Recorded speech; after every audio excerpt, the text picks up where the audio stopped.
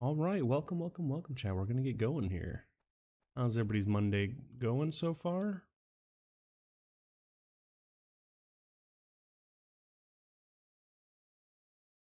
How you doing, Janzik?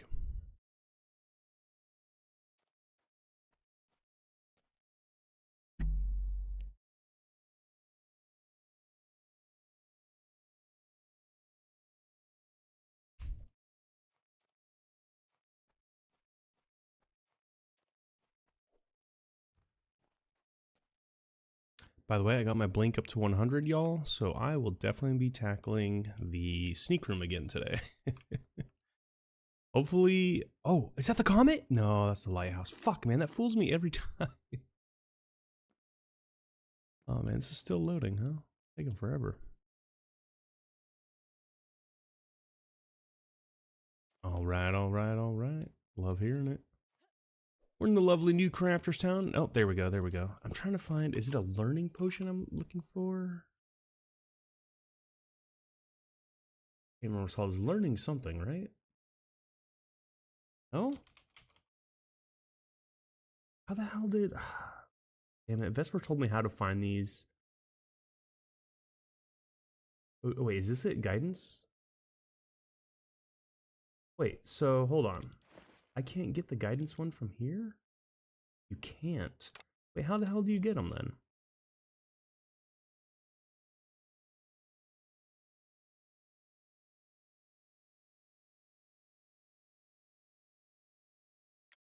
I guess we're getting one from here. They're sold separately? Got it. What the hell?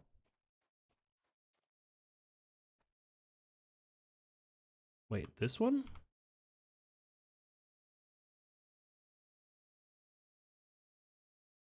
That's not right.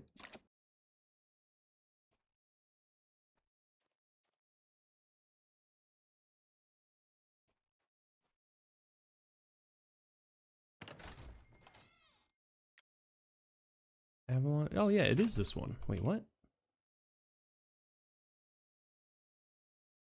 Oh yeah, right there. I don't know why I didn't see it the first time. Oh no! Bro, I just read that. I'm sorry, I already bought it. Okay, I need that for crafting. How many potions can I have going at a time for like the potions of guidance, potions of whatever? Because I want to use the preservation one potentially and the meticulous one today potentially.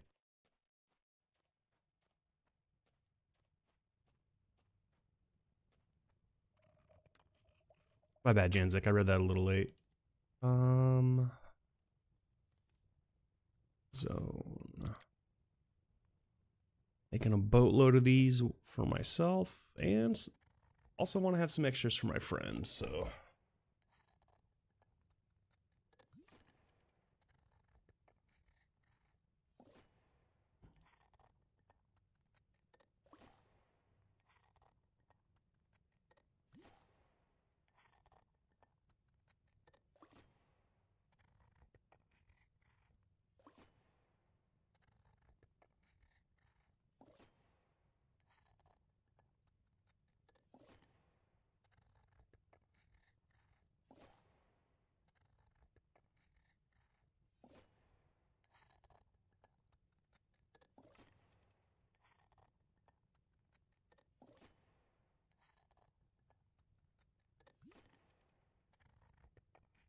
Wait, is my XP going up?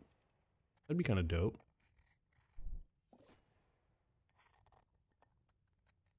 It is, nice.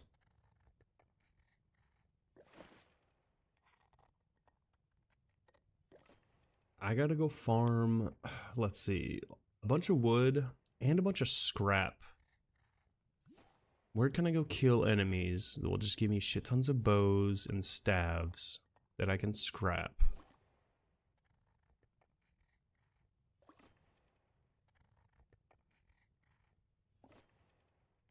Probably somewhere with lots of elves or lots of kobolds, imagining.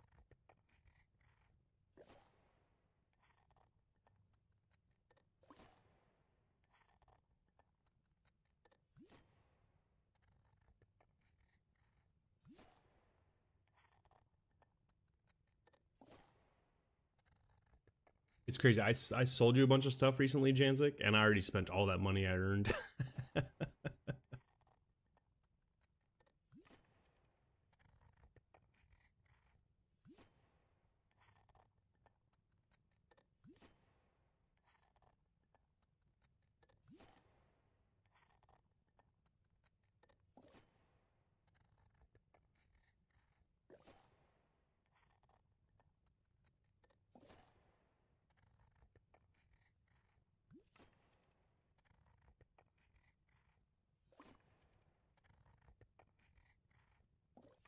Oh, whoa. It actually shot down again. Right? Was it? Oh, wait, was it 499, not 599? Maybe.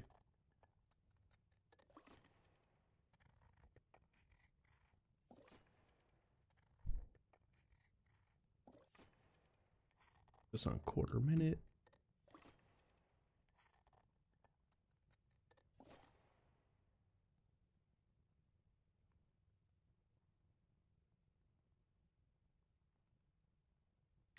Not a bad start.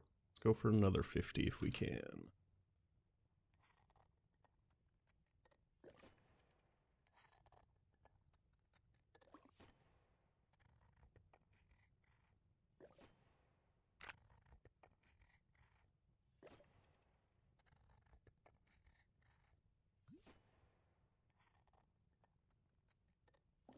Need to get all this stuff going.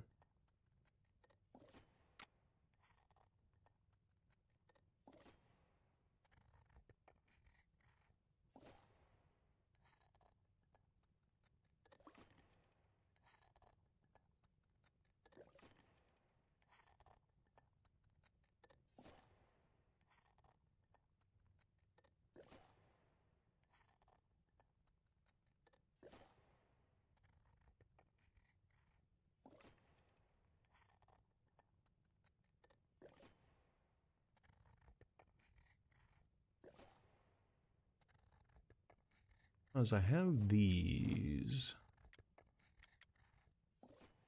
I want to do this one and this one.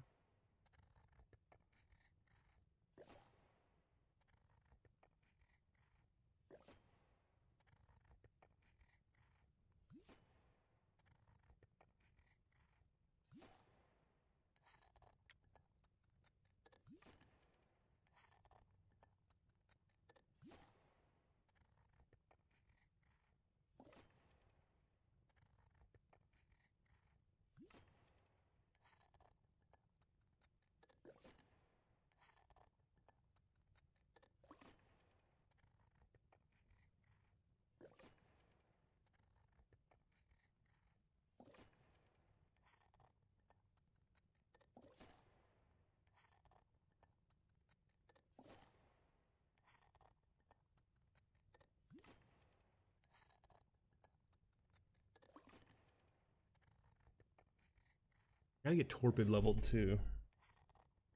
And then all that's left is my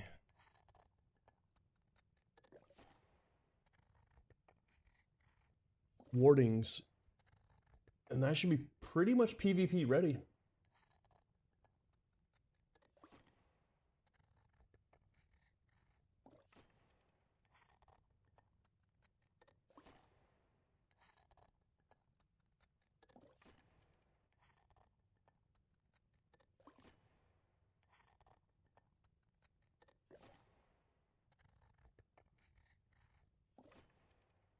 Let me look up the obsidian potions on the wiki. Maybe it'll tell me how many I can have.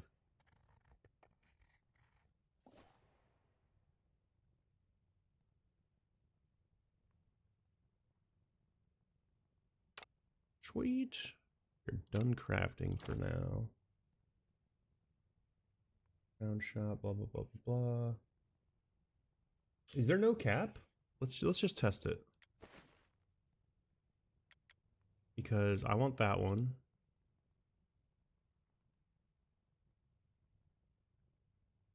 And that one.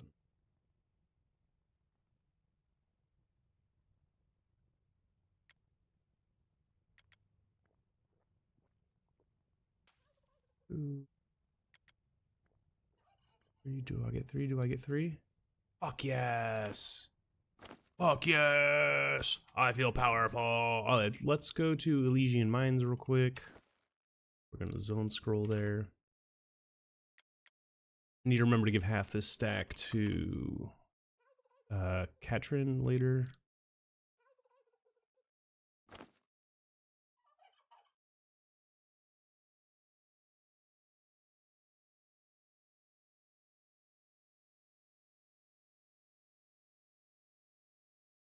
It'd be dope if I could max out gathering today while doing wood cutting. I think the best map I know of for that is... Well, it's not Tanglemire. I think it's got to be Lamex, but what's it called? Lamex Bazaar? Lamex something?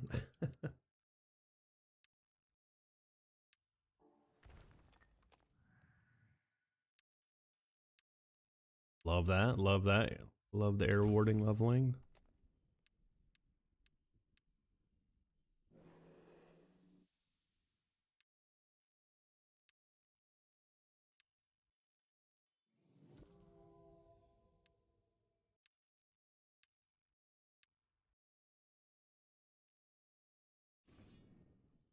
I seen that sword?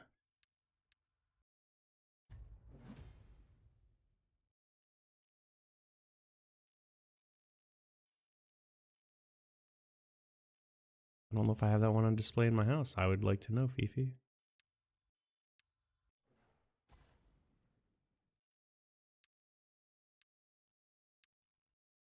Oh, I bet you it dropped, what's that place called?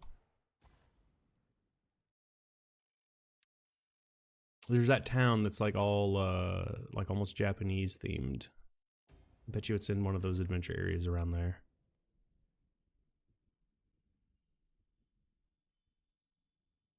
Gets it regularly in the in Celestis. Oh. Okay. Cool.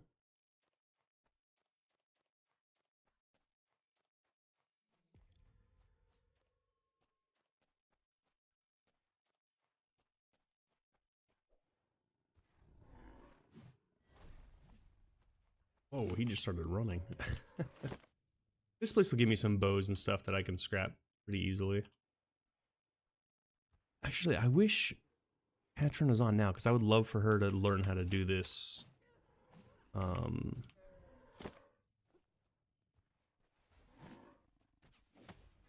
Blessing, so she can get it on her own if she ever needs it.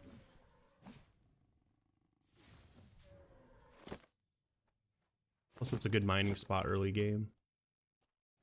Once you get to too high of a level, this place does nothing for you. I mean, it's good for materials, it just won't level you.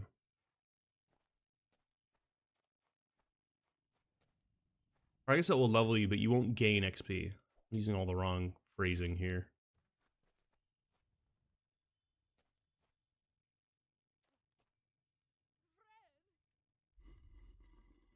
Janzik, do you know a good spot? I guess I got two questions.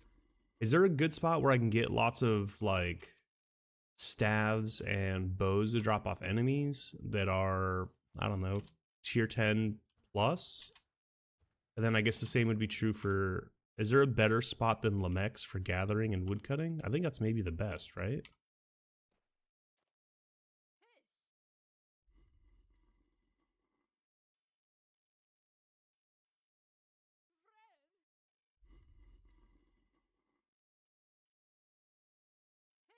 I guess wands work too. So I can salvage wands at the carpentry station.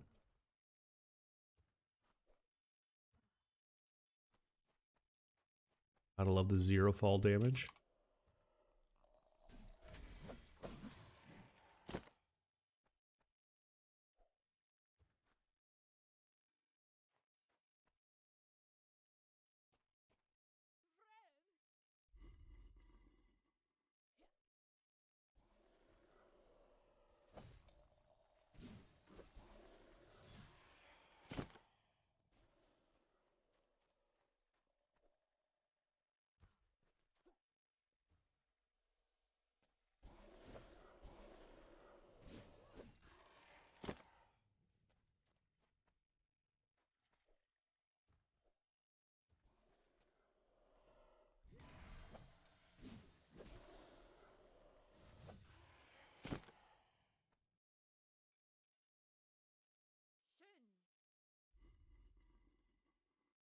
Yeah, Tart I was thinking of too. There are lots of elves in the upper level. That's kind of what I was thinking, actually. It's funny you mentioned that. Only tier 8, but it's better than nothing, honestly.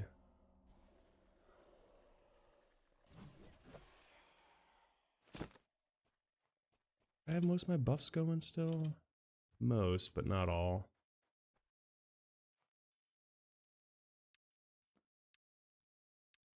Oh, in the fall, yeah. I don't run around the fall usually a lot. I just end up going to like specific rooms and farming. That's not a bad idea. And what tier is the fall again? Fall might be good. I have not gotten my rise buff recently. Are you trying to get it, Rickdoll? I do want to go get it, actually. Yeah, it's gonna wear off. Might go get it tonight. Okay, okay. I will look for people.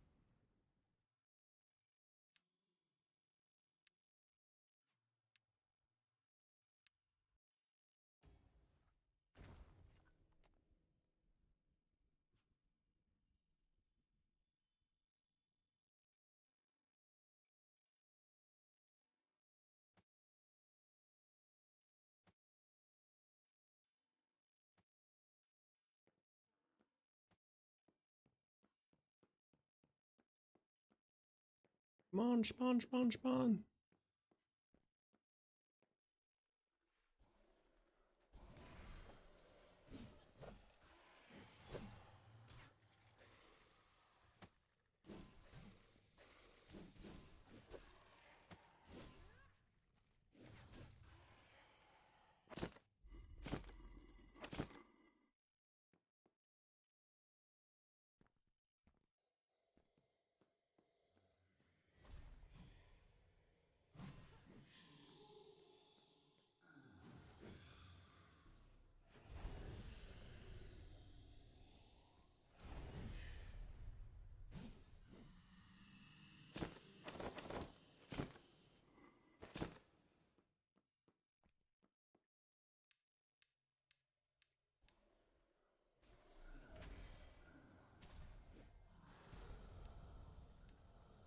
Was he already dead? Wow.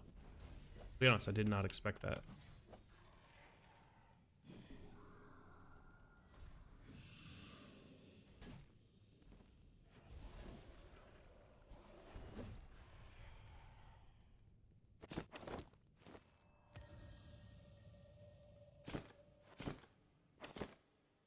I don't know if I've ever one-shot that guy like that before. That's crazy. Probably be 3-4 hours before I can go. Okay, that's fine. I can live without it for a couple hours. I'm gonna go do... I guess I should shout that Elysian Mines is open, but I think people can get this one on their own. Yeah, I'll shout that I did Lamex, which is where we're going next.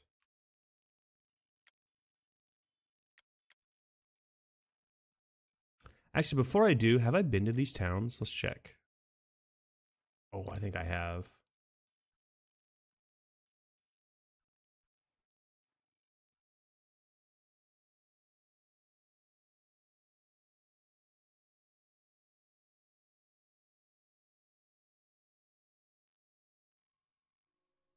Oh no, I haven't. Cool, cool, cool.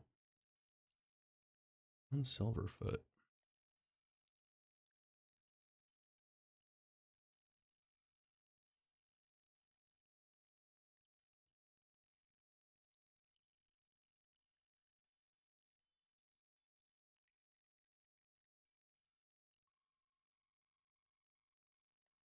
There's only 2 lots available? That's kind of crazy.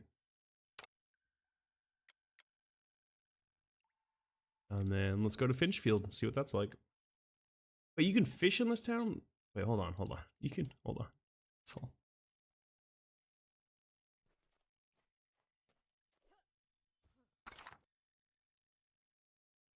Oh yeah, I see the spots.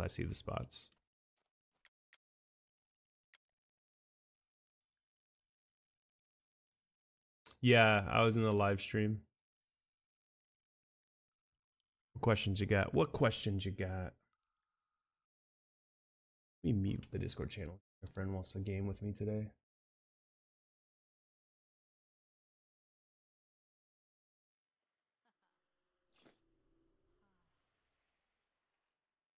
Yes, the pots, okay, so the collision detection is just like Fubard.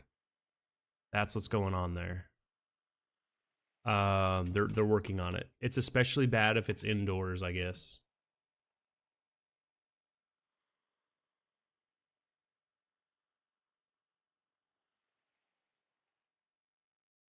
They're aware of it. They're working on it. It's kind of one of their priorities right now. That was a big takeaway. There was a few big takeaways.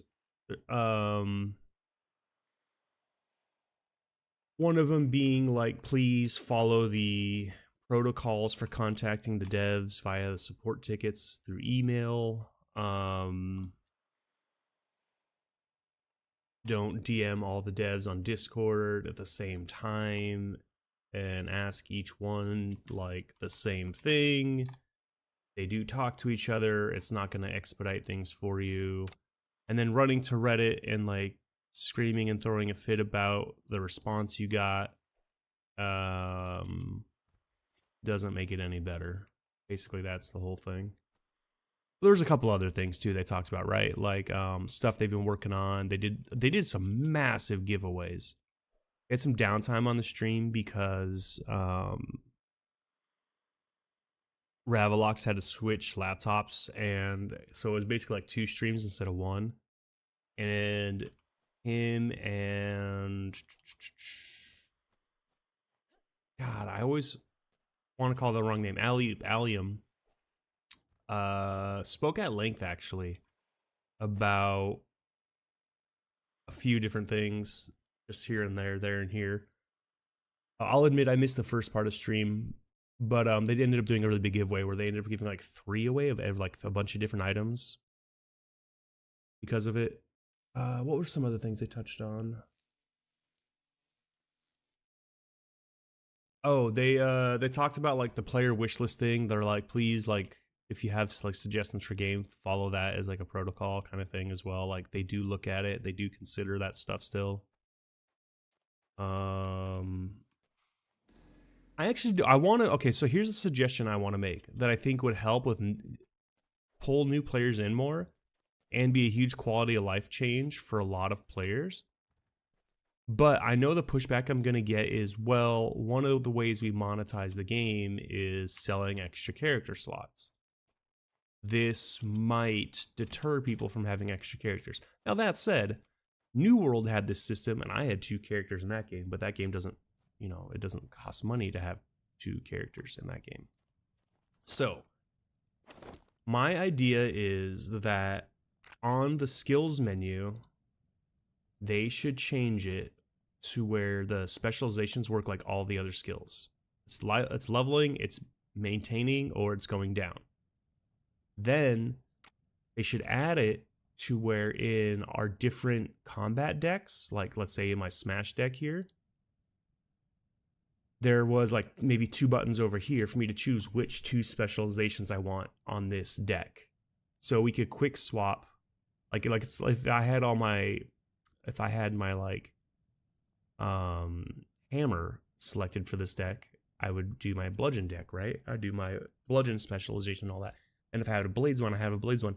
Because one of the biggest advantages, I think, quality of life wise, that New World has over this game, for all of the comparisons they've had over the years, is that you could play any class in New World and swap to your heart's content, and there's like no massive time delay penalty. And you know what's crazy about that game? I went through and looked at the wish list. Hey, it's a homie from the guild.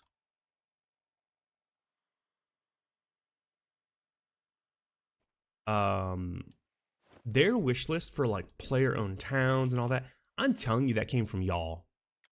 The UO and the Avatar fan base, they maybe felt let down or jilted, maybe from the experience of this game. The reason that game had so many items on its wish list were directly taken from this game. And that was like, you could tell it was the player base from this game that was bringing that to New World, for better and for worse.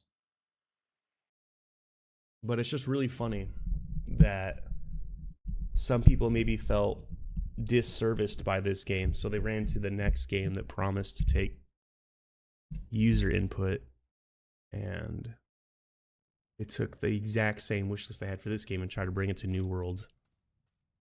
And the reason I know that to be true is because the people also like put stipulations in, like it should be like this or that, and like, and they tried to describe it in a way specifically and how they wished it worked in this game, but they were like, oh, the next game will get it right.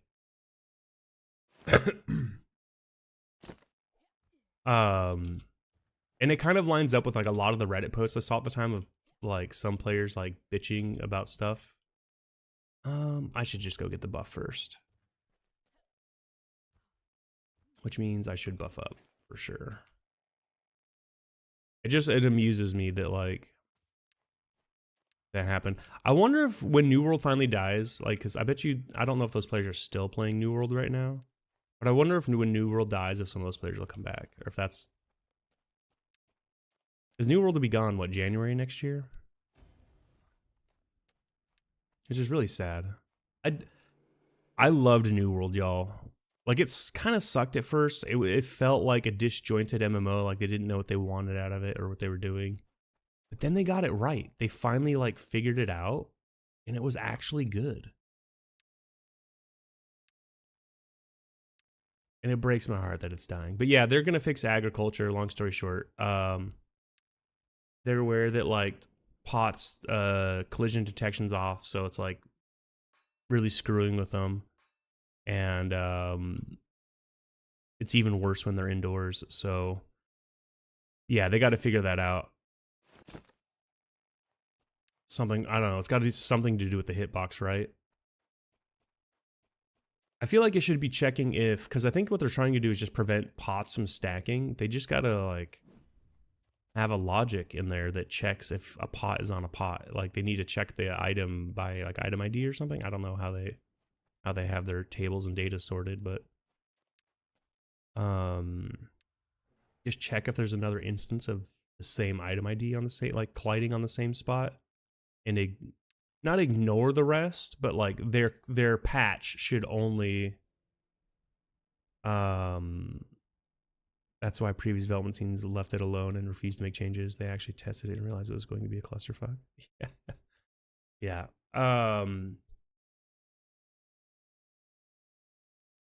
The pots should just,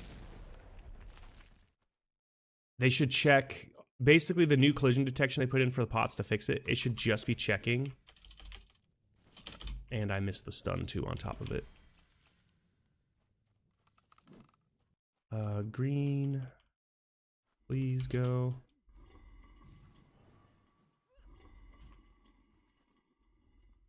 Grab it, grab it, grab it. Thank you.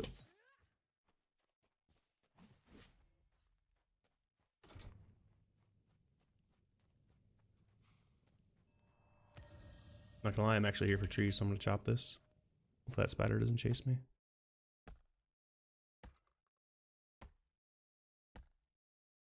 Yeah, I think I do. I can't remember the difference, but I think I do.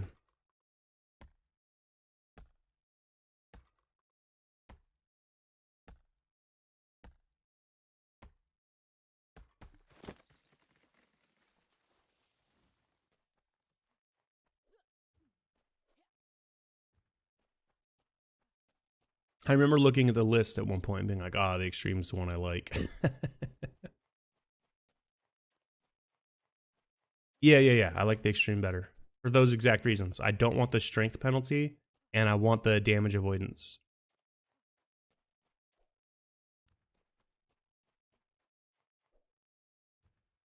Yeah, because I'm a strength build, so strength penalty is kind of like, that sucks. And then like the reason I really want the buff, I like the avoidance, is because like in my philosophy, if I wasn't doing a bludgeon build, I would be doing 100% dex build for crit damage and dodge and all that kind of stuff, and like hit chance and all that.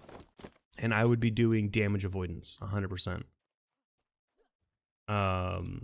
The more you dodge, like if you don't get hit, like, you know what I mean? Like I would basically try to be a glass cannon and like just be able to survive for one hit from whatever enemies or like type I want to fight. So if I can survive that first hit, that I can heal myself just fine. And then use my ability to crit to hopefully kill the enemies quick enough that they don't get a second or third hit on me. So yeah, I would push damage avoidance and stuff is like super high. And I would want to push some damage mitigation, but not a ton. And then have just a massive crit chance so that I could crit the hell out of the enemies and kill them super quick. Basically try to like make a one-shot build. Go around and one-shot like most of the enemies that you fight. Obviously bosses would be a different story. And bosses would be the struggle, right? Like I'm still kind of learning dragon patterns. Thanks to Vesper for that. Like he's been kind of schooling me on all that. Oh, I could go Aether dragon hunting today, but like you can see, I'm chopping down trees right now because this is kind of what I'm here for. But I'm gonna open up this buff while I'm at it. I guess I can go to this one first. It doesn't really matter. Welcome, Extreme. Welcome, welcome. Good to see you. Did I drink my wolf potion yet? I don't think I did. Let's drink one. Oh, I could have made more of those today too. I think I gave half the stack to my friend. Oh, I didn't grab some of the other buffs. Okay, that's fine. I could have grabbed the fire and earth buff again. How long are those gonna last? Oh, I got time. I got time. So where's the wait? Did I lose one? I think I already lost the fire one. The what is it, sorcerer? Oh no, there it is, sorcerer. 11 hours. Okay. Yeah, that's plenty. All the cool points? Hell yeah.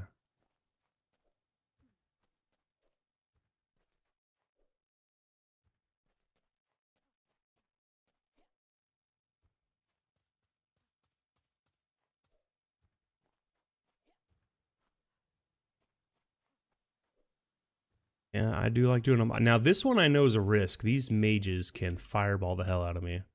I seem to be very susceptible to fire damage as a build. So I will buff up before I go in here to have fresh buffs for sure. Especially a fireball in the back. Oof. Gotta get more than me. Yeah, Pit's got a ton.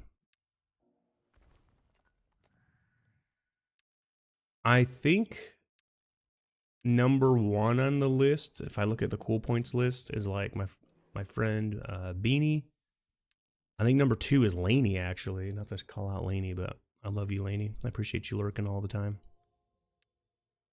Which means you definitely saw me molding about me trying to do the sneak scene. Guys, I'm just bad. It's me. I'm the problem. It's also like not understanding the mechanics of it at first. I thought it was like a line of sight thing. I knew the circle of light around him was part of it for sure. I had to call you before you woke up today.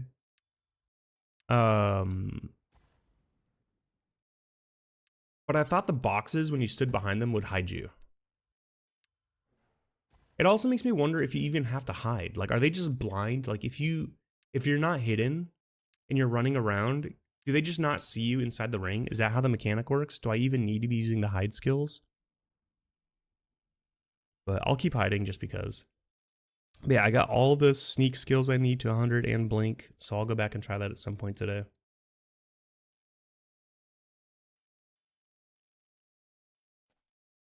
Get this back to full health here. I guess I could pot up just to be, or not pot up, food up. I guess I could pot up too, technically. I don't plan on fighting here, so I'm not going to. We just want to run in, get this going. We're going to shout it out in chat.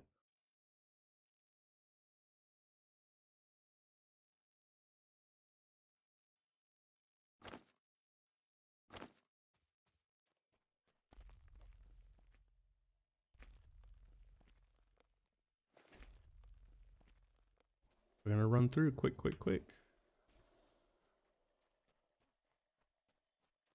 This is red because it's skellies. Oh, please do it. Please stop attacking. Please stop attacking. Ow. See, this is the bullshit I'm talking about. Oh, wrong button. This is going poorly. Don't die. Whatever. We'll refresh. All right, Pith, see you in a bit. Damn, bro. Auto attack fucked me. I gotta turn that shit off. It's so annoying that if you start auto attacking, you can't interact with something. Like, game, please. I'm the one hitting the buttons. That's on me. I should have known. I usually turn it off before I go in here. I just kind of spaced it. I forgot it was on, actually. I thought I had it off. I don't know why it would have been turned on, but I guess it got turned on. Maybe I fat fingered it.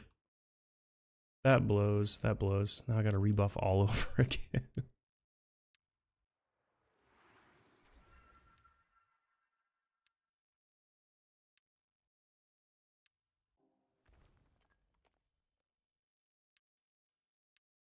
Yeah, that's a stack one. The rest are fine.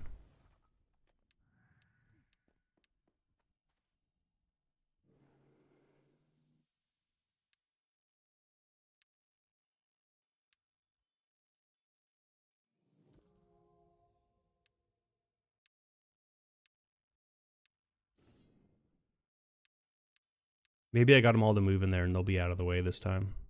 What's crazy is, like, usually there's a bunch, like, in this front area, like, on one of the sides. And it seemed like they were all in the back room that time. Which makes that way harder. It's way harder to eat, like, multiple fireballs than just one.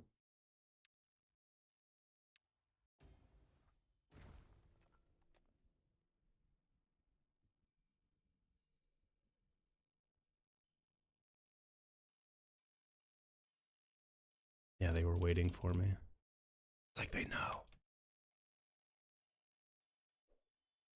Okay, so auto attack's off. We're just gonna try to run in again, do our thing.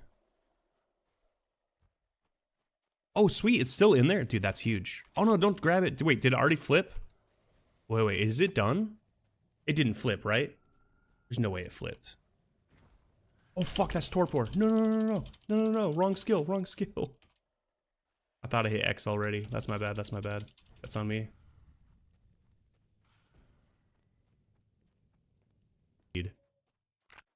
I could get rid of that.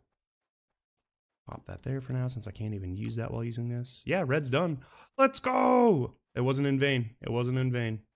That's all that matters. I think Grace is even 100 now. Yep. Feels good, man. Feels good. I bound a key for yeah, I have a key bound for auto attack too. I guess I didn't hit it before I ran in there. It's off now though. We should be fine. And this last one used to scare me a lot, but it's actually been one of the easier ones out of the three. I think the skeleton one's the one that can catch me off guard the most.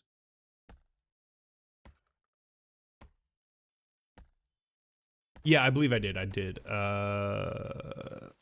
Type in set, go to quest items. Yeah, I got all three still.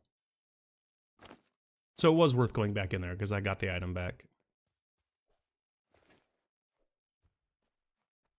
You know what? Like I said, I am here to gather stuff. Let's gather stuff on the way.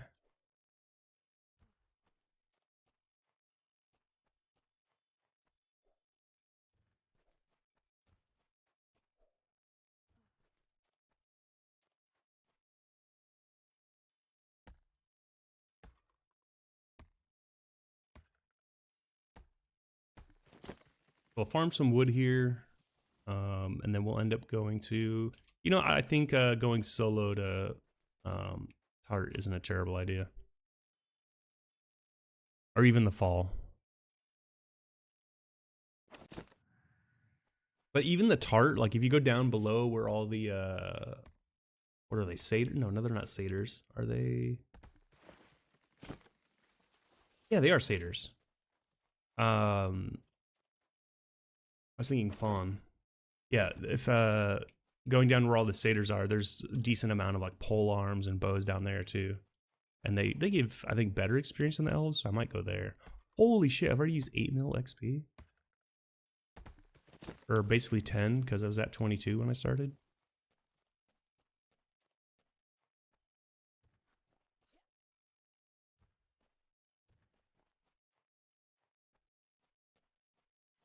Yeah, I guess that ore's not over there. Interesting.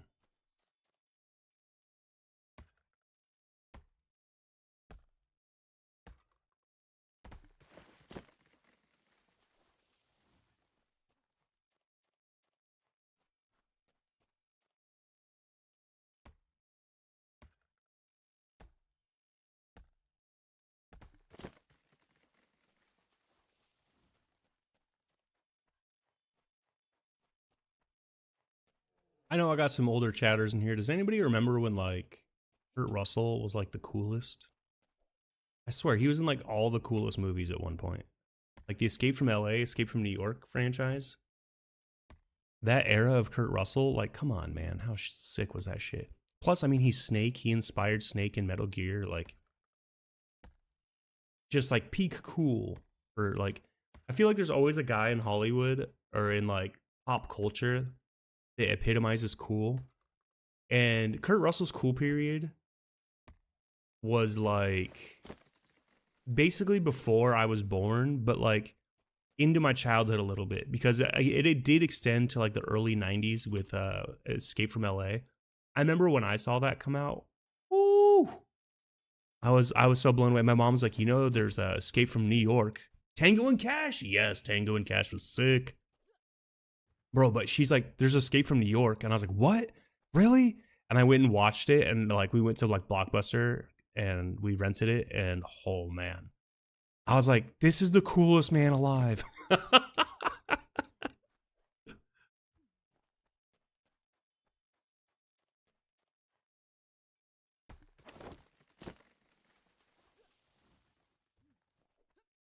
His style of action movie too, by the way, in some ways was cooler than like the Stallone and Schwarzenegger era. Like they had the cheesy one-liners and sure they were jacked, but he had just a cool delivery about the way he said things. And yeah, his laid-back Captain Ron character, even that was kind of cool. Wait, was that's not the movie where he met Goldie Hawn, is it? Is that the movie she's in with him? Am I thinking of the right movie? I know what is it, Going Overboard or Overboard was one they did together too. They did a few movies together, to be fair. Oh, it was Overboard. Captain Ron was good though. I do remember Captain Ron. Captain Ron's funny because he's like just doesn't give a fuck. Actually, he kind of doesn't give a fuck in a lot of roles now that I think about it. He just can't be bothered.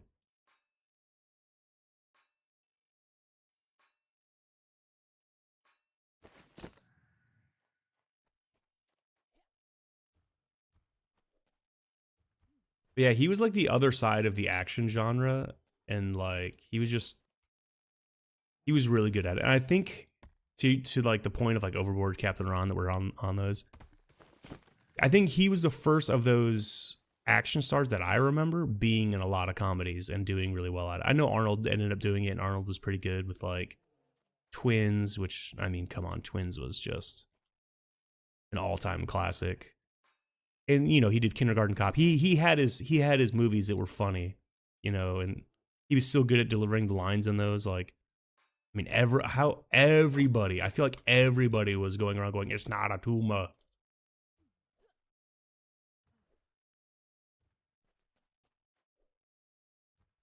I just remember that being like the most oversaid quotable line from his comedy era. But my personal favorite of the Schwarzenegger comedies is Jingle All the Way. Phil Hartman, absolutely awesome in it. Sinbad, awesome. Schwarzenegger did a good job too. Oh Oh, I almost said Dan Aykroyd, not Dan Aykroyd. Why did Dan Aykroyd? I guess because they were both on SNL. Belushi was good in it as the crooked Santa in the warehouse. Like,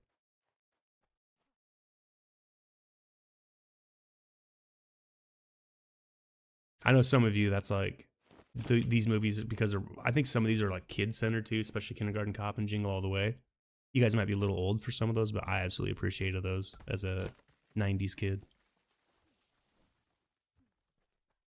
I always like would say I was an 80s kid, but I was mostly an 80s kid because like stuff from the 80s persisted. You got two, yeah. Persisted in like my life. It like it would, like, you know, because your parents have stuff. So like I remember a lot of the stuff from the 80s. I just like the stuff from the 80s. I don't actually remember like events of the 80s all that much. Because I reflected upon it. I was like, dude, even like I barely remember the Bad Boys Pistons era. And I mostly remember it because like they would always bring up like the highlights and the clips during any Bulls Pistons game, and especially during the playoffs. So like I remember seeing a lot of that stuff. So like I couldn't tell you if as a kid I remember watching it live or if I just saw like the games and the highlights so much. And back then, something they don't do with sports a lot now, you used to be able to get like re-airings of games like later in the night.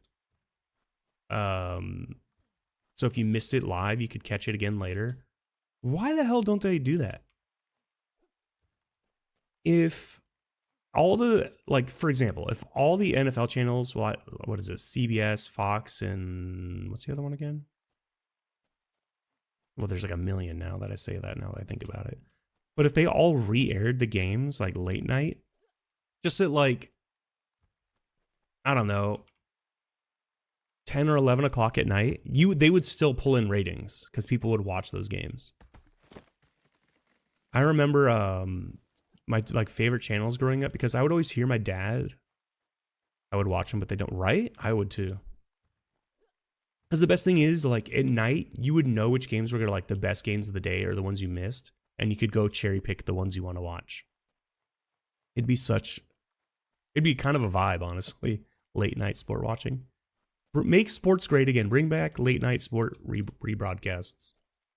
We understand that the ratings won't be as good as when it was live.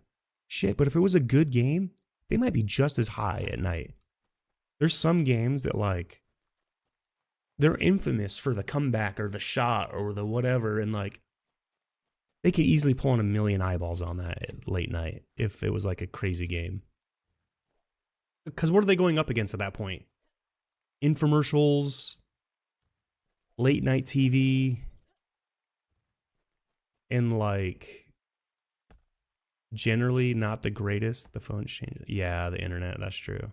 But even on the internet, like, this is why I'm saying they should rebroadcast it, because they go and they have every video taken down on the internet because they don't want people watching it online because they own the rights to it, right? Like, but it's not like they ever do anything with those rights. They just care about the live game.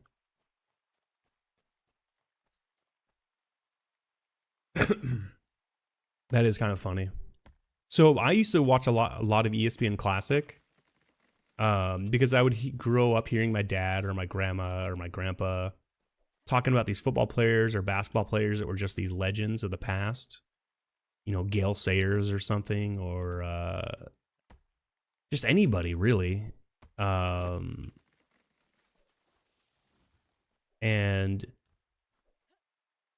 Bird wasn't, by the time I was conscious enough to start watching basketball, Larry Bird was already having his back problems, and the Celtics dynasty had kind of ended. They weren't really like contenders. Like, what the hell? All these trees just grew back? That's beautiful. I guess I should go. Would that wear off? Should I just go do that real quick? I probably should before I get too distracted. But so I would rewatch like ESPN Classic a lot, and they would show these like great games, you know, of the past or whatever. They generally would show some like what I would think would be mediocre games. I remember there were a lot of times I would tune in and be like, what the hell is this game? Like, do I even care? And then I'd end up watching it and it would be like, I would find something out, like some guy I didn't know about went off or whatever, was just like went nuts. Oh, I still have to go do the one. Oh my God, I didn't do the airship yet. They respawn for, yeah, dude. This is a good spot for sure. Yeah, let's go to the airship. I totally forgot to do this while I was over here. I just went into tree farm mode. I'm building my friend a house, so I gotta farm a lot of trees.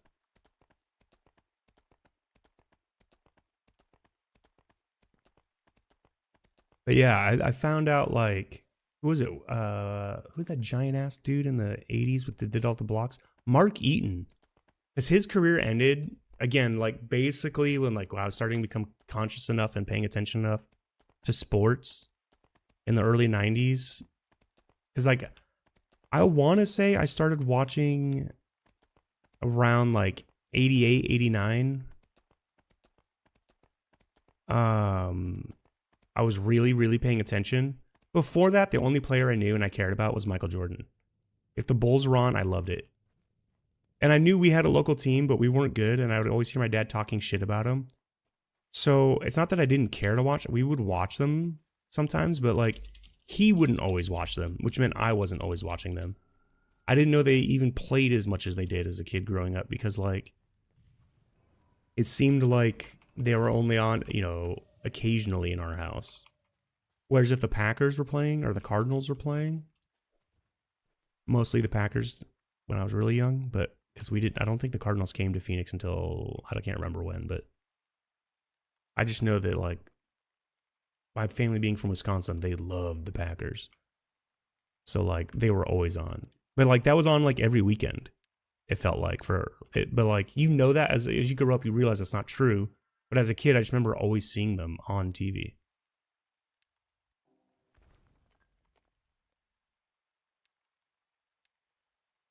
Hell, I even remember going to a bunch of their games. Some of my earliest sports memories are going to that old ASU stadium. Well, I guess it's still the current ASU stadium, but it was like the old Cardinal stadium at the time. They shared it. We'd always go there when the Packers came to town.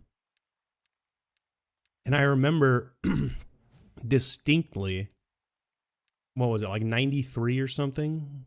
Maybe 92? It was like Brett Favre's first year starting for the Packers. My dad and grandpa were so psyched to have him as a quarterback. So I remember we were at the game and like, I thought we were supposed to be rooting for the Cardinals because they're like their hometown team. And they're like, no, we're here for the Packers. I was like, what? That's when it sank in that we were really a Packers family. I just remember them gushing over like the potential of how good Brett Favre could be. And I honestly think the reason Brett Favre got such a long leash for becoming a good quarterback, a risk taker, a gunslinger, if you will, was because people like them. They were so desperate for a good quarterback that they were willing to take a guy who took the risks and did all that stuff. Just on the, you know, potential of him being good. Okay, grab this. I don't want the hit detection on them. Sweet, let's get out of here. Go this way this time. I think there's fewer guys. Sweet. All right, let's go open that door and shout it out in chat.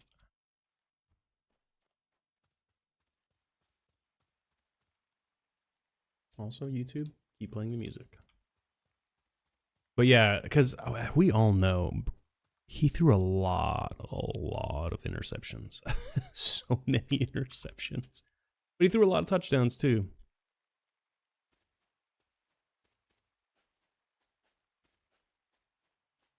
And I always loved that, like, Brett Favre showed Reggie White a lot of love when he came to the team and, like, cited him as the big reason they became a Super Bowl contender. The Minister of Defense. I'll always love Reggie White.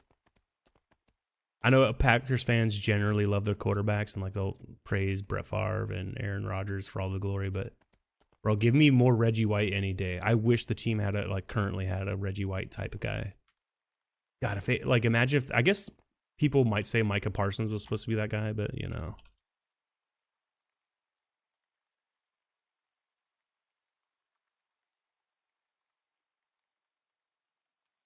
What is this one again? I think someone typed it to me what the bonuses were. What was it?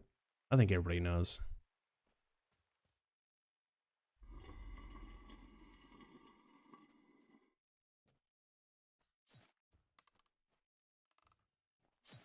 Oh, I got stuck for a split second and then I got shot because of it.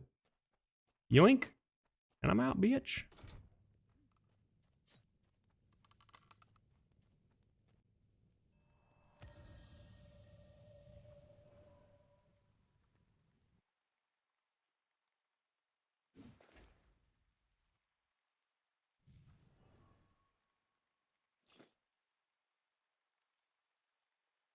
Yeah, plus 20 decks.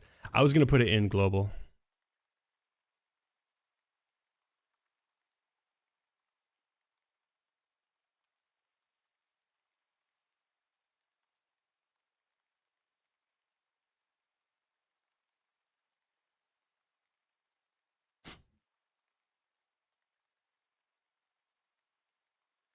Ooh. Wow, the player count's actually below 30 today. That's crazy. It seemed like since Friday, the player count had been between like 30 and 40. Well, not player count, but my friends list. It's like everybody's working or sleeping today. B's on! I gotta introduce Katrin to B today.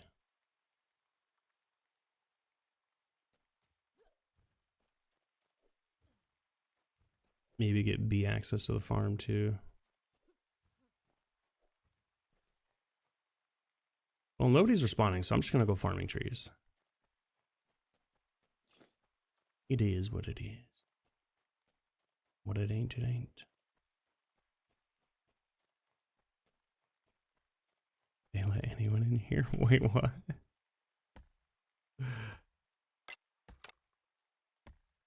What's Janzik talking about? Something had to have just happened. Have you guys seen bees? Is it bees or carps? I have 12 on mine. That's not sure.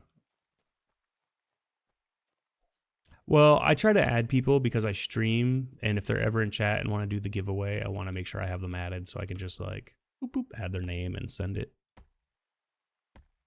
Oh, Fifi has an alt character, by the way, that I don't know the name of. So I was in game playing one time and like they won the giveaway and I didn't know how to type in their name for the giveaway. I eventually figured it out. You just manually type it in and send it. But like on my friends list, because you know how like it shows whoever they like, whatever account they were, a character they were last playing. I didn't know what the name was. So I was like, where do I go? Who the hell woke up? Are you talking about B? Janzik's too funny. I'm a bee and a carp. I think it's B's place. There's like, I'll have to go there. I don't know if it's like something I'm supposed to show or not show. I don't know if B cares. I think it's in Just Assault, so maybe I'll go give a tour of it, but I'll have to find it first. There's like a brothel of sorts. Do you guys know what I'm talking about? I want to say it's like supposed to be a brothel. I remember B gave me a tour. I think I was on stream too when I did it, so maybe you guys already saw it. But there's like spanking and stuff going on. We were RPing it a little bit. By the way, if you guys want to RP or talk fanciful because you guys enjoy that stuff, I know some of you are older players who might be more into that kind of stuff because you guys played the classic games and you're used to reading the, you know, dear sir. Please come to me old or ye old shop. Henceforth. Like and then you would go and get on your horse and be like, to the wind. Most likely considering it's be yeah. But anyway, I remember that brothel being kind of a funny spot. And I kind of want to remember where it is because like as much of like a kind of silly and jokey it is kind of one of the like, I enjoy all the fun things that players create, even if like it's not something I would create or do. Like that's like the charm and the fun of it, you know?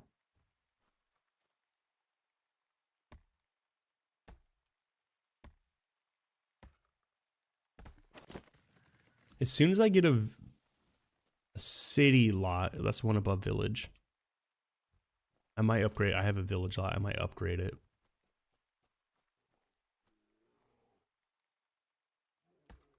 I will, or if someone's willing to trade in some fashion. I don't have a ton of quotas, but that would be amazing to make happen. Oh wait, I can't trade it because I think it might be account bound now that I think about it.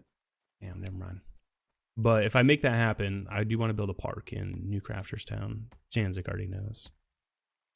Make a public space for everybody to share and kind of hang out. I know there's already one, but I want it to be like kind of in the town, like proper, and not on its own island.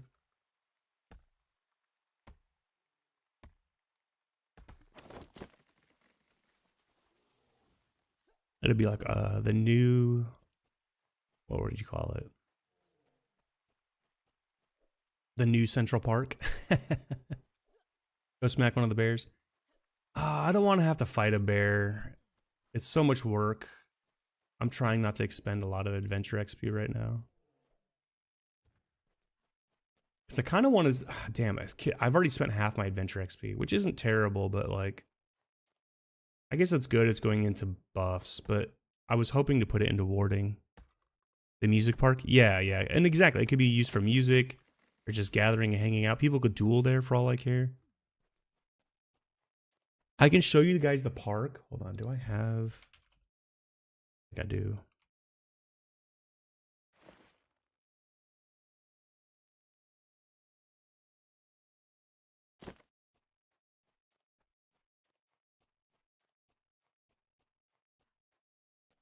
I want to say it's in BC or something.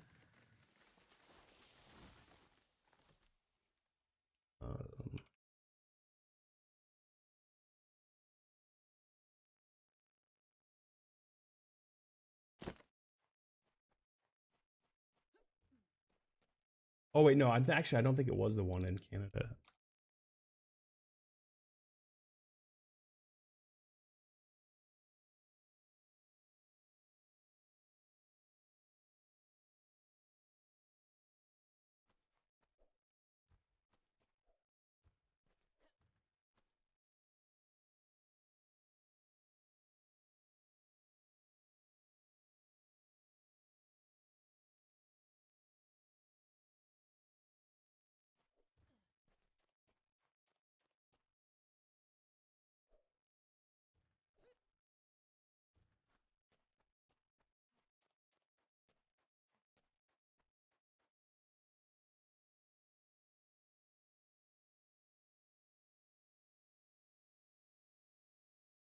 Park on the islands for private parties. Oh, okay.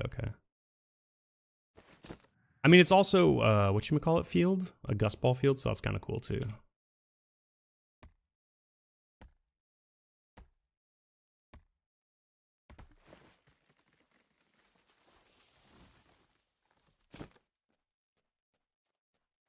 Try to make sure these bears don't spot me. I want to go mine this in peace.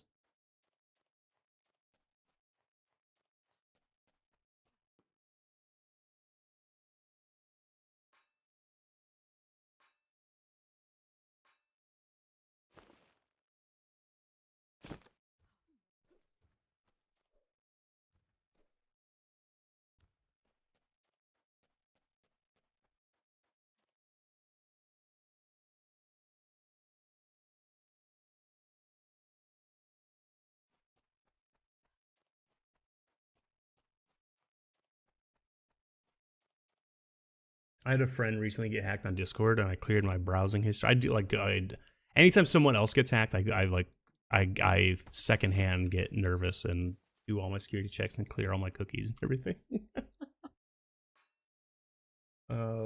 So I don't have my history in here, and I had a park bookmark that I wanted to design mine after.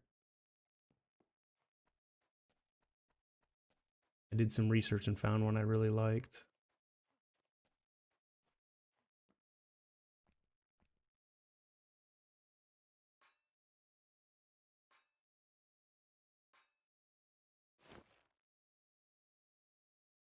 Oh, this might be it actually, now that I think about it. What I thought of?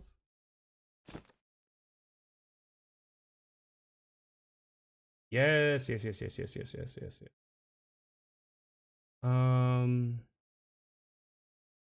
Here, let me switch to from game capture to display capture. And then let me bring this over.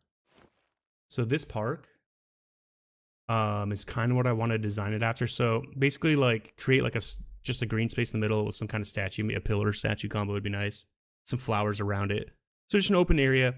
And then like some benches and picnic tables on the outer edge of like the flowers kind of all facing towards the center and stuff. That way like you can just do whatever activities you want in the green space. Like I said, duel or whatever. What is the deal with Discord hacking? I don't know, man. It's crazy. You can see another angle here. So I harvested tons of flowers recently, so I could try to do something like this.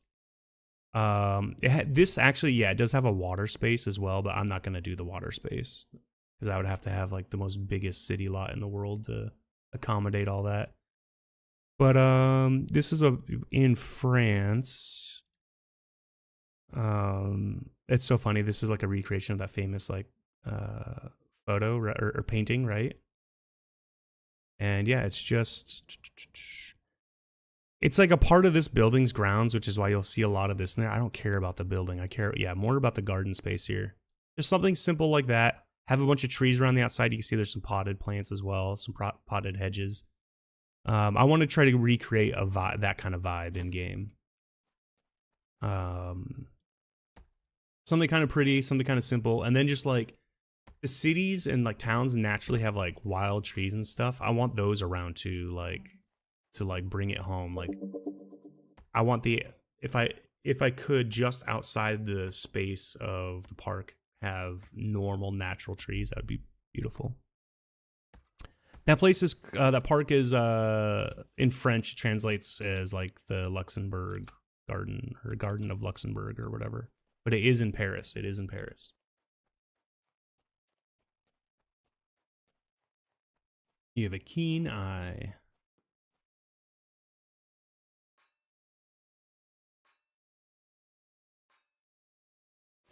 Wait, did Beanie go live? Oh no.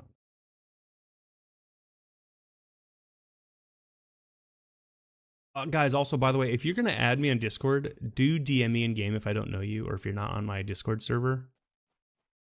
People keep adding me and I don't know who they are, so I just reject them. Again, not trying to get hacked.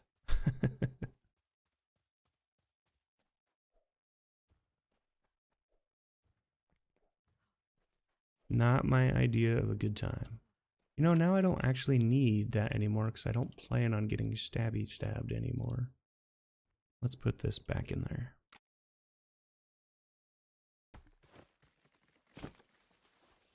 Oh, I'm making a mistake. I'm making a huge mistake.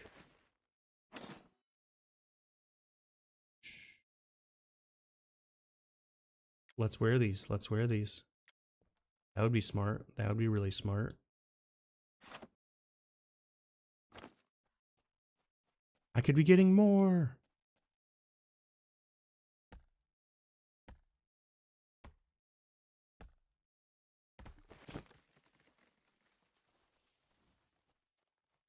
Luckily, I haven't been going that long. So I'll do this for a little bit. Get probably a couple hundred wood of one type. It'll probably be pine. There's mostly pine trees. And then probably go to Tart and smash some faces in.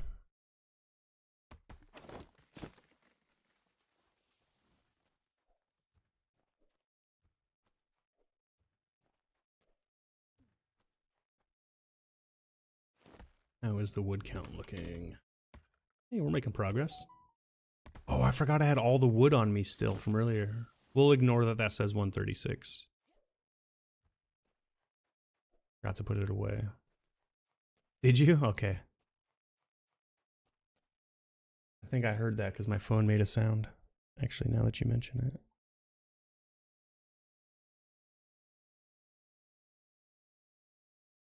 Yeah, I see you. I see you. Your name's Janzix. That's easy. But sometimes people will, like, they don't have the same name on their Discord as in like their Twitch. So it's like it's hard to tell.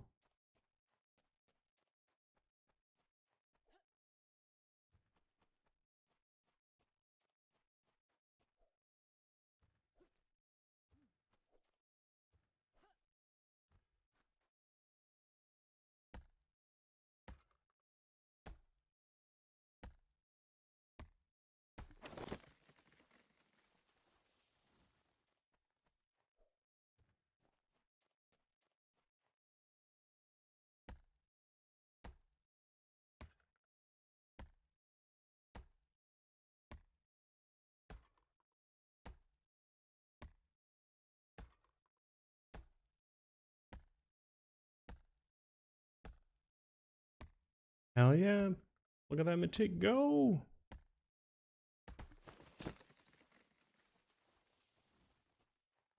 Man, I need a map where there's just a shit ton of gathering. I guess I could be grabbing the coconuts and stuff here to help out. I feel like they don't give good XP. You know, Tanglemire has a decent amount of gathering actually. There's like a lot of, what is it, mandrake and garlic there? Tons of garlic. There's got to be a better spot than that though.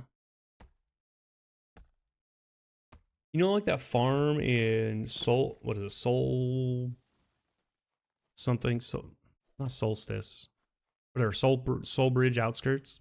There's that farm with all the cotton. I need to find a spot like that that's a higher level.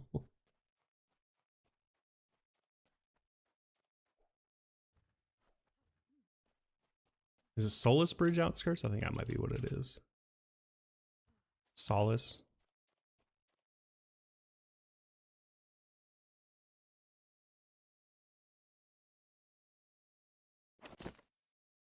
Sweet. Take that. Hey, speak of the devil. Foraging skill level, love that.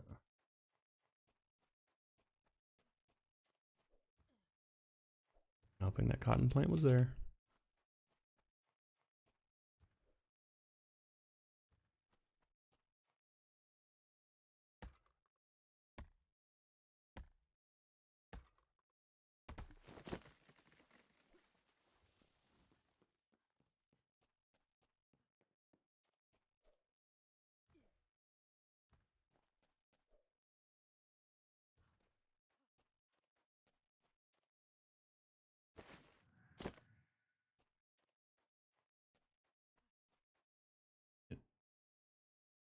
It seemed like I saw something move. I must have been hallucinating though. Oh, Vikland. Yeah. Ulfheim.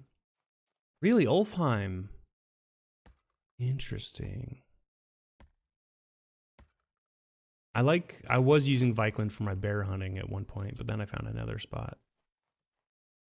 Hey, where was that spot? I actually can't remember the name of the spot now. It was really good though. It was like, was it South Boundless Forest or something? I could find it again for sure.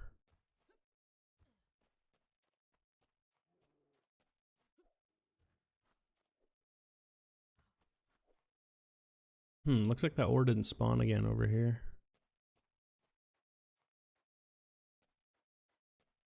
That's it. Thanks, Janzik. That is it. That is it. That is the name of the spot. I don't know if you want me saying it out loud, so I won't. Because I know it's your spot, too.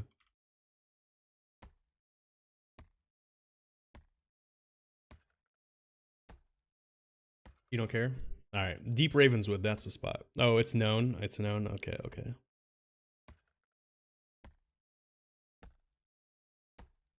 Yeah, it's a good spot for bears, for sure.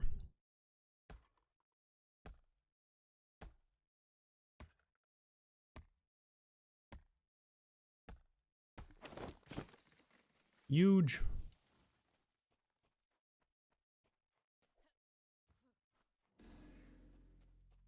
Let's see, I don't see the ore here.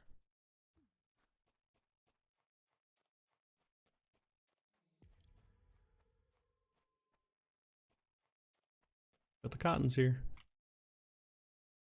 Kind of love when like you go to these spawns where the bears are, or the Yeah, generally where the bears spawn, because sometimes like it's bear and boars mix spawn like here and over there. And I love when they're both there and they're just fighting.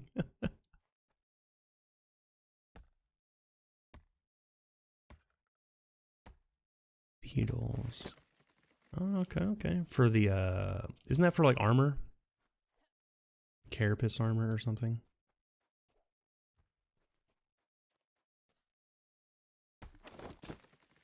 I've been saving them up. I don't know what builds use the carapace, but I got them if people need them. Wait, did these trees just grow? What the hell? Turn around and they're right there.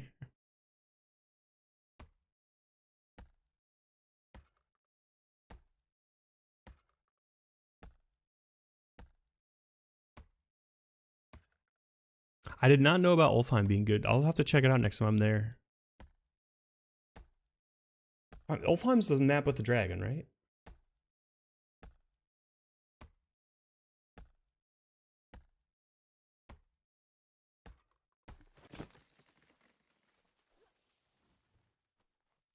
I think my best Matic so far has been like 9 or something. Seems like it's been really hard for me to get higher than that.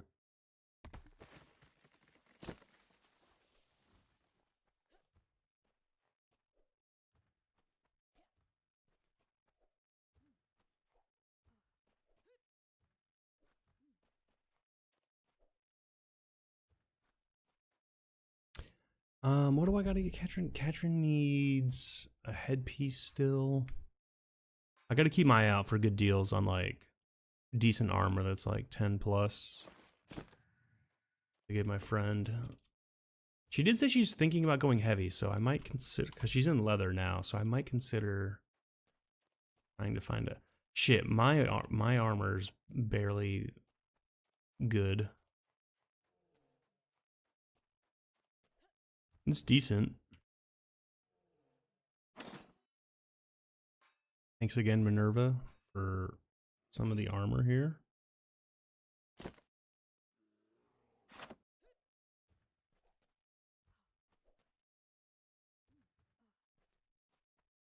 But yeah, I love a hot chick wrapped in leather.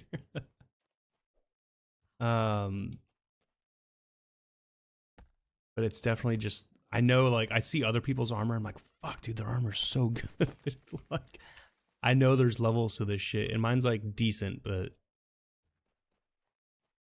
I'm constantly being shown armor that's better than mine, and I'm like, damn, dude, I gotta step up my game. And either just go buy it, find someone that can craft it for me, or get to crafting it myself. And my producer level 97, it's not really there yet. As you guys saw earlier when I was doing the alchemy, I needed to work on enchantments and master crafting like a motherfucker.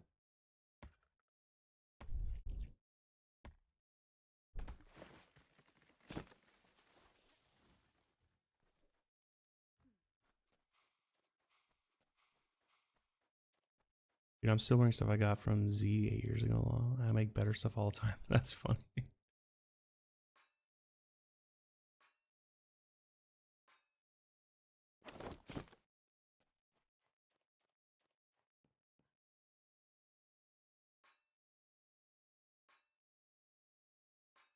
Is that because you're in it for profits, Janzik? What up, Angelo? Good to see you. Good to see you, dude. If you got your Discord squared away, Angelo, because I know you were one of the people affected, feel free to join my Discord channel again. Can't remember if we're still friends on there or not. But if you don't see me on your friends list, you can add me again. What up, cat dude? Good to see you. Good to see you. You never lost access? Okay, good. Yeah, I know you you were asking about like how they got past the there's a thing the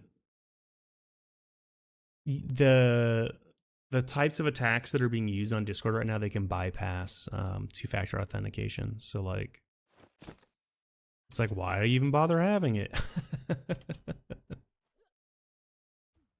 Hopefully Discord gets that figured out.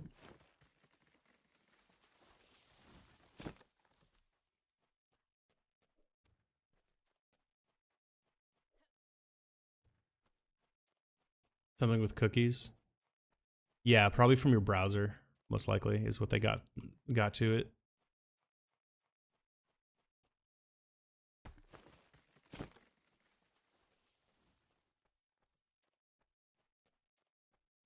I mostly only craft gear if I get custom order. Okay, so you're always making gear for someone else is what you're saying. Okay. Yeah, because like everybody's builds are ever so slightly different. Their priorities on stuff is slightly different.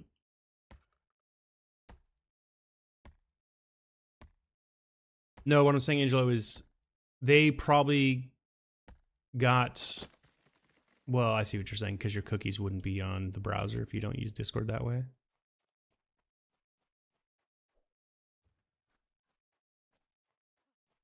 But I'm saying that they probably got your information through some browser attack or something, like, you know what I mean?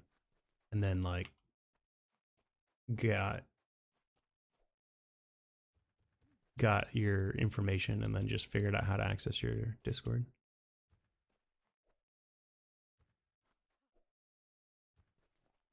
You know which train? Yeah, I don't know then.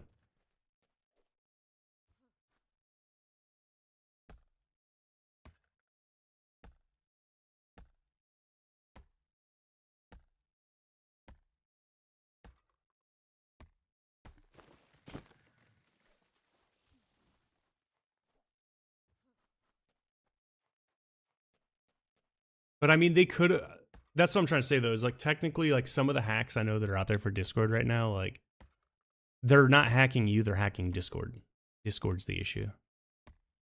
That's why they're able to bypass the two-factor authentication.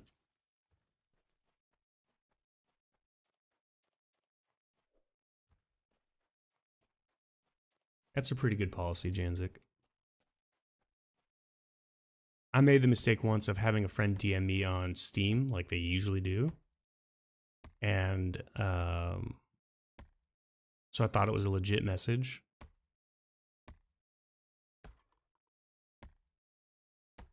And I ended up getting hacked that way once. And again, it was funny because I thought they were trying to hack my Steam, but they hacked my Discord, which was the hilarious part.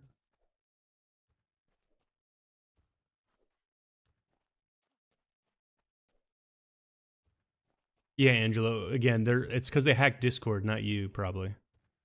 I think there was a breach that not long ago, and they tried to pretend like it was a lot smaller than it was. They tried to not even announce it to the public, actually.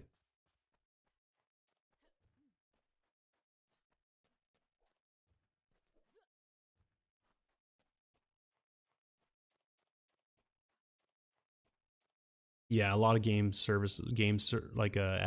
that have servers, DD2, Shroud, whatever's communities you're in on Discord, they'll ban you quick if you get hacked and you spam messages. Kind of sucks. I didn't ban you, by the way. I just kicked you from my Discord so you could come back once you got it fixed.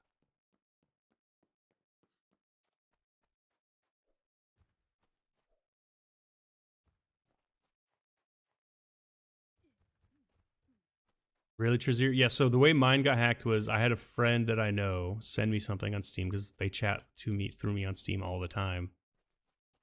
And they sent like a message and then they sent like hey, check this out, and like a link. And I clicked it and then I was like, that's not loading for me, whatever the fuck it is. And then I like ignored it and went about my day. And then like 20 minutes later, I started seeing my Discord go crazy.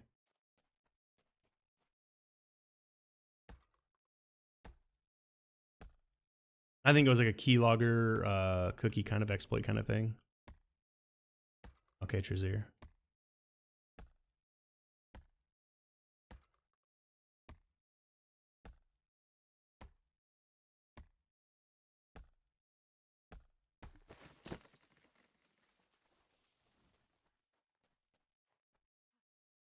But it's like, how many times has like companies like So many companies have been exploited over the years, and they try not to, because they don't want to cause a panic and like lose potential customers.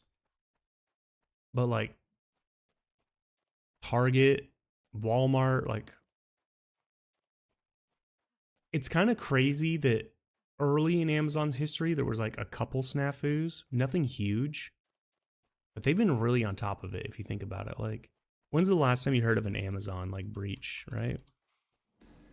Most of the Amazon exploits you hear about nowadays are about people talking about how to scam for free this or that or whatever. And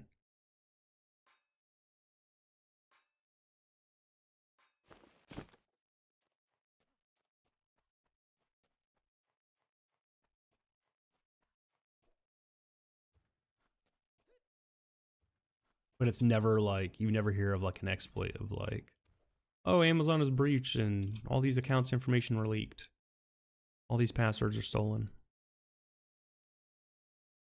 Not saying Amazon's a good company, kind of the epitome of evil right now.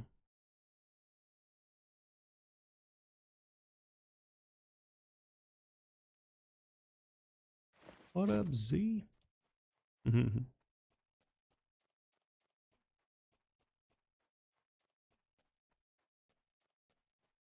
Zir and Zik.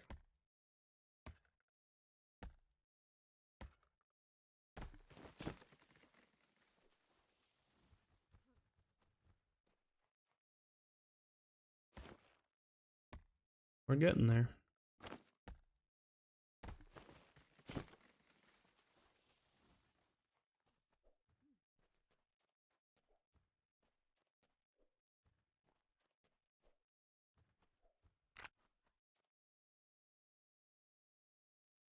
$97. Hell yeah, it looks like it might get 98 soon. That'll be huge. Actually, and then mining 118. Okay. Here.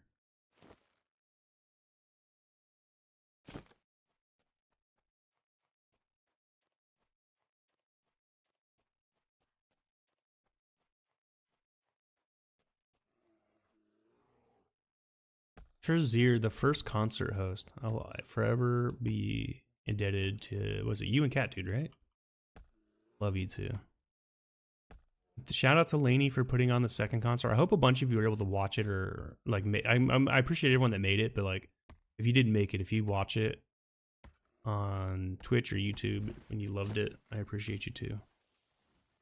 Hope you guys can make the next one. The next one's gonna be like, I think, a medley show. It's gonna be themed around a particular artist, and I'm gonna have a lot of their songs, but I think I'm gonna choose a variety of songs for that concert to put on.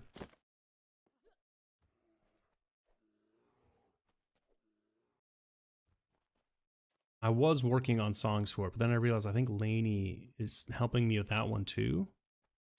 And I don't want to rush Lainey getting it done because I know Lainey's doing a bunch of other stuff.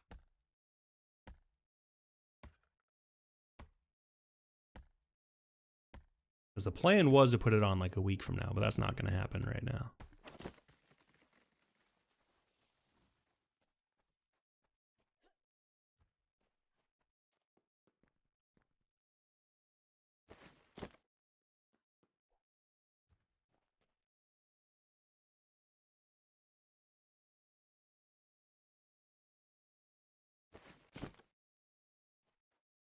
That's mostly because like I'm trying to get another job here.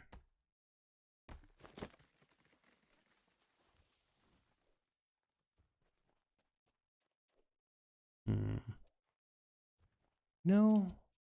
Is it worth going up there and getting those trees? Yeah. It gives more time for everything to spawn. What up, Millsy? Good to see you.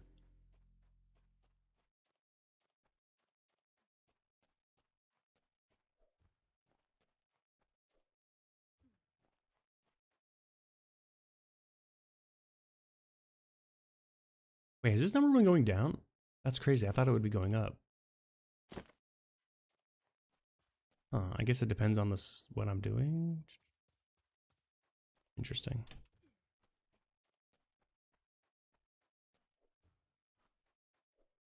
I appreciate that, Millsy.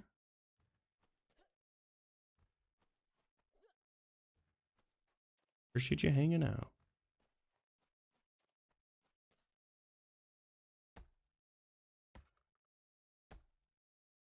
Hope you had a good day. I think the last time I saw you, you were at work, if I'm not mistaken, or something. During Ken's stream. Ken was definitely going into work.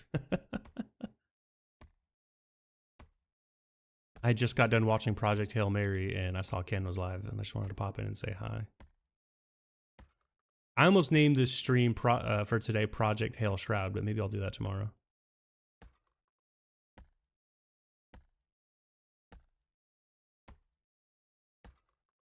Six? Okay, can we break six? Six has been the high today.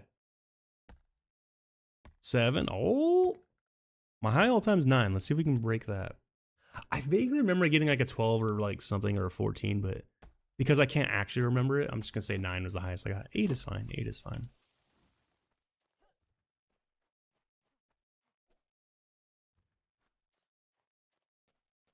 Eight is great. I said that about giving a chance for the trees to grow back, and then there's no trees over here.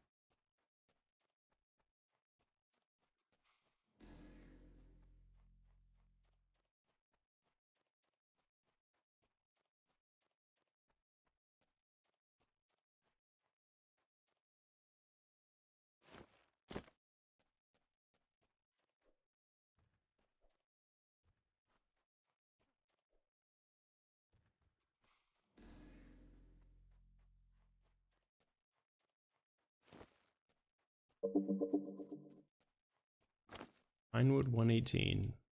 Get over 200 and then we'll hit tart.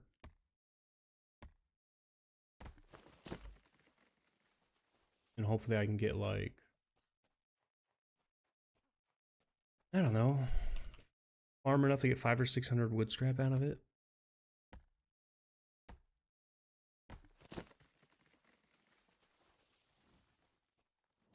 I guess like, well, I don't know if that'd be worth. Then I would need like twice as much wood.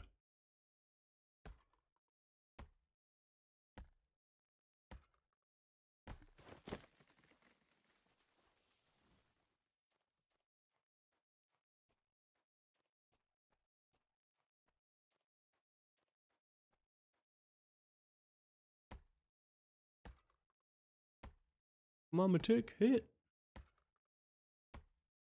Come on, Matic, hit again. And again. Again. For no reason other than the laws, let's magically see a world record get hit. What's the highest Matic count ever? There's no way I can get that. I don't have high enough stats for it, but would be funny. It'd also be legendary because I am not the max Matic rate.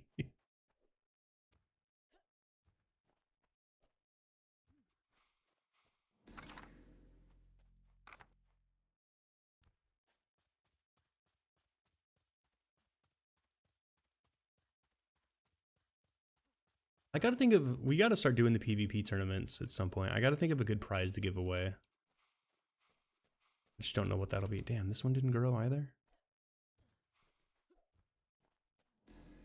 The only prize I saw come up that would have been worth it on the bounties was that tablet.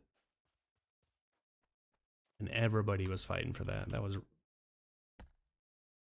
talking about it with a group of old PvP players who came back. Yeah, I just want to have a good prize to give away. I was told there's a chance I could get some custom stuff made for like giveaway, but like I don't think players just want trophies. You know what I mean? Like they probably want like something of value monetarily. So I gotta think of something.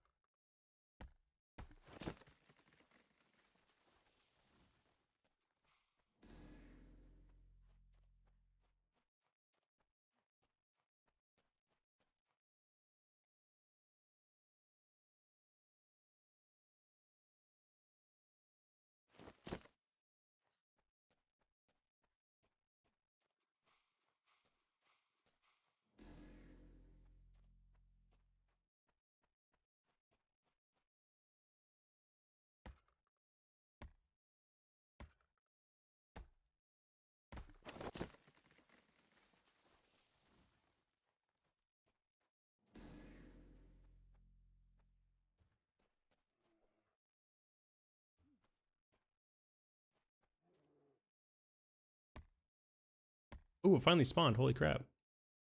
You can go grab that ore.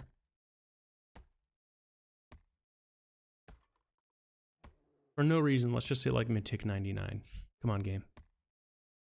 RNG, help me, please. Yes, yes. Come on, RNG. Come on, come on. Come on, you can do it. 5's good enough. 5's good enough. 5's plenty.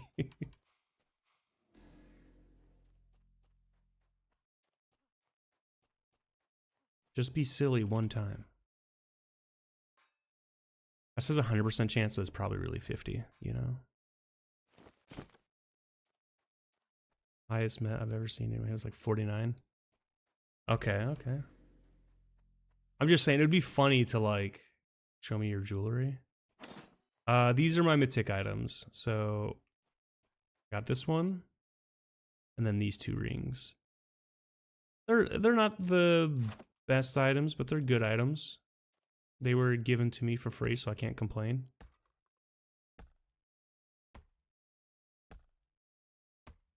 And I have the artifacts to make more if I need to, so I have that available to me.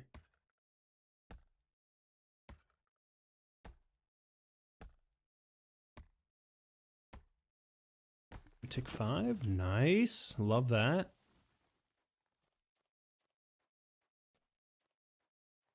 Plus 3, 6%, I think. Oh, you mean the plus on the item?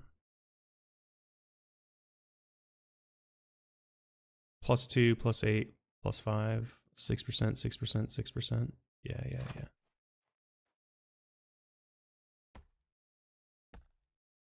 Yeah, they're pretty good. They're not bad. Part of it is I have been neglecting the producer side of things recently. You use squirrel stew. I do not have squirrel stew. I'm gonna focus on my floor now. Be back later. Okay, yeah, yeah. See you, Angelo. No, I don't have any of those foods right now because I was afraid of taking damage earlier, so I had just normal foods that give health earlier. But I could get the beers and the stews going for sure, Janzik.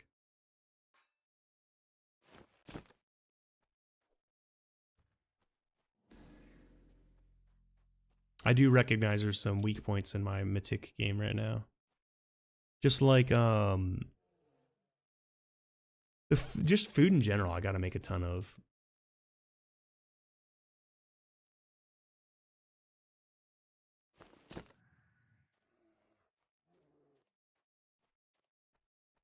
$98? Awesome. I think when Mythic on Gathering hits, don't make it, buy it from me. Okay, yeah, yeah, yeah. Oh, I didn't know you sold them.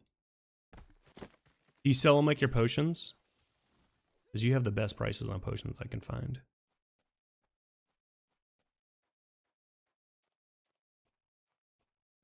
Shit, even if they're at a little bit of a markup, they're probably worth it. I was joking. Well, no, I haven't been farming. I haven't even made a batch of beer yet in the game. So I would have to do that to begin with. Like, you need casks for that. All my brews. And then squirrels. I haven't been hunting squirrels, so I wouldn't even have enough squirrels. You haven't made beer yet either. I've made lots of beer in real life.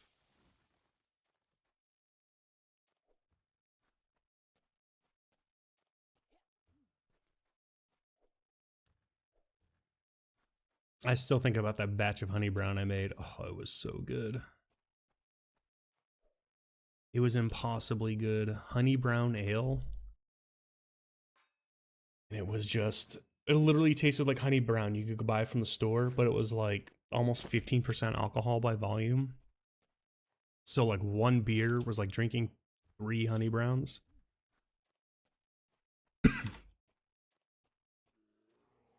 I remember we all thought we were so cool. We were like, oh, I'll be able to drink, a few of these like normal. Brother man, I'm telling you. They fucked us up. Then I had brought like a whole keg of it to my cousin's 4th of July party, and that shit was gone within a couple hours. And people were shit-faced. People didn't realize how much they were drinking. That's probably my best batch of beer I've ever made. Clarity-wise, it was one of the cleanest. Oh, man, that pumpkin ale we made could have been so good. My cousin Dom fucked that up. He fucked it up. He didn't understand how the filter worked on this auto siphon, so he just pulled it off and then sucked up all the pumpkin pulp into the beer and didn't tell me until after it was all done. And I was like, brother, I was like, we should have just dumped it back in and then re-siphoned it. In hindsight, that's what we should have done. But I was trying to teach him the beer making process, and he didn't tell me he actually did that actually until like days later. So it's not like I would have known. Because I remember I was like looking, I was like, dude, there seems like a lot of settlement seems to have settled in the aging barrel or the aging buckets. And he's like, oh yeah, he's like, I think it was clogging up the thing or whatever, blah blah blah. Like I had to take off the thing on the auto siphon to get it to work. I was like, wait, what? I was like, what thing? And he's at my house, so he's just like, we went over to the equipment. He showed me. He's like, that's the filter. I was like, that's what filters out the stuff from going in the first place, so it wouldn't get clogged. I was like, what do you mean you had to take it off? He's like, well, I couldn't get the siphon to work. I was like, because there's a little pressure stick at the end of the filter that has to push it to the bottom of the bucket, and like that opens it up so that like it's ready to siphon. That has to be open to siphon. Is that Pith? That's Pith. I know that Buddy the Elf looking motherfucker anywhere.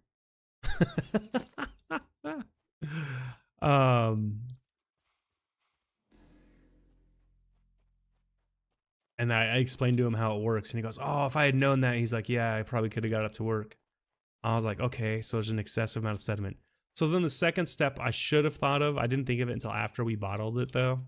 We should have just gone and got coffee filters and filtered it as in the bottle filling process. I didn't think about that till after.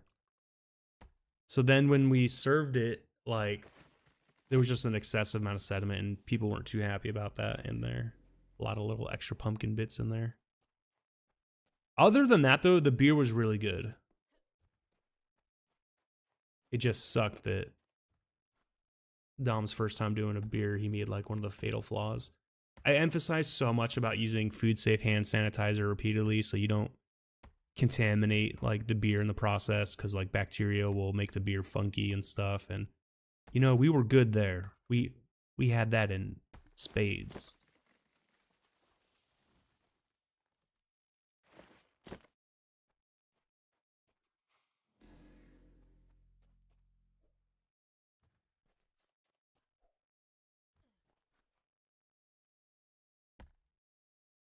Ooh, I got a mail.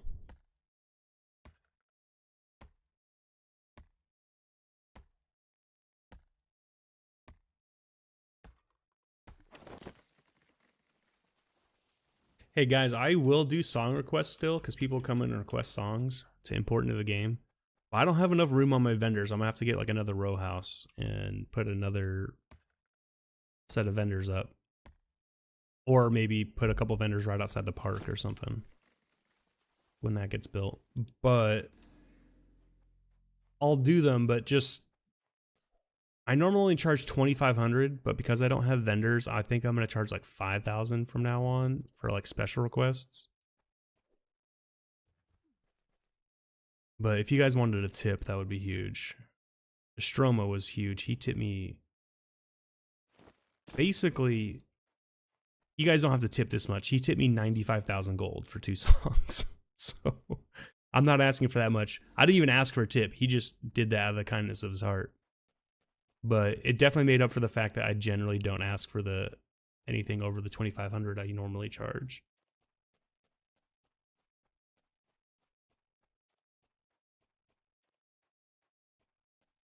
I guess I could stop putting 2 songs of each on the vendor, but then it's hard to like maintain inventory. Oh, did you? I just read Janzik's chat in game. I got wood chopping stuff, cotton harvesting. Okay, okay. Shoot, should I go home and grab those real quick? Wait, how close am I? Am I almost done? I'm definitely gonna be using those next time. I'm gonna wrap up here, I think, because we're almost at the amount we want.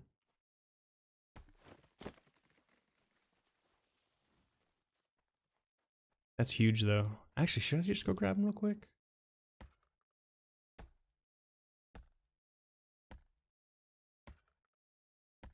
If there's one improvement to NCT, a return... Wait, is there a return boat? Return to previous location boat, and I don't know about it? I just thought of that. If there's a return ship or boat... No? Okay, okay. I would definitely use it a lot more.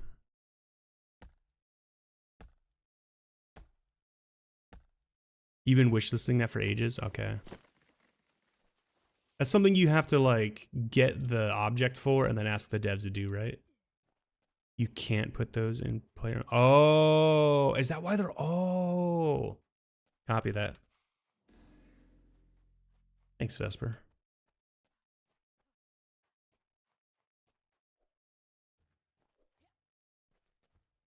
Only available in NPC towns. Yeah, Vesper just said in chat. Interesting.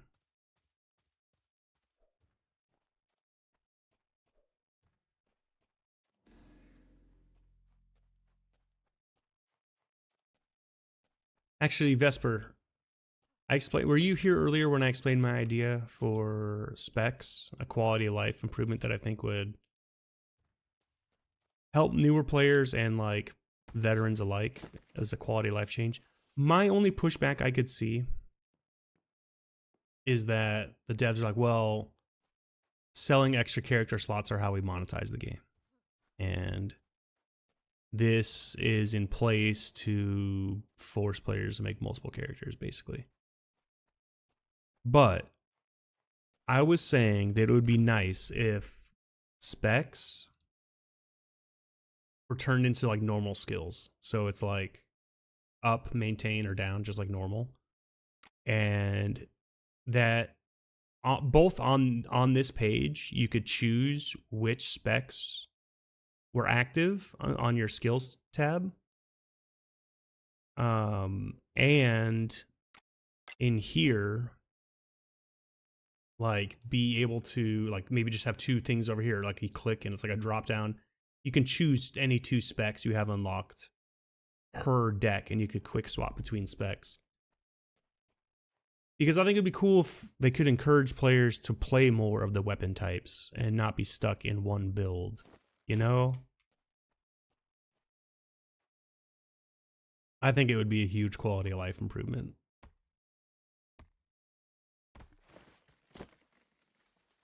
Why remove specs, Pith? You're missing the point. You still want the specs.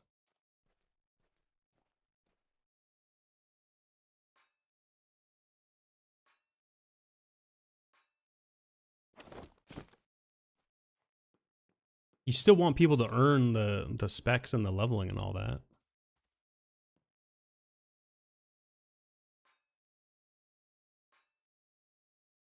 Unlearning scrolls, yeah, you're right. It would, and you're right to that point. Like that's my point. Is like that's where they would push back. Like the sales of stuff for certain things would drop.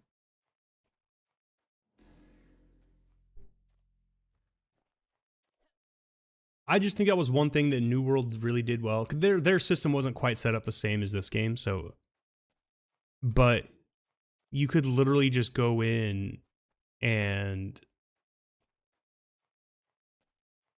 shot down hard. Damn, dude. I think that's one of the things New World did really well is like they didn't penalize players for changing weapon types and switching up their class. It was very easy to switch up your build. You just had to put in the time and effort to level it. And once it was leveled, you know, it was leveled. You were good. Same with Neverwinter. Once you learned to build, you could save it and switch skills. Yeah.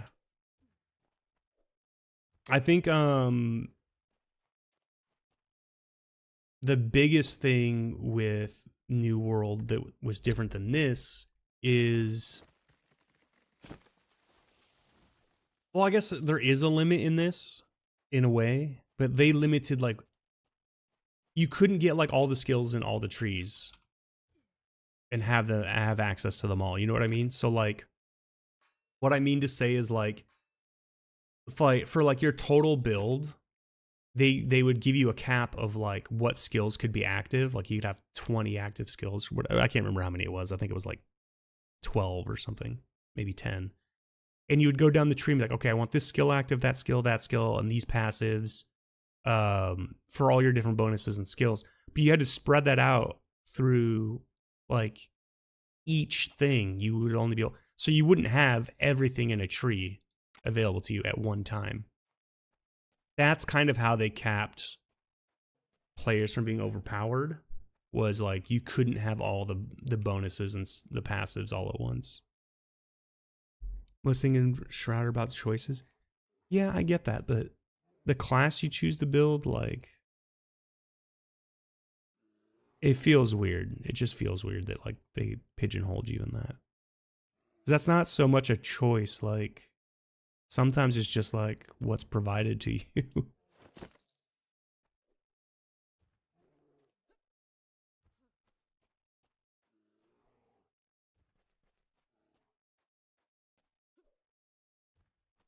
Like, is it a choice that you're forced to start sword and bow in game? It's not like they give you a choice in that matter. It's the illusion of free will. It's not free will. They can answer that for me, then I'm more open to their argument. And what's funny is I wanted to go blades early, too.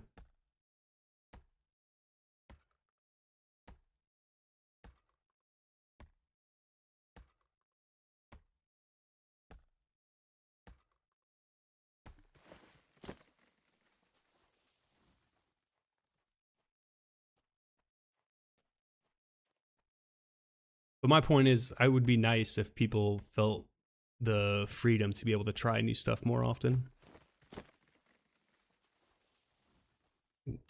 Allow people to step out of the comfort zone without feeling like they're going to be penalized or burdened for it.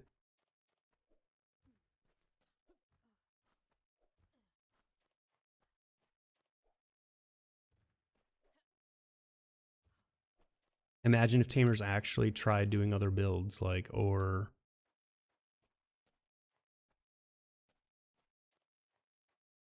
Yeah, I don't know. It seems arbitrary to me, to the way the specs are locked. It's obviously a choice, but it's more of like... It feels like a choice that someone that like came up with this system would just be like, we're doing this system and it has to be this way. And they had their reasons, and then like they just wouldn't probably listen to other reasons.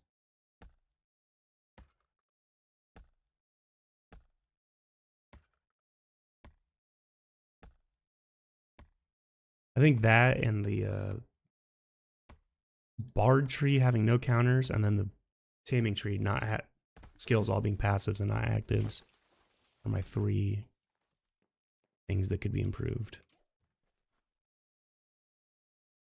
And then me acknowledging that I'm just bad at the fucking sneak scene and I should have learned to use Blink a long time ago.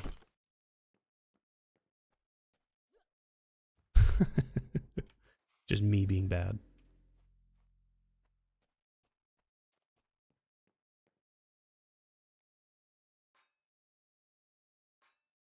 If you PvP me for an hour, I'll fish for an hour.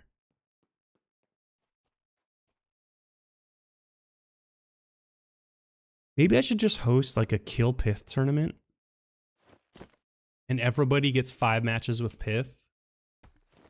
And then whoever gets the most kills, I'm bad at it, lol. You're bad at the sneak scene too? Are you saying you're quoting me? Either way, it's funny. We host a kill Pith tournament. Everybody lines up to kill Pith. We make it... I haven't even done it. Oh, you haven't? You had a kill Pith tournament yesterday? So we have everybody enter. They pay like 5,000 gold. So it's not that much. And we split up the pot amongst like the top 3 winners, like a normal first, second, third kind of bracketing. where first obviously gets the lion's share, second gets something, and then third maybe just gets the 5,000 back. And then we have everybody go 5 rounds, and who the people we need to have more than 8 people participate minimum, and then we take the top 8 based on how many kills they got out of 5, how many rounds they took off pith, and we bracket them, and then we do a simple tournament style where, you know, it's still versus pith every round. You're not going head to head. You're versing pith every round. And then like we do a best of 7 for those 8 people for 8 rounds. Pith fights them again. And we only advance those that like outperform the others. So first and second are competing to see who goes to the second round. Or like, I guess first and 8th would be competing to go to the second round, and so on and so forth. I called it killed by pith tournament. There are probably fewer than 3 or 4 that can kill. Well, yeah, I just think it would be funny because Pith's always asking for PvP, and people could get their chance to like fight him and beat him up. And if Pith wants to take it easy on certain people, like run different builds because he knows they're bad, or he feels like his build's like unfair to them, or maybe they have the counter to his build and he doesn't want to run his normal build, he can do as he pleases. I would say this though, he's not allowed to throw matches. He still has to try. We'd have to make that a thing. We would need it to be kind of fair.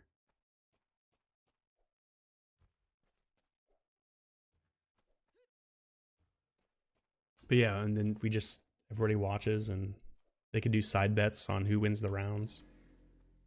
Because again, it's, yes, you're trying to beat Pith, but you're really going up against each other, right? And if there's a bunch of ties, or like maybe a bunch of people don't beat Pith, maybe we do length of battle as like a metric. Whoever had the longest battle, survived the longest, gets advanced.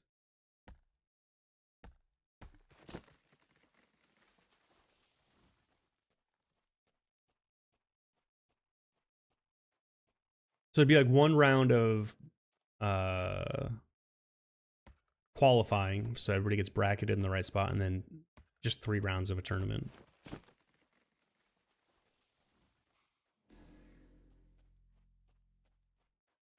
I guess depending on how many people join too, maybe 10 grand would be a better thing to do. Because I'm thinking about it, and like, if first place was 100K, second place was 50K, and third place got their money back like 10K, let's say, people might show up for that. I don't know. Like, I don't know what people actually value stuff at. Like, what would be enough to get people to show up?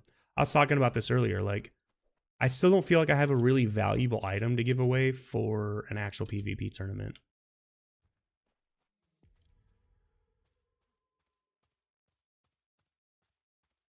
Hopefully someday.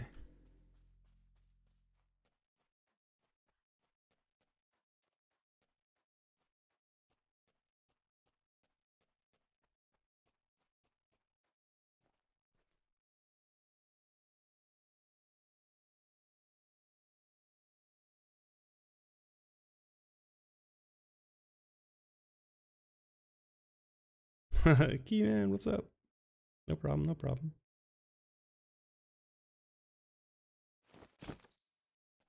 Bro, I wish I could get Kodos off Phil right now. It is crazy how the market is.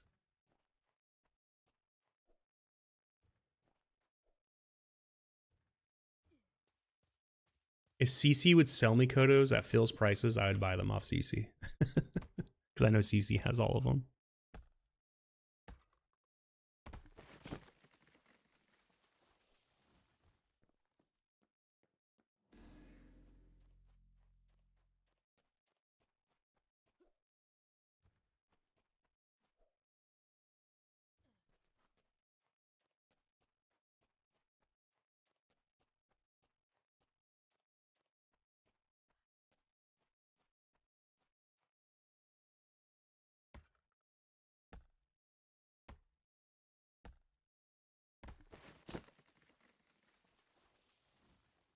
One of the things I've had my eyes on in the Kodo store is are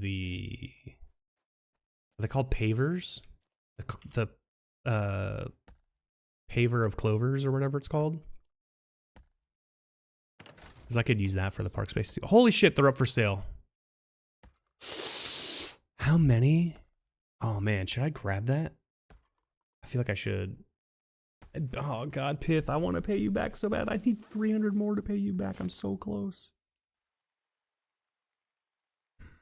I'm gonna buy it. Because I don't think anybody's gonna have these to donate to me. Let me think about it. I got an hour. I got an hour.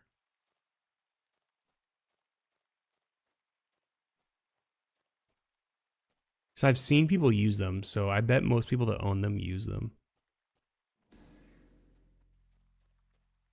That's what I can do. If I ever win a dev live stream, I can give away whatever prize I get from them. That's what I can do for the PvP tournaments. Because they give away like houses and other stuff and whatever. Did they even, wait, now that I think about it, did they even give away a house on the last stream? I think they gave away 0 houses. They were so fixated on that damn palm tree. What was so special about that palm tree, by the way? Besides the fact it was giant.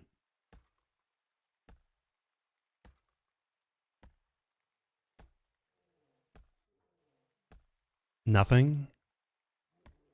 Literally nothing?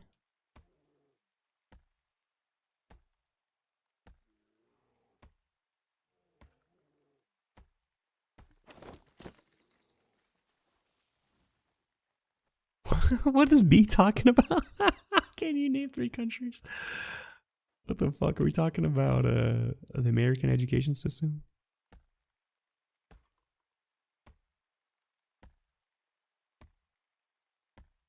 It was a really cool tree, man. Hey, they gave away, what, 3 of them or something? Happy to all the winners.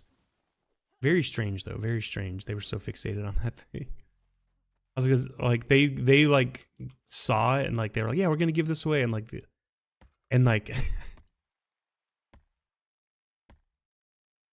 it was, let me just put it that way, it was different than when I think it was a previous dev stream where they were looking at houses to give away. When they talked about giving a house away, chat went crazy with suggestions and like people talking about the houses they wanted. When they were talking about the palm tree, it was crickets. That never happened. It wasn't that it was irrelevant.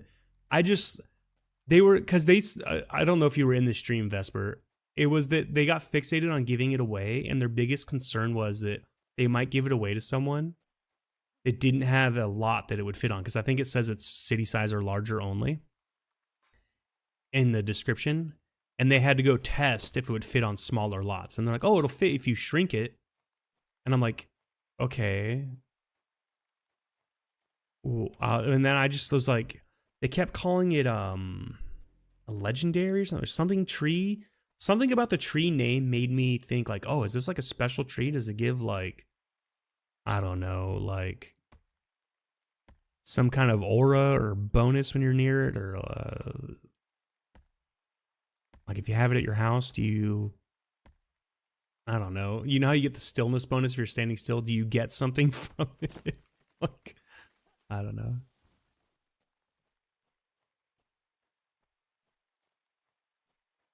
No, they did talk about bugs, Pith. I thought you were there, but they definitely talked about bugs. They definitely addressed the potted plants bug for sure. They talked about that at length. Oh, you weren't in it? Okay. They're aware of it. They're working on it. They know it has to do with the collisions detection. I thought it was interesting because, like, okay, I think, yes, you get the collision detections working, but whatever their fix is, I think they over-engineered it in a specific way. Instead of, like, I think part of the thing is it should just check if there's another pot. You know what I mean? Within the collision boundary. And then, like, you don't have to over-engineer the collision boundary or whatever you're trying to do. And I'm pretty sure items, I don't know how the data is stored in the data set in the server, but generally speaking, there's gonna be like a lookup table for like item IDs and stuff like that with names and descriptions and all that. You just have to verify that another item by the same ID isn't within its collision boundaries, and you should be fine. I don't know what they were trying to do, but I think it's one of those things they might have overthought. Really? I thought you'd enter them so you can get the free giveaways, Pith. But I'm sure they know what they did, and they have an idea of what they got to do to fix it. Like I said, I actually have no insight in that, so I'm just speculating. Half your farm broke. Wait, what? Oh, because did it affect other planters? I thought it was just the pots that were affected. Was it all planters? You don't have to watch to get the giveaway. Yeah, I know you can just shout in game whatever message you do. Oh, they fucked up all planters. Wow. Wow. Yeah, I think they overthought whatever they were doing. Because the other thing that usually is in data sets for like items and stuff is like item type. Like you'll have an item type, right? If it's like deco, if it's this, if it's that. And if they don't have that, generally to add an extra column to a database isn't that expensive. You just have to do it and have someone make all the data ahead of time, potentially in a spreadsheet or something, verify it's good and it all matches up, and then, I don't know, make it, I'm assuming an SQL? I don't know what their backend is for that stuff, but make it the appropriate data set type and then import it. Wait, why did it only affect your village lots and not the cities and towns? Am I misunderstanding what the issue was? How the collision detection worked? Was it because you're using different planters? You don't fucking know.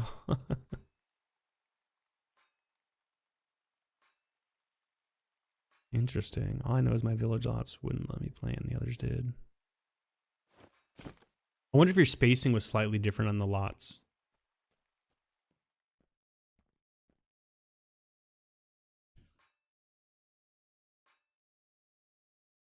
I thought they were only trying to fix the potted plants. I thought the potted plants was the issues. Was it planters that was the issue?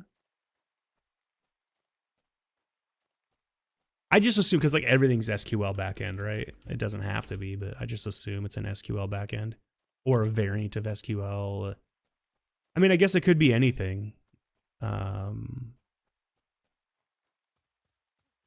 I remember learning, what game was it? There was a game that actually used fucking CSV files for its backend. I was like, why would you do that? What pain in the ass? It's not a great choice. Oh, SQL. Yeah, I mean, it has its issues. Oh, what was used is not a great choice? Oh, no. It's not SQL related or anything? Hopefully it's not. What is the other one that was popular for a time because of web databases? Am I thinking of JSON? I think I'm thinking of JSON. I haven't used that shit in forever.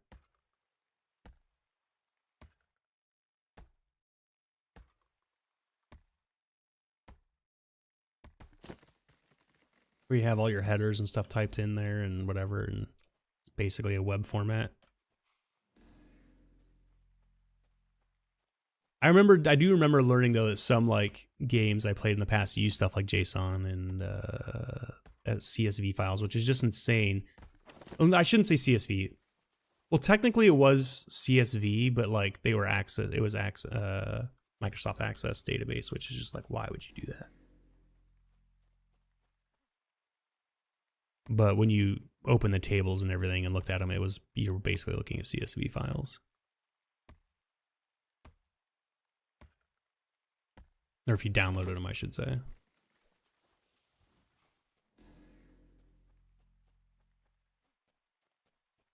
What game was that? It was a shit show. I remember learning SQL and how to script in SQL for like importing databases and formatting and all that when I was like a teenager, because I wanted to run a private server for a game I loved that was dying. The only other MMO I think I've loved as much or more than UO. Red Moon Online, a little Korean RPG. Still exists in Korea. And I guess China too. They have China servers because they don't like the Chinese players playing on the Korean servers. They try to keep them separated.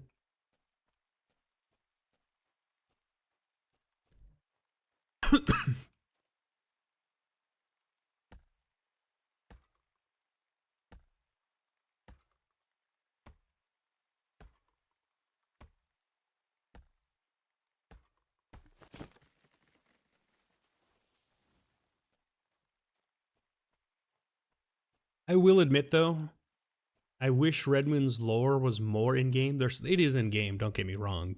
Like the bare minimum is in game. But most of the players and fans of the game and whatever were from the, what are they called? What are Korean mangas called again? They're not called mangas. They're called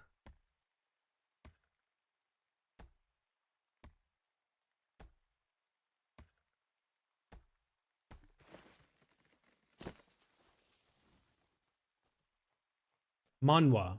The Red Moon manhwas were mangas.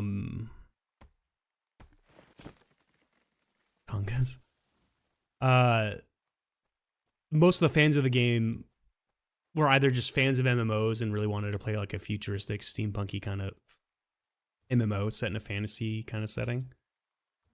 Kind of similar to this, you know, this game has some steampunk kind of elements to it and whatever, but that game really leaned into the futurism and steampunk a bit more than a game like Shroud or UO ever would. Shroud and UO is definitely more based in the medievalisms, if you will.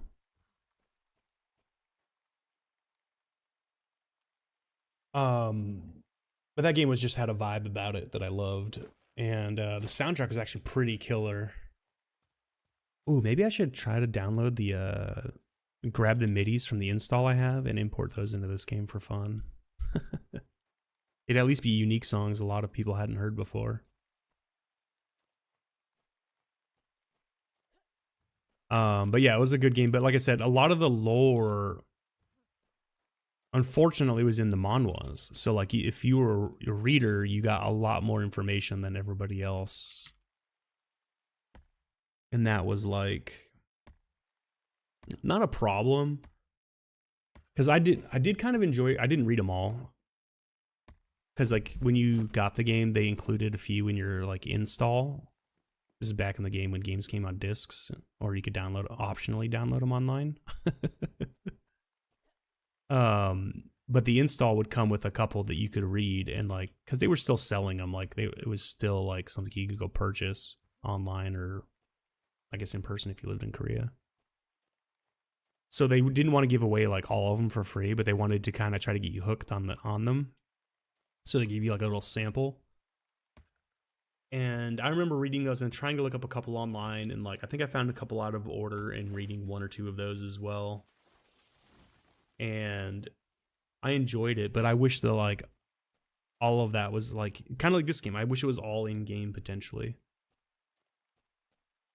Or maybe had the ability to bring it in game. Oh, that's a huge bonus for this game. The player generated content is amazing. What's her name? Lilybird? I always want to call her Sue Bird or something, I think of the basketball player. But I kind of want to go do Lilybird's quest at some point too. And I saw that she lives in a couple different towns. The one where Ravalox lives for sure. And then what was the other one? Was it Jade Valley or something? Was it, where was it where I saw she lived? But I bet you some of the places she lives is where you can find the quests to do. Speaking of, did I add Lilybird?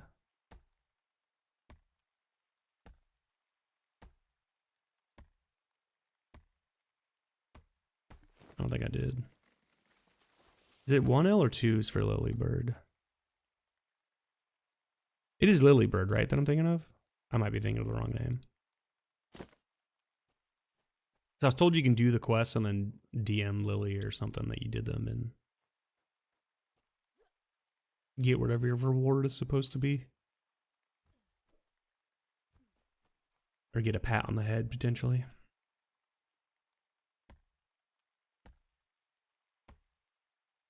Get an attaboy.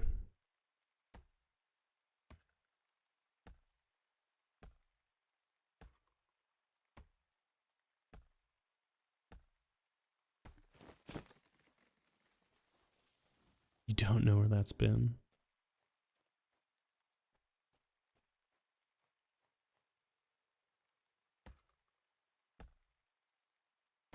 It might go with that pithlet from earlier.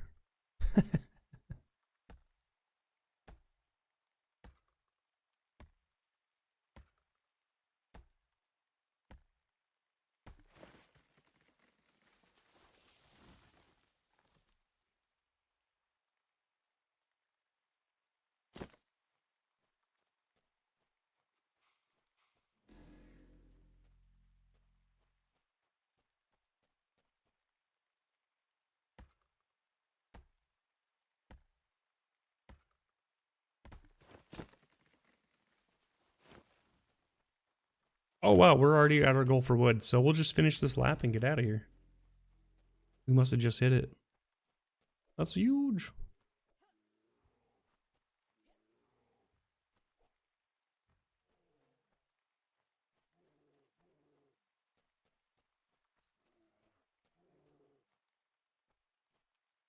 I'll admit I was kind of hoping Meticulous Forging would go a little higher, but that's fine. Oh yeah, fuck him up, Boar. It's 2v1. You got this. Stun him. Stun him. Yeah, fuck him up. Fuck him up. Fuck him up, pig face. Fuck him up. Does anybody know the band KMFDM?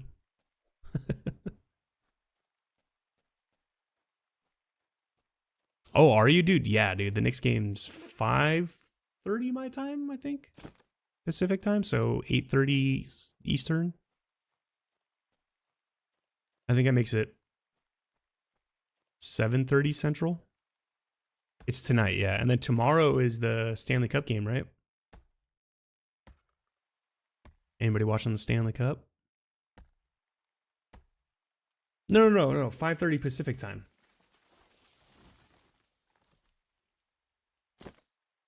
Yeah, 5:30 Pacific time tonight. 8:30 Eastern time. 8:30 Eastern time. I seek drama. Oh, because President Trump's going to be there. Bro, did you hear about that? So, because President Trump's there, basketball fans are not allowed to bring in any bottled liquids or containers, for that matter. They're not allowed to bring in bags, which, sorry, women, just sorry. I know he's done a lot to your community already, you know, with,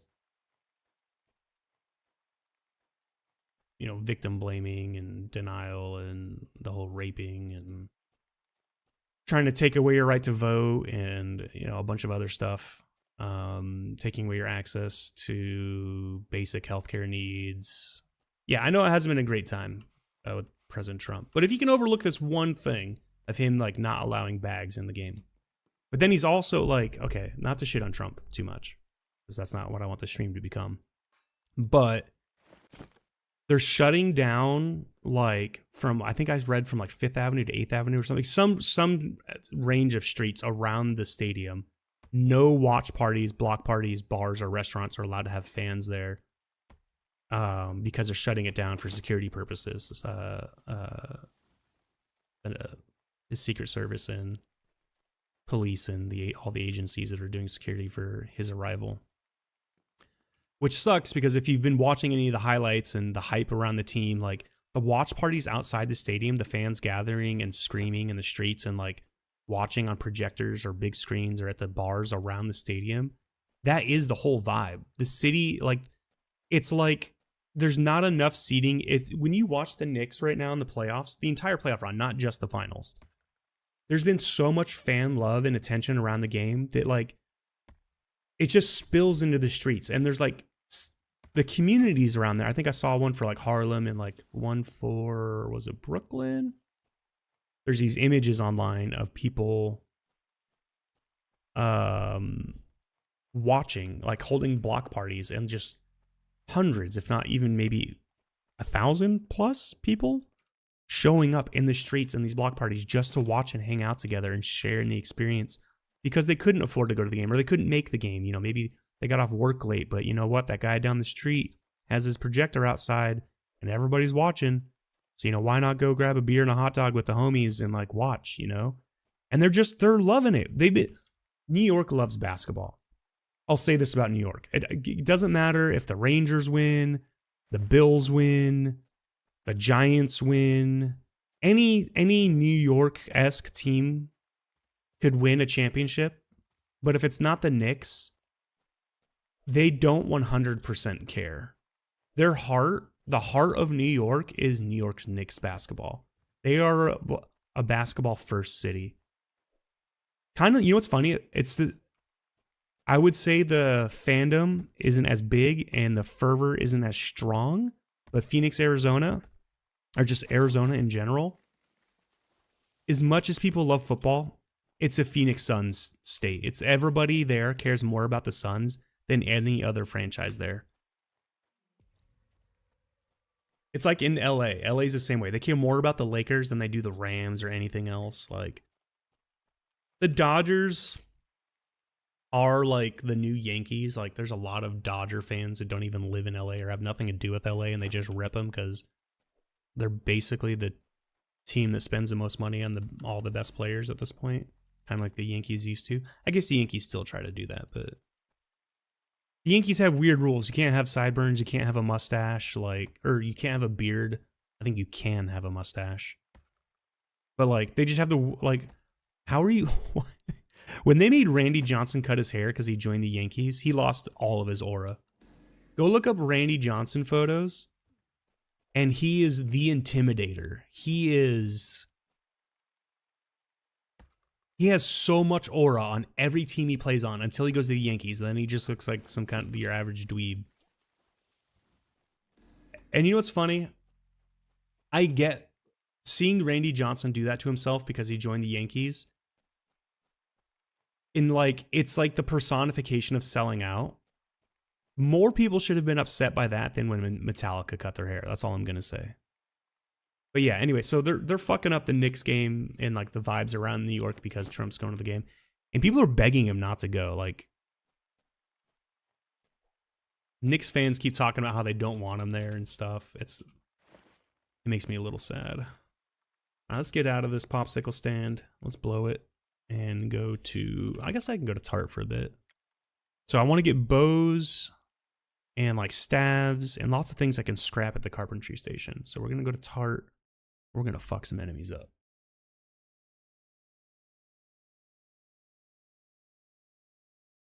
Trying to farm some wood scrap. But yeah, there's a lot of stuff going on around the Knicks game tonight. The general sentiment around New York, too, is, I don't know if you guys saw this, there's a massive protest today outside of Trump Tower. I think the vibe is that New Yorkers don't want him in New York.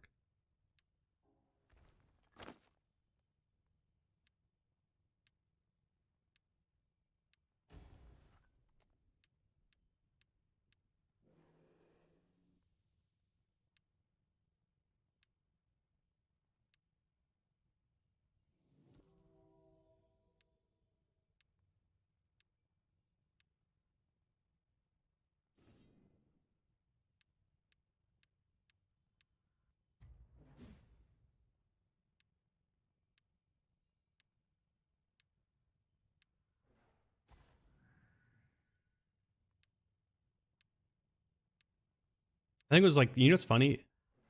I think it was like the late 90s when Trump and Epstein actually first got in trouble for raping that, 13 to 14-year-old in New York.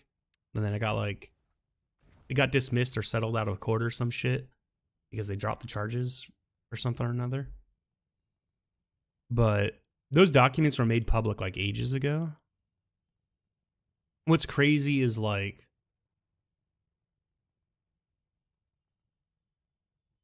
I don't know, man. Those actually, I think those came out before the Epstein files were leaked, or not leaked, but released. It's always been amazing to me that like he's had that history about him and like people just never gave a shit. I'll never understood why people looked past raping teenage girls as like an acceptable thing. You know, maybe I do want to go downstairs. Do we think these elves are going to give enough? I guess I could check. But yeah, I think New York remembers that kind of shit, and that's why like a lot of people are pissed about it too. Like, they feel like he doesn't represent the city, you know? Or at least they don't want him to, I think.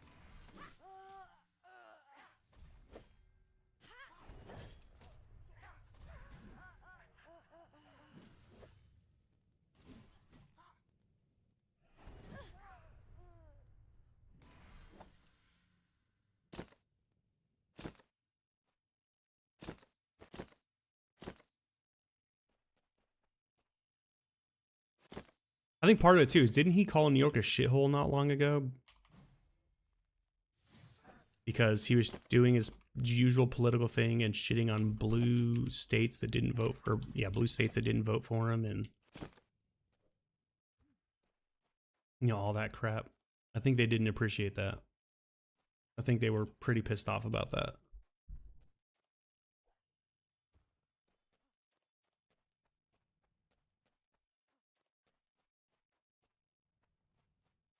Where is that other room that I used to go to while I was running around? Oh, I think it's down this way, actually.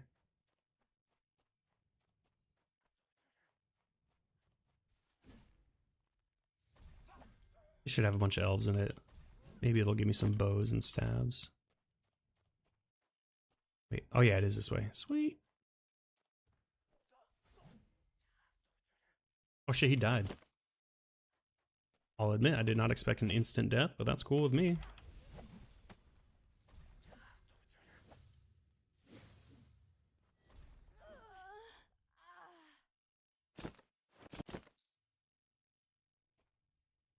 Yeah, there'll be a lot of drama tonight for sure. I'm pretty sure there's gonna be protests. Pretty sure a bunch of other stuff's gonna happen.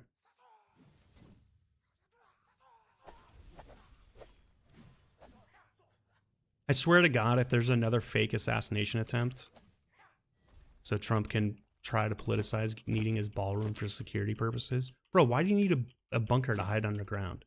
Is it because you're afraid that like the French Revolution is gonna happen and people are gonna come for your head at some point? He's so damn eager to get that shit pushed through. We don't want your ballroom. We don't want your fucking pedophile bunker. We don't want none of it. When I say we, I mean American taxpayers.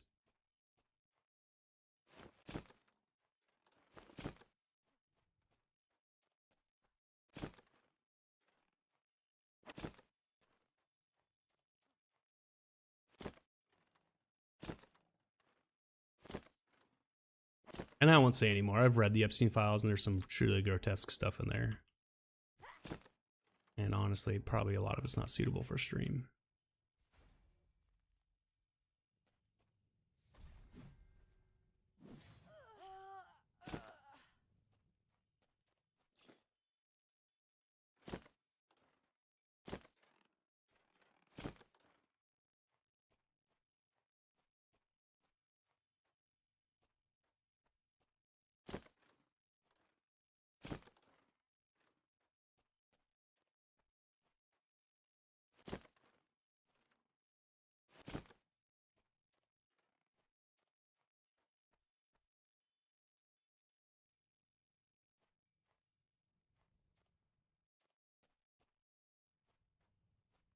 You know what? I think the satyrs will be better.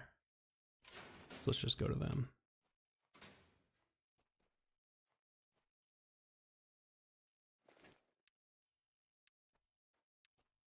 Or they turn auto attack off before I get to the zombie room. Oh, don't fail. I just thought of something. Is wolf speed still going? I don't think so. Yo, can you cast this without failing?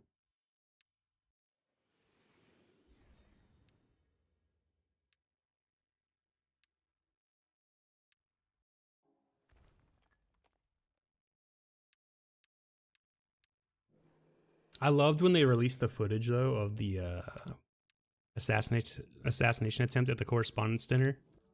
Bro was just walking around the security hallways like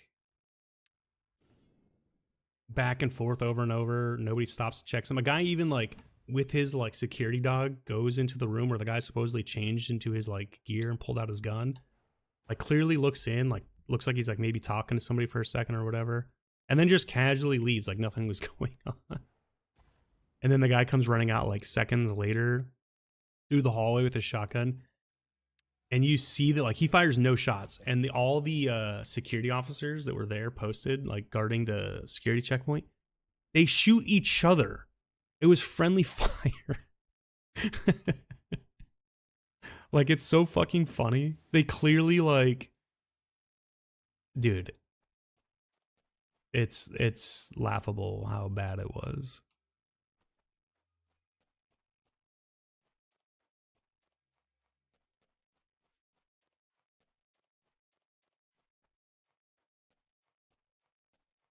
It was funny though. They kept trying to claim that he like opened fire and shot them and like hit some of their officers. I don't even think dude got a slug off. Like, or whatever he had, buckshot, whatever he had in there. He didn't get a shell out of that thing before he was taken down or gave himself up.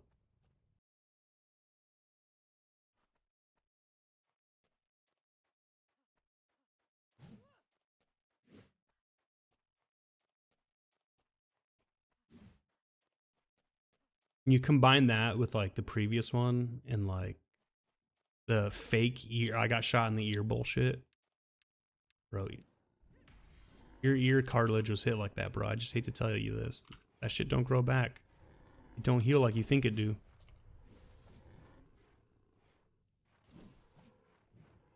By walking around without a chunk of your ear missing, we kind of all know you lied at this point.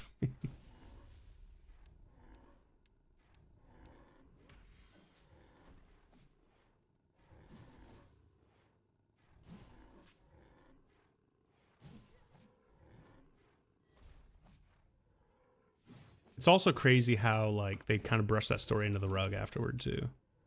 If it was a real assassination attempt, that motherfucker would never shut up about it. That narcissistic twat.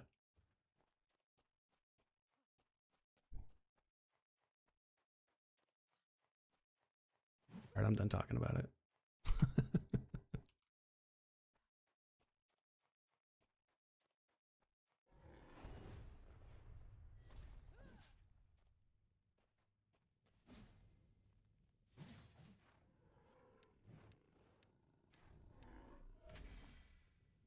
I know Canadians have no lost love for that guy.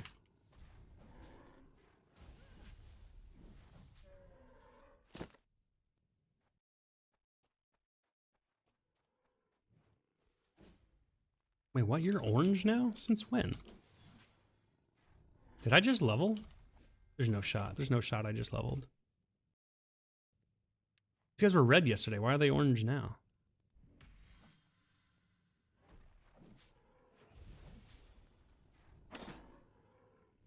Yeah, I'm still 127.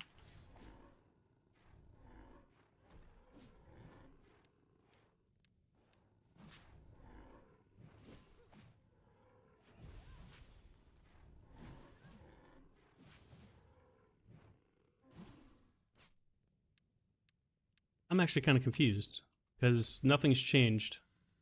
So I was literally here like a day or two ago. I think it was 2 days ago. Katrin? These guys were red named. And I haven't leveled since then. Matter of fact, how far am I from level? Quite a ways off. Interesting. Oh, I just thought of something. I could be stronger.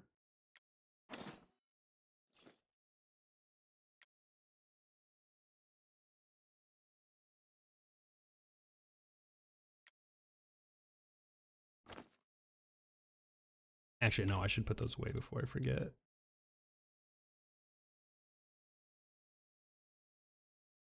Open this up first. I'll throw these back in here.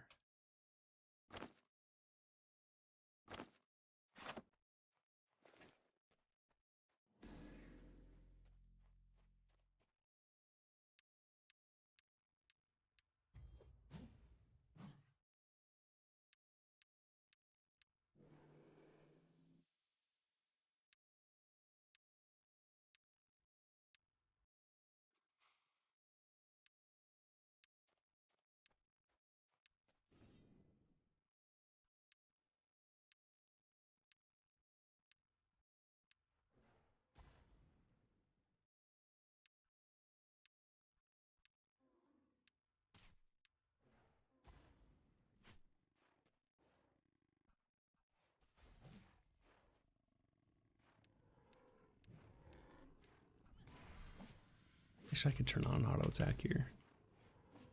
Wouldn't be too bad.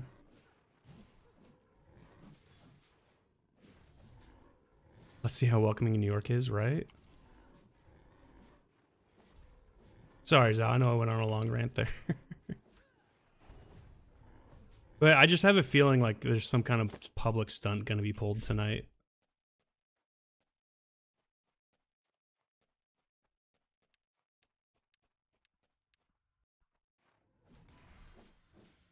Yeah, that was my point. Yeah, exactly. I'm pretty sure New York fans might boo him.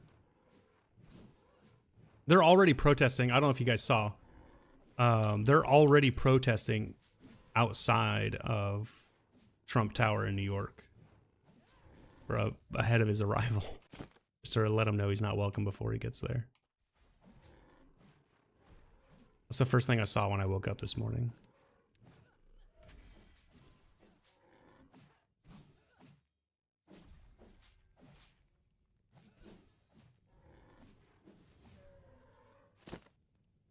You know what they say, East Coast rises early. At least that's what West Coasters feel.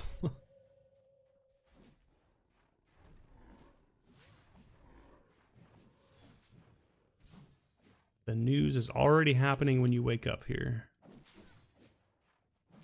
Yeah, they have a watch party like all playoffs long outside the venue, and it's canceled because of his arrival. Yeah. It's more than just outside the arena, though.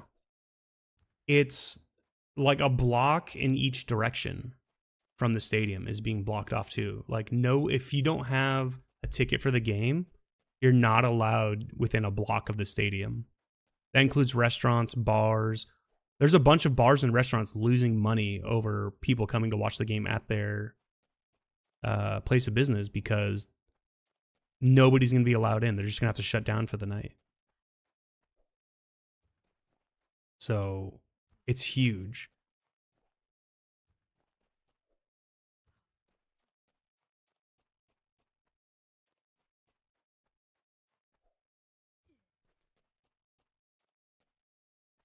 Plus, like I said, you got to remember, he literally called like New York not long ago. Like, I think during Mom Donnie's like mayoral run, he was calling New York like a shithole and like a crime infested like cesspool and all this shit, and like basically just made like the average New York citizen sound like a piece of shit. Where all his good, you know, rich friends, they're the good ones there. They're being unfairly punished. It's like, bro, the mayor just wants like to help out the basic people there. I think he's done a lot of good things. He's closed like the deficit there. I think didn't he make public transportation free? Which is huge, I think, for people in New York. Like, he's doing a lot of good things for the people in New York, it feels like. I don't know that city's issues as closely as an actual New Yorker would. But from the outside looking in, he seems to be like doing a really good job. And if you listen to the Knicks fans talk about it, they're all for it. They're like, I want my mayor's Muslim. I don't know if you guys have seen that clip. I love that clip. That shit's funny. It's like, my mayor's Muslim, my bagel's Jewish, my Christian Dior, Nixon 4. That shit had me rolling. It was so funny. Like, I remember that hype train. Phoenix was like that when they were in the finals. Our fans were going crazy.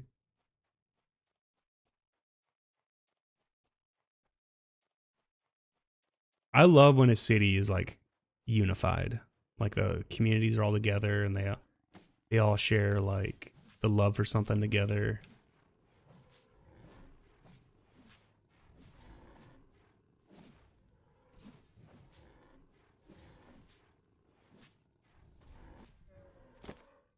Like my buddy Kurt used to always say, rising tides lift all ships. And we were always talking about, because I was a treasurer for a nonprofit for a time. And our whole thing was trying to give back to the community and stuff like that. So we kind of try to embody that motto. I guess I still am a treasurer for that nonprofit. I technically never officially stepped down, but been pretty inactive since I moved.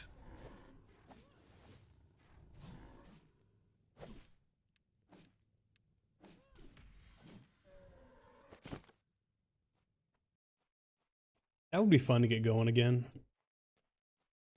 That's actually, if I was like a rich famous streamer like Summit, I would probably be doing that all the time. It was called Cups for Pups, and the whole idea is we wanted to do like a traveling like tour of like festivals where we put on dog friendly like music festivals to raise money for the communities, to help out the humane societies and things like that, and non-kill shelters if we could, and help out the locals with pet medical bills and pet health in general. You know, by raffling, like people could enter in to like specific raffles for like their pets like health needs, and you know we draw a few winners to cover their bills or whatever, so that their pet could have a better quality of life. And then we were just gonna like cherry pick some that we liked on top of that, because you know we've all had to put down one of our best friends before, or say goodbye too soon sometimes, because like I remember like it broke my heart when my dad made that decision with one of our family dogs growing up. He's like, is it really worth treating the cancer to keep him around? He's like, it's gonna cost all this money. It's like, bro, you're basically talking about a family member right now. Like, he's old school. He saw that shit. He's like, it's just a dog. He didn't feel that way after he saw how devastated me and my brothers were, though. He kind of realized he maybe fucked up. Even my stepmom too. We were all bawling.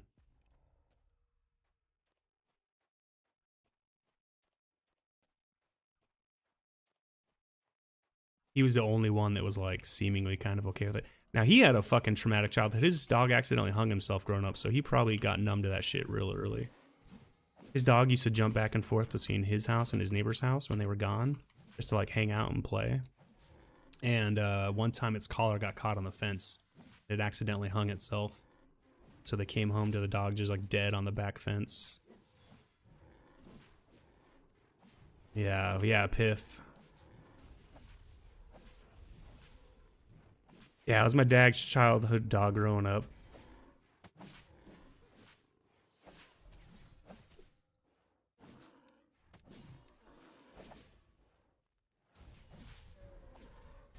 It's a sad story.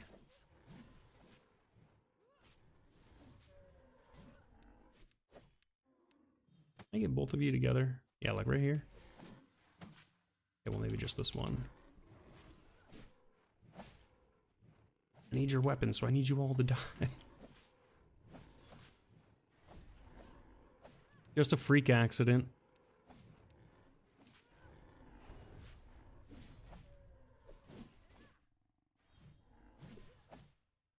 Sad one at that.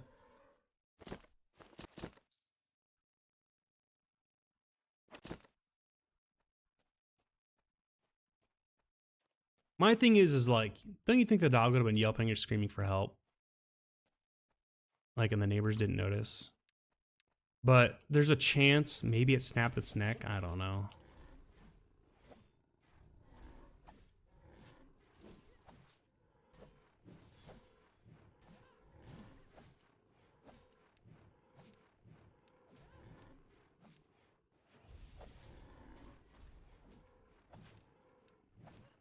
Yo, all the baddies are coming out right now. Let's go.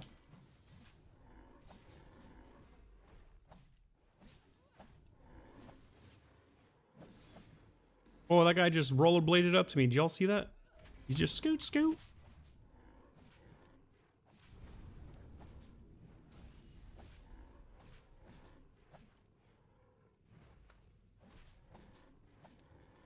Let's hit the mage real quick just to stun him. Maybe we'll get a restun on someone else if we're lucky in the process.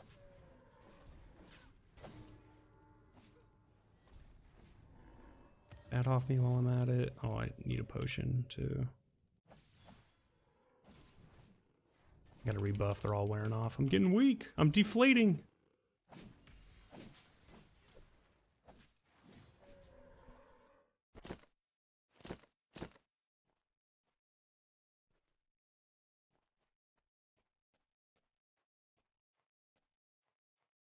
This seems to be the pop inside right now. All the enemies are over here.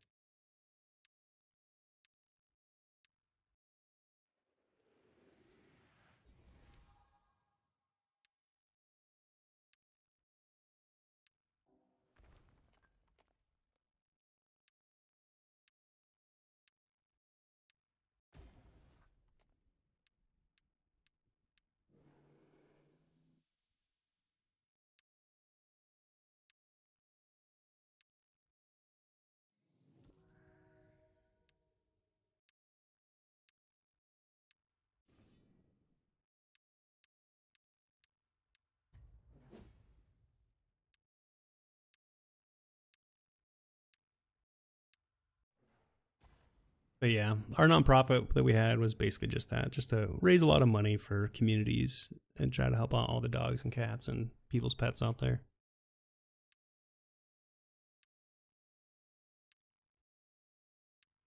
And the whole idea was that people would drink beer and the sale of the beers would go towards, the funds to help out the non-kill shelters, the Humane Society too. Because what people don't realize is people always like vilify the Humane Society. If they had the funding and the space, they wouldn't have to put down so many dogs. The reason they end up putting down dogs is because they lack funding. The dogs are getting older. They haven't been adopted. They've been there a while. There's various things that go into that. It's not like they want to put dogs down. So having these adoption drives or the local Humane Society helps clear out the backlog of dogs they have. They have to put fewer down.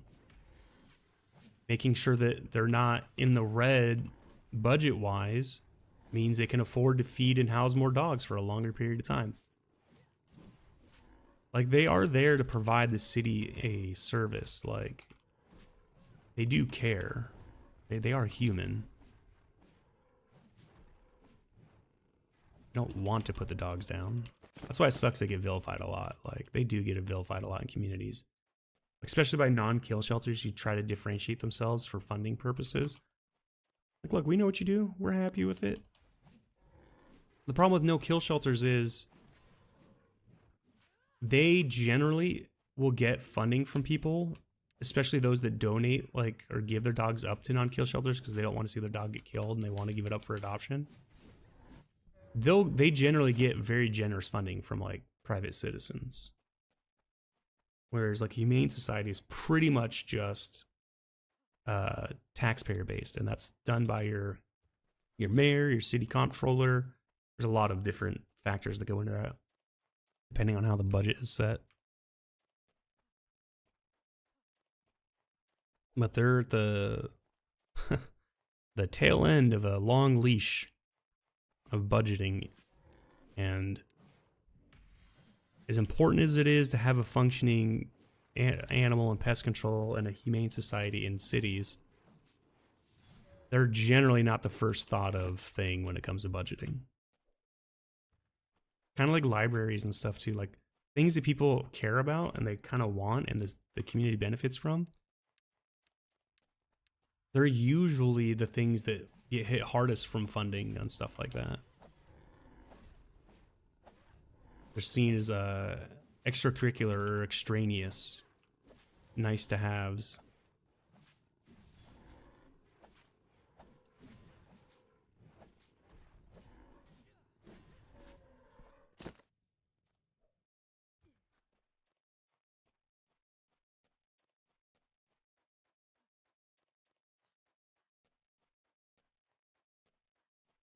I don't know what happened in like the early 2000s where like reading became like vilified in the US, but I kind of hate it. I miss like the 90s when like encouraging kids to read was like the norm. And like, do you remember how, I don't know if you guys were like this. I don't know how far back like scholastic book fairs go or if they even still have them. I haven't spoke to my nieces and nephews in a little while. Plus, they're like probably too old to get hyped by a school fair or scholastic school fair. But dude, when they came to town when I was a kid, that was like one of the most hyped weeks in school. Does anybody else remember that? Like, they would come by and do the book fair and like, man, I remember my list of books I wanted to read was always so long.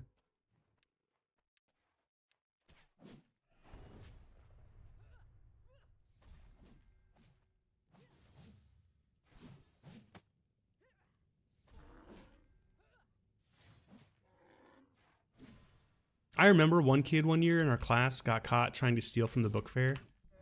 And although he got in trouble, I remember our teacher, by the way, which teachers don't make a lot of money, our teacher bought him the books anyway. Not the candy or the pencils and the other shit he was trying to steal, but she bought him the books. And I always look back on that and I was like, dude, that was so cool. He still got detention and shit. he got his books. And I always thought that was like such a cool move for a teacher to do.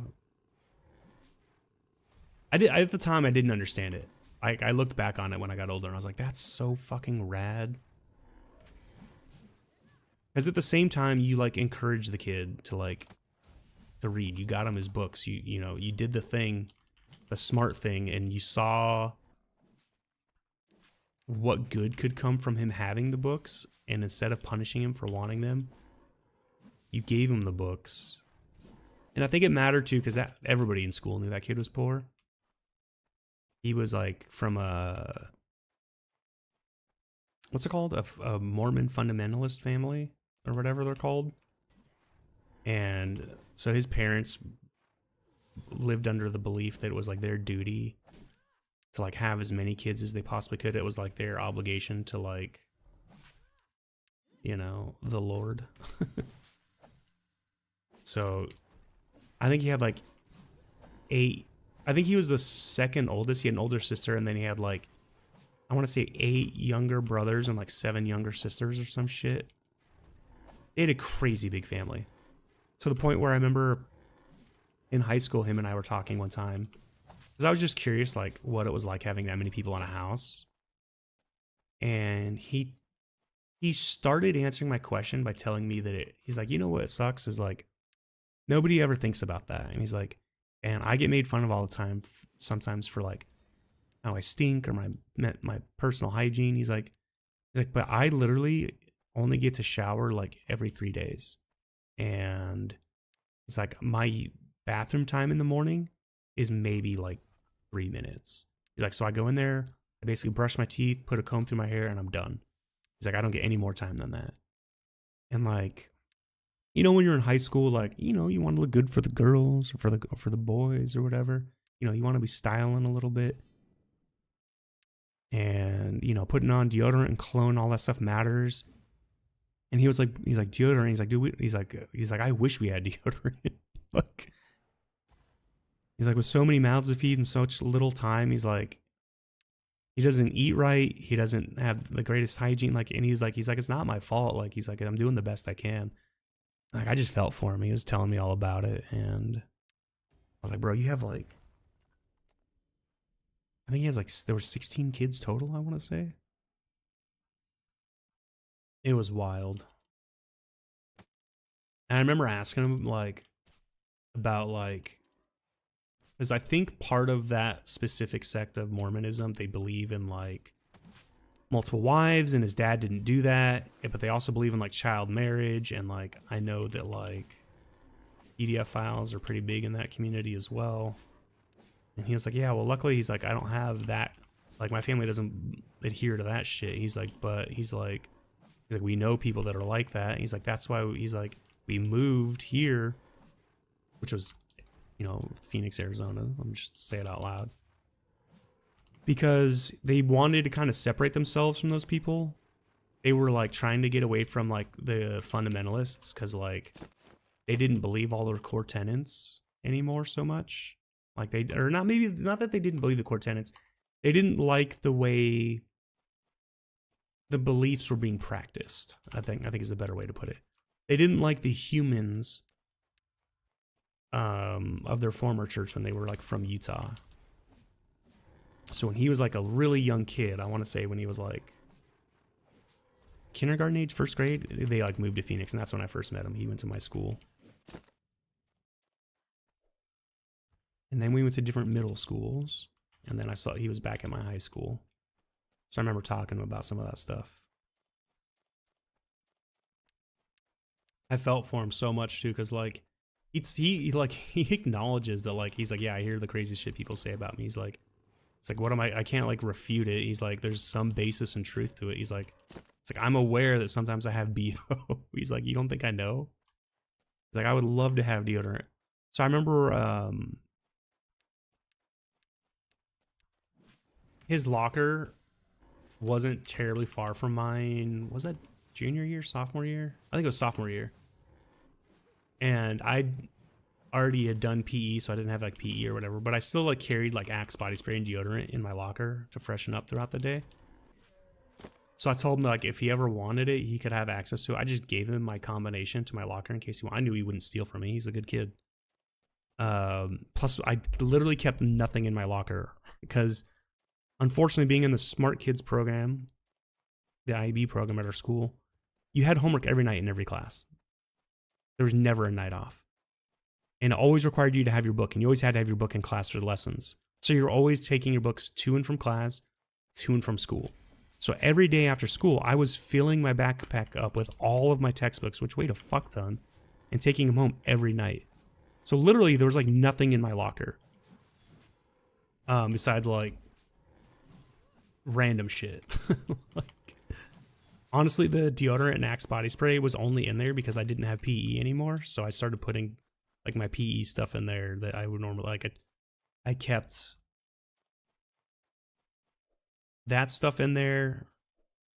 I remember I forgot I put candy and water in there. I think that might have been my junior year, which was technically my senior year. And then I forgot about it till the end of the school year. And I was like, oh shit, this was in here this whole time. So I barely ever checked it. And that was also during a time period where like, I don't know if it was like this for you guys, but like, because kids were like, I guess particularly rambunctious around that time or whatever, there was like more anarchy flowing through our blood or something.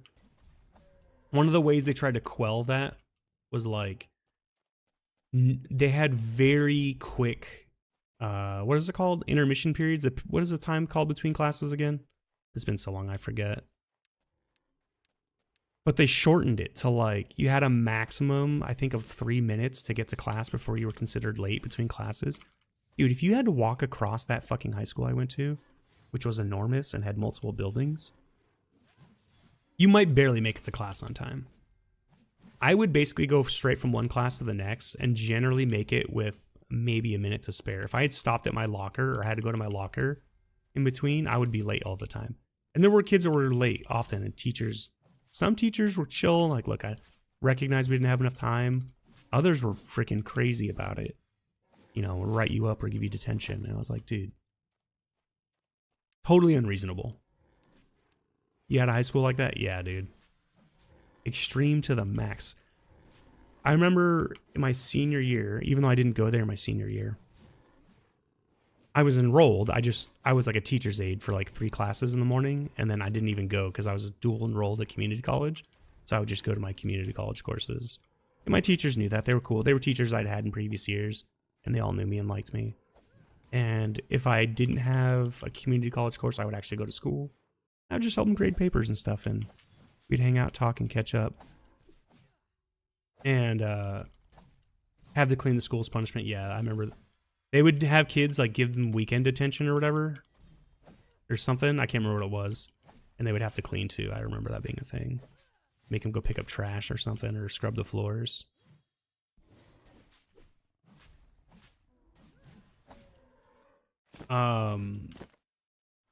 Yeah, man, it was not enough time. There was constantly kids barely making it on time. Some teachers like would stand at the door, and if they saw you like running down the hall or coming, they would like just wait for you and like, you're not late this time. Like, I saw you were coming, but you know, be better, kind of thing. Leaves, we didn't have leaves. We only had cactus. Leaves would have been nice. That would have meant we had shade.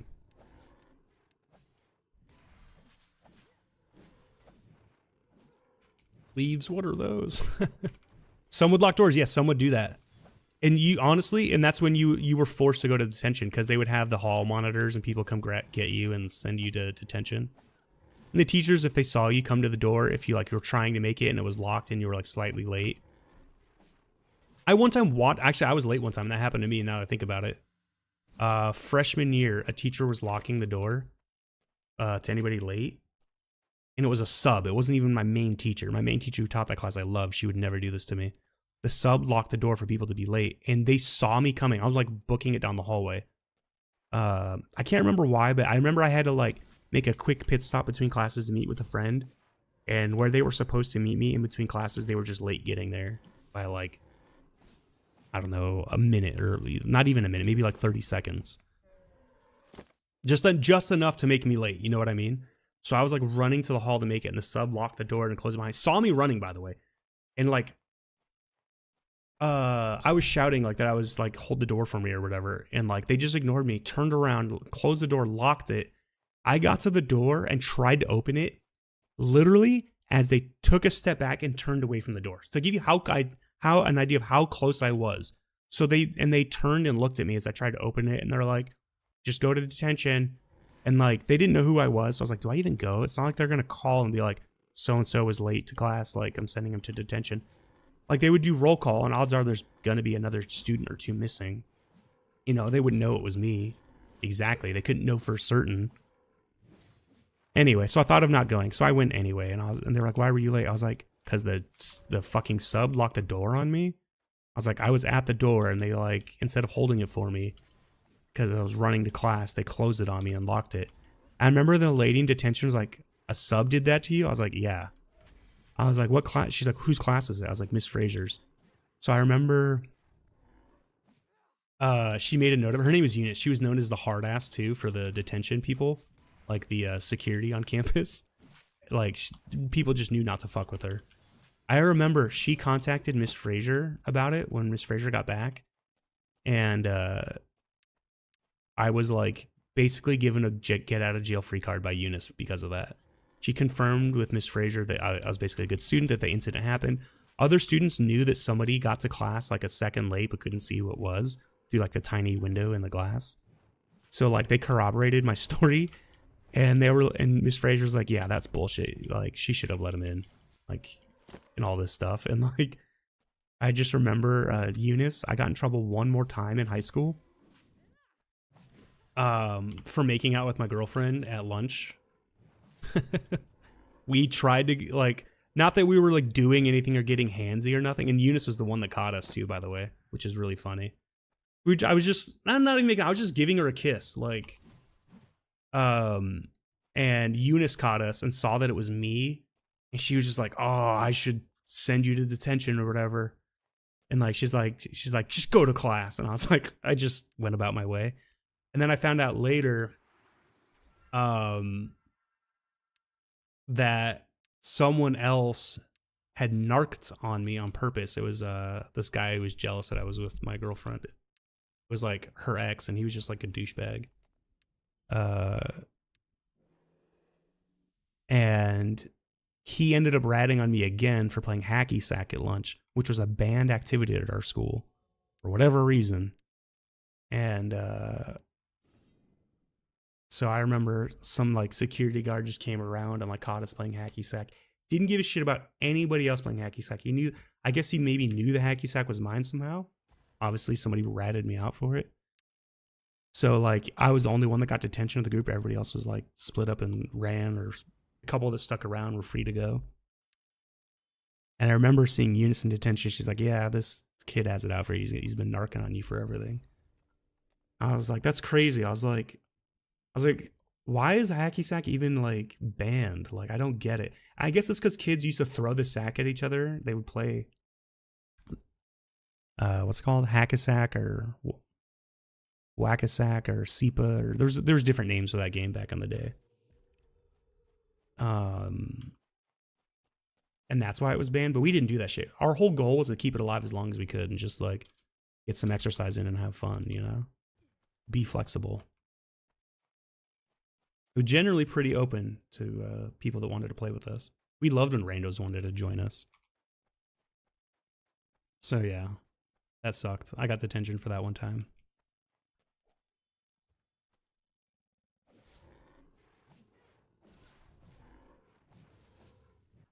But Eunice was cool about it. She wouldn't let people sleep. This is one thing I got away with in all my classes. Because I usually did all my homework and I got all my stuff in on time, and I was generally like, the teacher would assign a book and I'd have it read in 2 days. I would look at the syllabus and just do all the homework like the first like month of school. So like the rest of the school year or semester, I literally had nothing to do. I remember like teachers would ask for homework and I would open up my binder and be like, which one is it? And like I would do it and she'd be like, usually I'd get some comment of like, you were only supposed to do evens or odds or something like that, because like I would do them all, because like in the syllabus they might tell you the lesson and like what you'll be doing, but they won't tell you like what part of the homework you're supposed to do. So I would just do the whole thing. and I would like turn them in. And I remember one time like I turned in an assignment late. I was like, I'm sorry, I thought I turned this in already. I must have turned in the wrong one or something. And my teacher was like, you know what's weird is I think I graded it too and didn't even realize it was the wrong homework. Like, I was like, I'm sorry, like I'll turn it in again. They're like, don't even bother. Like they're like, I know you're good for it. I was like, like shit like that would happen. Or I would read a book, and because I'd already read it, like my teacher'd be like, you can just read whatever book you want. Like I know, like you've read the book, you already turned in like a book report for it, or you know whatever I had done. Maybe I referenced that I'd read it in like another. Is that guy invisible? What the fuck? Anybody? What the hell? They'd be like, you mentioned you already read the book in this one thing, so I'm not expecting you to read it again. You can read whatever else. And they'd be like, just don't read another book from class. And I'd be like, I already read all the books from class. So I was like, I won't, but like, if you want to tell me what to write about, I'll write about it now before I forget. And my English teachers usually didn't like that. History teachers too, they generally didn't like that. They're like, you're supposed to read it with the class so we could all talk about it. I was like, I'll gladly talk about it. The only teacher that was really impressed about it was my this one teacher is my economics and American history teacher. He was cool. He was the only openly gay teacher we had at our school, and he was honestly one of the coolest teachers in the school. Like, just had like treated us all like adults. Would answer questions. Was pretty open about like what was going on in the world around us and how things worked in the world, to open our eyes to how things like change politically or environmentally over time with like politics and like, because a lot of us don't know, you know, when you're born, you don't have a lot of like context of the world around you to understand how things work. And as you get older, you start to understand those things, but you don't understand how things got to how they are. You know what I mean? Like, I do remember the wall coming down. I do remember communism as a child. Like, that was a thing. I remember, okay, some of you might remember this. I'm old enough to remember bomb drills being in school when they had taught you to duck under your desk in case of like a Soviet attack or some shit. We had those and fire drills. I guess kids now have active shooter drills in school, which is just like fucking disgusting. But I remember when they stopped doing them, it was like immediately when the wall came down, and I was like really young still. When did that happen? It was like 91. I think that was like, and I think it was like second grade. We stopped, maybe third grade. Third grade, we definitely didn't do bomb drills. But I want to say by the time I was in second grade, we stopped doing them. So like it was just kindergarten and first grade, we learned bomb drills. And in kindergarten, they lie to you. You don't even know it's a bomb drill. Actually, I don't think they told us in first grade either. I think older kids told us it was a bomb drill we were doing. I think they just called it like an emergency drill or something so kids wouldn't freak out. Because we used to believe as a country that the Soviets might bomb us at any given time.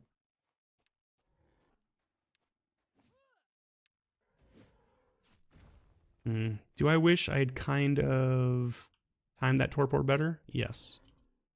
Is it going to affect much? Probably not.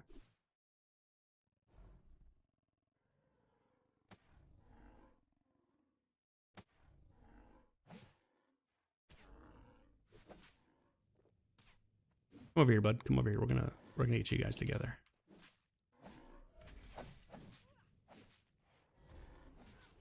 Yeah, but I definitely remember them bomb drills.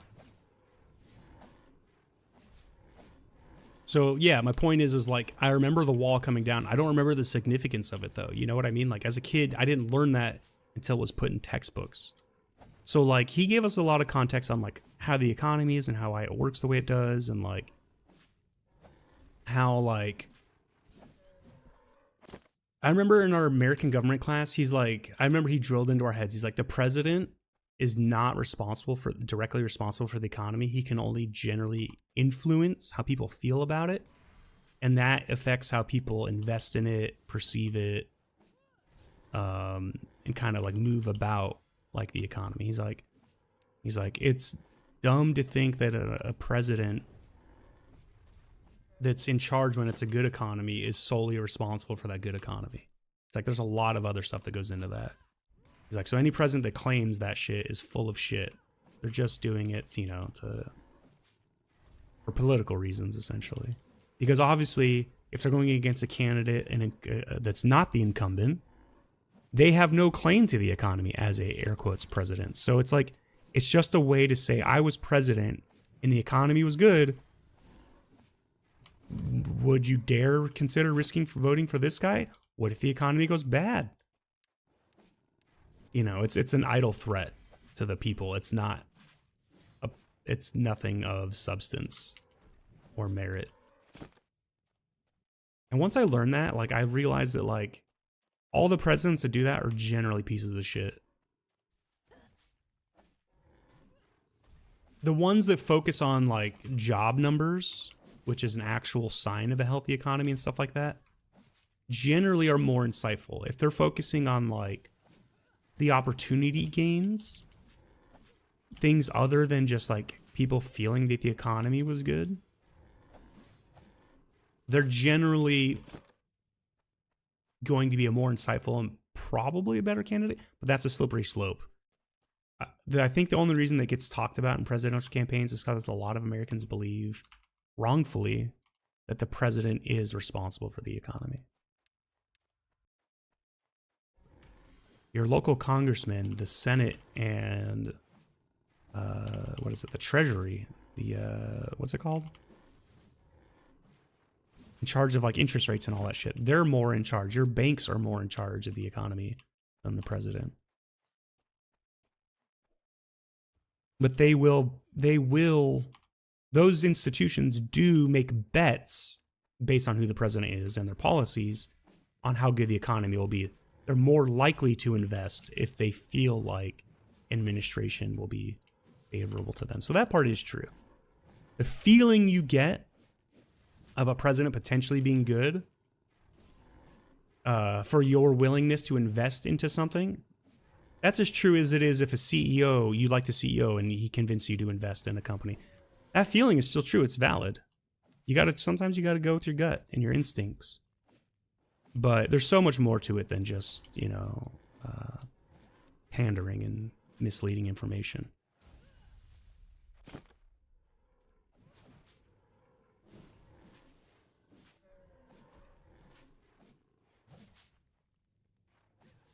I know it's controversial to say this because it goes against what a lot of people believe about the free market, but I think deregulation and lack of oversight, especially for, like, monopolies and things like that, hurt the economy more. All these mergers that they keep allowing to happen and the reduced competition in different markets hurts the economy. But because there's big money in politics now, thanks to Citizens United,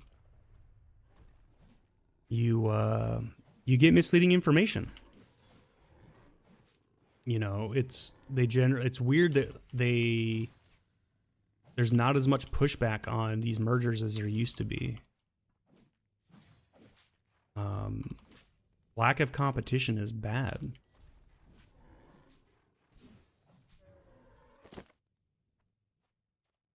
It removes the very fundamental idea of what we all were taught was good for the free market.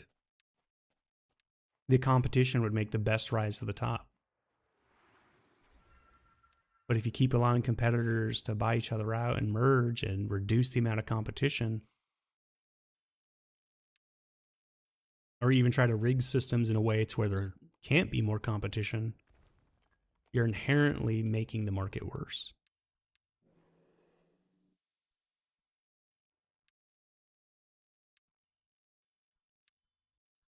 Like, I think it's dumb that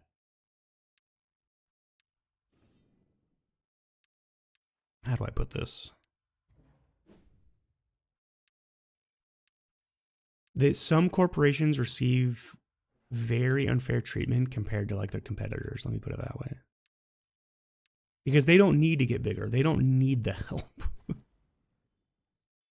And when some of those corporations get so entangled into the government that they basically become the government and the government relies on them,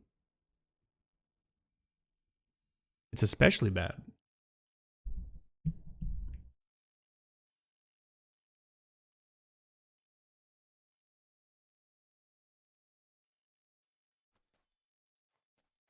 That's true. That's true, Vesper. Like I look at I think NASA's funding shouldn't have been cut as much as it was, and I wish we didn't rely or weren't trying to use SpaceX and Blue Origin as much. I know like the whole idea is like they're reusable ships, like maybe they could save money, blah blah blah blah. I understand like why it could be good, but does that mean you also have to give that same company, a crazy tax break when you're already giving them a government contract? You're already rewarding them with money for doing a good job by using their services. Do you also then have to give them a tax break? You know what I mean? You're giving them our tax dollars, and then you're not taxing them on their profits. You know what I mean? Like, why do they get a special exception? And I don't like it that like when we have functioning government institutions that work, like NASA, it's done literally nothing wrong. They've had tragedies, yes. They've had some close calls, yes. But I feel like they've always tried to get the best and the brightest and done their best. And like, I don't know. I guess I might be a little bit of a NASA fanboy. I've always kind of loved space and astronomy and astrogeology and all that stuff. And I guess part of it's because you're taught when you're a kid, going back to the Cold War thing, like the race to the moon and the space race and all this, and like what it meant for like Americans and the growth of the economy and how the innovations of NASA like influenced our daily lives and made it better. And the technology, it was more than just going to the moon. It was this technological boom. So like, I grew up maybe with a little bit of favoritism towards NASA for sure. But I like that. Too bad to cut back on the budget. Yeah, like, and my other thing is NASA, because it's a government agency, they're responsible to the public. They have to report to the public. They're open to the public. They're not going to be shady about any other stuff because they don't want controversy and stuff like that. They don't want to end up, with penalties and losing the trust of the public, because that would be detrimental to their core missions. And do you think Blue Origin gives a shit about that? Do you think SpaceX gives a shit about that? Hell no. They don't want transparency. They don't want people knowing their finances. They want to pretend like they need the tax breaks and that they're the little guy. Like, why did Mark Zuckerberg get a tax break for Meta and shit? For him to waste $80 billion on the metaverse, something nobody asked for, and literally looked like Nintendo Mii's just online. Bro, you're going to tell me some, like, teenagers couldn't come up with some better shit? How is that $80 billion spent? I don't understand what the metaverse... I get, like, the metaverse included the development of the Meta VR, too. I'm not stupid, but... that part was probably very expensive engineering-wise for them. And manufacturing. That probably was a big chunk of the money. At least I hope it was, because honestly, if it was the Miiverse that was... or not the Miiverse, I'm sorry, the Metaverse. I'll call it the Miiverse because that's what it fucking looked like. People didn't have arms or legs. Dude, the thing was just weird. Most is spent elsewhere. Exactly. And a lot of it was in advertising. I heard actually... there was actually a report done on them not long ago when they like shut it down. Something like 40% of their budget went to like marketing or some shit. I don't know if it was 40 exactly. It was a big chunk. It was nearly half of their budget went into marketing, which is just insane.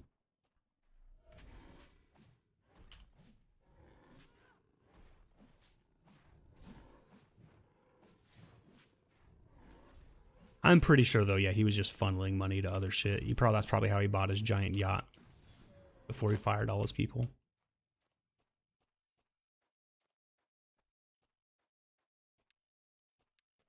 I just wish like we got corporate money out of politics, man. It's fucking shit up. It's fucking shit up so bad. It's supposed to be a government for the people, not for corporations.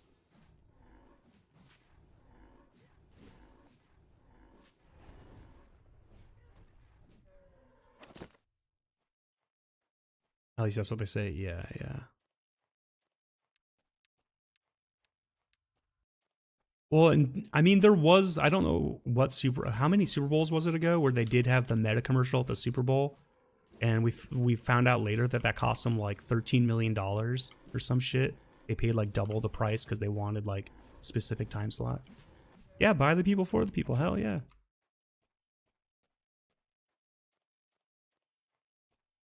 You know what's crazy? My youngest brother's 13 years younger than me. I have two brothers, and I remember he was asking me at one point if like why he thought he was asking me like why people have certain stances in politics, and I was like, bro, I can only speak for myself. I was like, have you ever read the preamble of the Constitution? He's like, no. He's like, what's that? I was like, bro, how have you not read it? I was like, we had to memorize that shit in school so we could recite it. I was like, bro, it is the most inspiring thing I think I've ever read that our founding fathers wrote for like what they wanted from this country. And I remember like sending him like a link to read it, and like we read it aloud together. And I was like, dude, does that not just inspire you as an American? Like, he's like, yeah, he's like, that's exactly what I want. I was like, dude, exactly. I was like, so you can understand why when like something happens, it goes against that, you know, this republic for which it stands, you know. What is it? I was just like, dude, like it hits home. Honestly, they should get rid of the Pledge of Allegiance and just have kids memorize the preamble. They should have the kids say the preamble before school. And I wish Congress would grow a sax occasionally and, you know, recognize when there's corrupt shit going on and do something about it.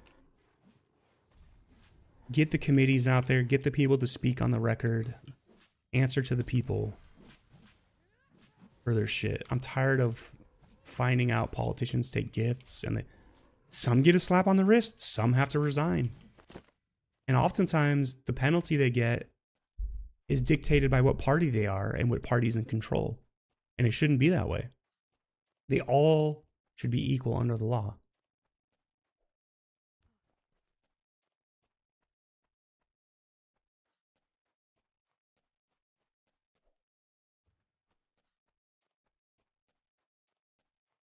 And what's crazy is like corruption generally isn't a huge issue in US politics. It's always like every decade or so there's like a controversy with like some kind of improper gift received or something done.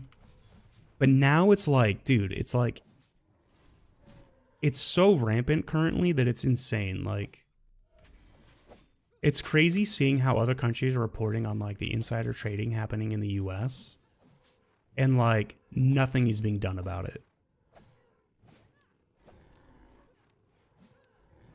There was like 3 months in a row where like, actually ever since the Iran crisis started and all these little weekend deals and ceasefires would happen to help the market stabilize so people could get their bets in and whatever. And the manipulating of the market has just been gross recently.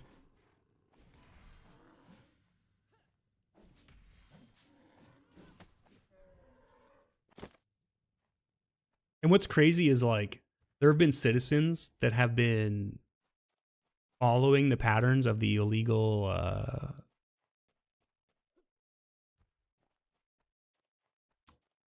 different varying market props they're placing, whether it's shorts or this or that, buying stock here, selling there, all these different things they're doing.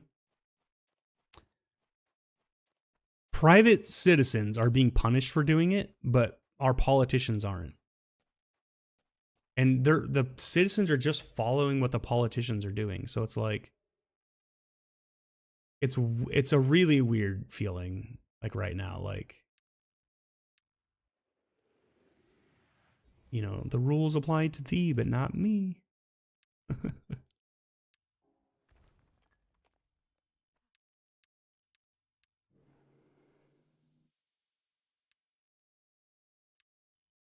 Pretty gross stuff.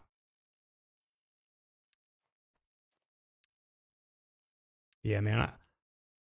There's like, I remember telling my brother too when we had the conversation, like, dude, I have favorite government documents. He's like, what? I was like, yeah, dude, like the preamble's one of them. I was like, but my favorite one is the Bill of Rights. And he was like, why? I was like, dude, it's the only thing that protects you from the government.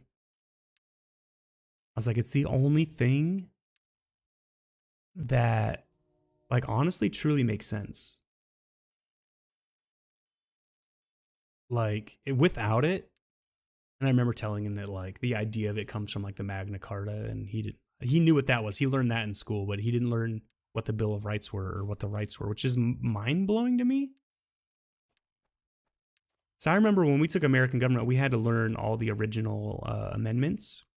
We learned all the amendments, but we had to have, what was it, the first 10 memorized for our test and be able to, like, cite which one was which and what its implications were.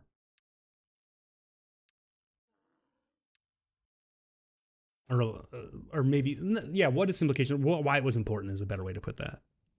And I remember in my second year of American government, we had to go through and talk about the cases, the decisions, like the legal precedents that set a lot of the things in motion that we have nowadays, like beyond just amendments, you know? Government and econ, yeah, dude. And I found out my brother took government and econ. He's like, but like they were basically guaranteed pass courses. The teachers didn't take him seriously anymore. And he told me, he's like, his teacher used to bitch that she didn't know what she was allowed to teach because it was like everything had become so politicized that like she was afraid of teaching something and losing her job. And that's insane to me. I don't understand how the Bill of Rights is political. Like, I think no matter what your political beliefs are, you have to love the Bill of Rights. Like, it's for you as a citizen. Like, I might be losing Canadian viewers on this conversation because I'm sure you guys have something similar in your government, right? But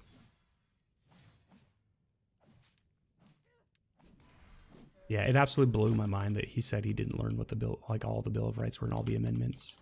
He didn't even know that the amendments to the Constitution, the first 10 were the Bill of Rights. That's how shocked I was when we had the conversation. I was like, yeah, the first 10 amendments are the Bill of Rights. They're what protect you from the government. I was like, do you know some of them? And he named like free speech and right to bear arms, and those are the only two he knew. I was like, yeah, because those are the two that get politicized a lot. I was like, but there's freedom of press, which is also part of freedom of speech. Like, it's, I was like, that amendment's covers a lot of bases, and it's really strong. And I remember like telling him that like there's a reason we don't have the, what is it called, the Something in Seditions Act anymore, is because you can't have that and have freedom of speech. Because to be able to speak freely, you can't be threatened or forced into prison for, you know, maybe criticizing a politician or saying that your government fucked something up. Like, you know, saying you don't think we should be in the Iran war. You know, back in the 1800s, during a certain period of time, maybe it was even around in the 1700s. It was around for a while, is the point. You could be thrown in prison for that kind of criticism. And that was kind of an extension of old British law because, you know, they like to repress their colonies. And we were a former colony. So it's like, it's one of those old stays that, like, when you realize, like, it doesn't fit your people or your government anymore, Stuff like that's gotta go. But that shit stuck around longer than it should have, if we're being honest.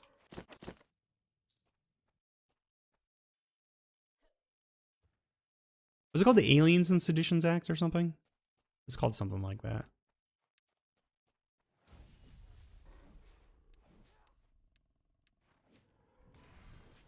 Sorry, it's been a long time since I actually was in these classes.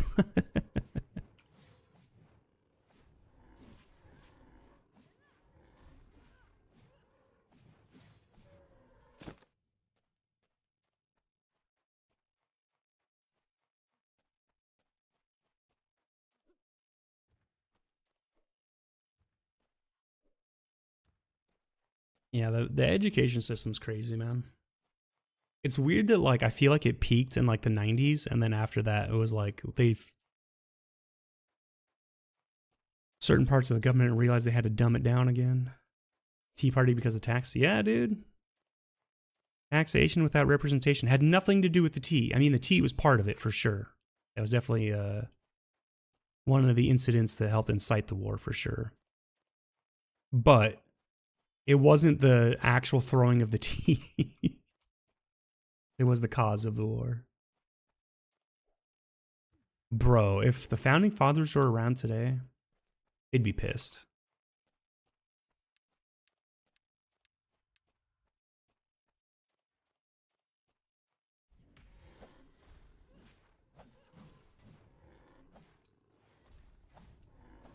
I was just telling one of my friends the other night, I was like, there's a few key things in American history that we fucked up. Letting health insurance companies be for profit, fucked up. They need to go back and undo that 1973 decision. Because they said it would make the healthcare industry better. But in what way? Health insurance companies don't dictate the quality of the healthcare you get. You know what I mean? That's determined by the doctors and the facilities that you have access to. Healthcare companies like need to go back to being not for profit in the US. I also think we need to regulate marketing of pharmaceuticals on TV. They don't need to be marketed to people. Only doctors need to know about those medications and what they're used for and be able to make the right recommendations. The average person thinks they have a fucking doctorate now because they watch some ads and think something can help them, and like they don't need to be asking their doctors for all the meds. I think gambling should be regulated on TV. I think that's a dumb thing that we did. Like, if you can't have cigarettes on TV and you can't have people under the age of 30 advertising beer on TV, the same thing should apply to, like, we need to apply these same things to, like, pharmaceuticals, to gambling. Things that should be monitored a little more closely for marketing purposes.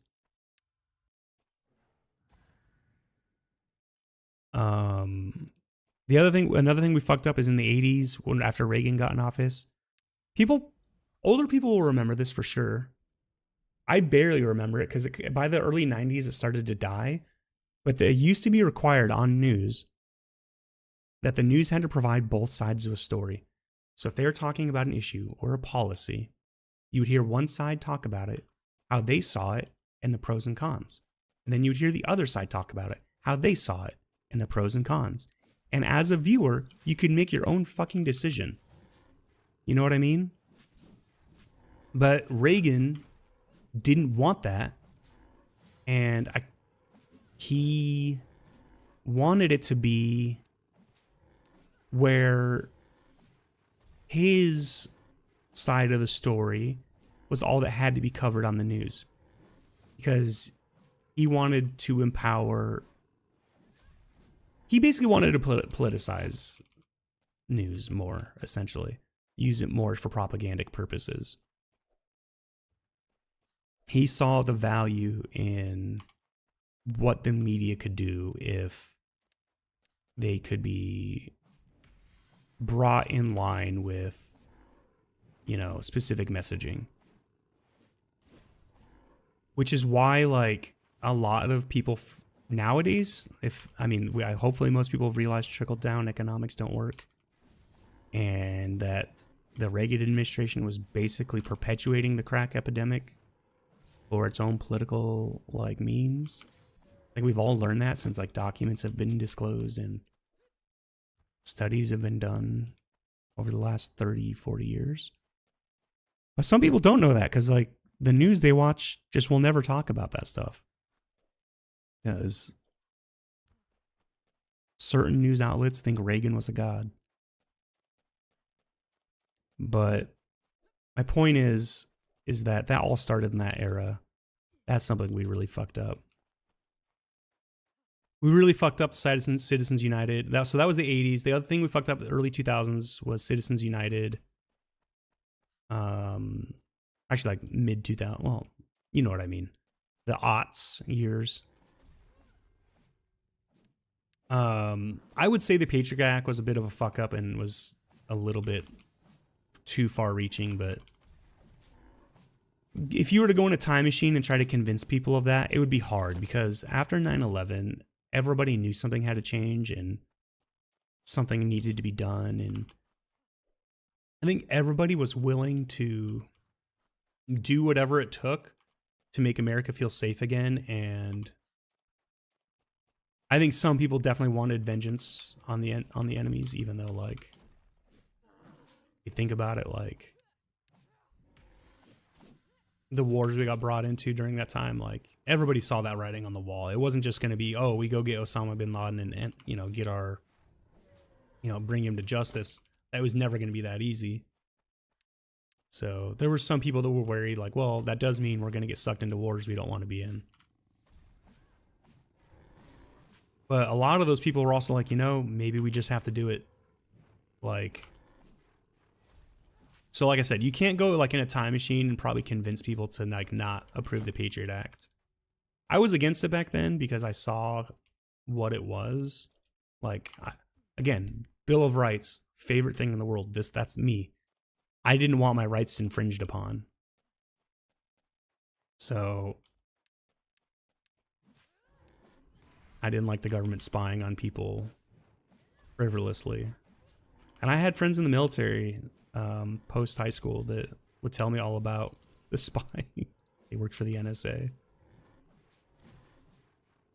They wouldn't give me details, but they would tell me about like the day-to-day life of the, you know, what it was like to be there. Like they literally treated citizens like case files, like Pokemon cards, because like 99% of them were boring as shit and they didn't want to monitor you. And they would like do bets, like in-house bets and or whatever, and trade them. Like, you know, you might have a juicy one and you might trade that juicy one to offload a bunch of your shitty ones if the other guy gave you like maybe only like a couple mediocre ones in return that like need some monitoring but maybe aren't too juicy and they're kind of boring overall, but they're on some kind of watch list maybe. So they still needed to be monitored, but they weren't like the boring ones. So like, yeah, enemy of the state, dude. Yeah. But they would literally treat people like trading cards. Like, yeah, I got this guy. He's fucking boring. He still lives with his mom, and like, you know, he's failed at doing this and that and whatever. The guy's like paints models in his spare time, and I'm just sick of watching him. Like, they're like, I'll give you that case with this other one. This guy's on the watch list. He just bought, and they like, you know, something, copious amount of something. Is he making a bomb? I don't know, but he's affiliated with this group and they're all on a watch list together. So, you know, it could be something good.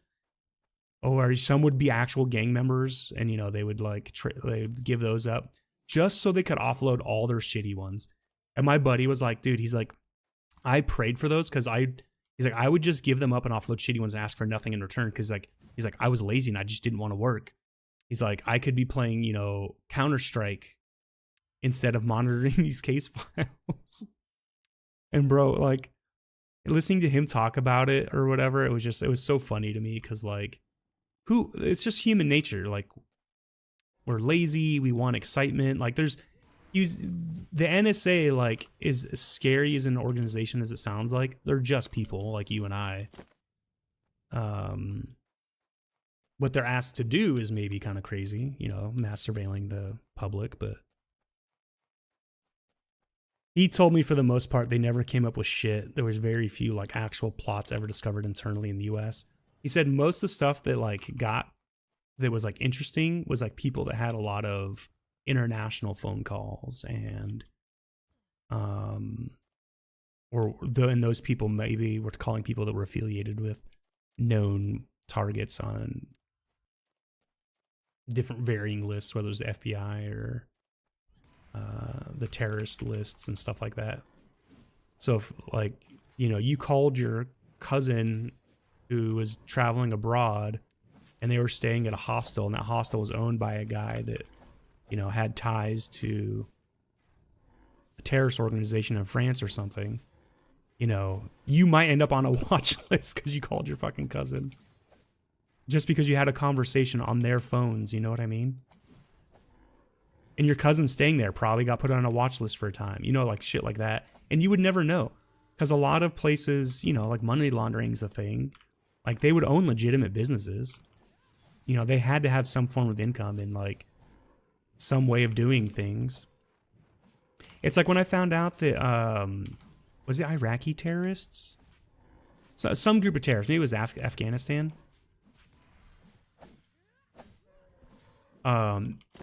It was found out that they were using Roblox chat, because Roblox's chat was like encrypted or something. So even if like they were being watched, they could go into like Roblox or whatever and plan their shit, and they couldn't be monitored without somebody actually being on the call with them, a mole, if you will, because the shit was encrypted. When I found out Roblox chat was encrypted, I was like, why the fuck is it encrypted? And then I found out Roblox made that decision because they recognized that their game's like largely like a child's game, and they were trying to protect children. Just a weird decision though, because that also means weirdos that go into there, they're also being protected by your policy decision.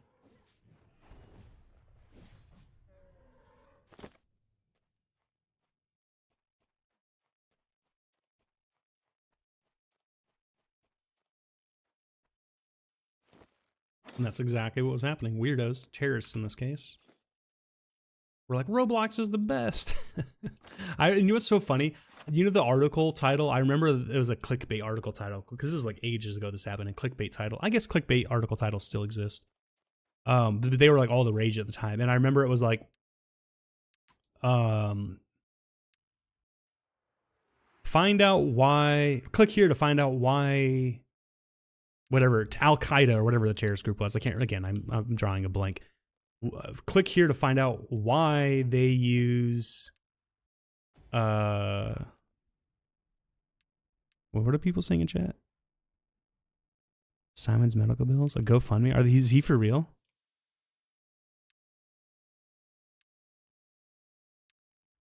Anyway, it was basically like click here to find out why this terrorist organization uses Roblox. And I was like, what the fuck? I gotta read this. And then like I remember reading through the whole article. It was a long ass article talking about everything from who the terrorist group was and like where they were. And I want to say they were affiliated with something in Afghanistan, if I remember correctly.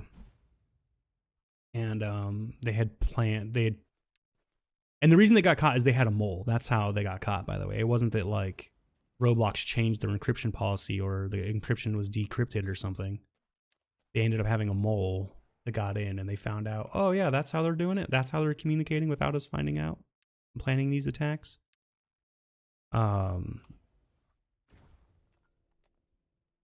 It's just so funny.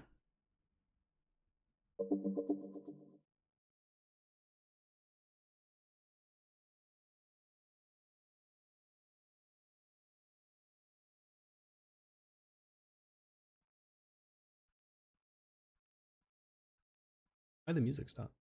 Did it just cut out? Whatever.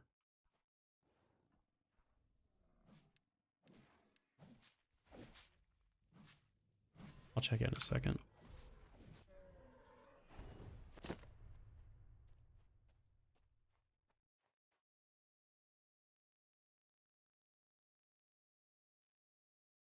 I'm just gonna hit next. I don't know why the track went silent out of nowhere. Oh, ads. Okay. I guess that makes sense. We had like a long time of no ads.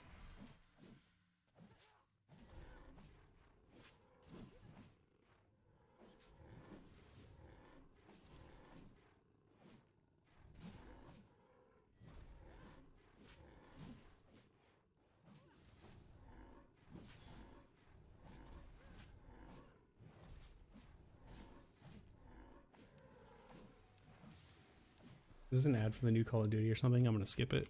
I don't care.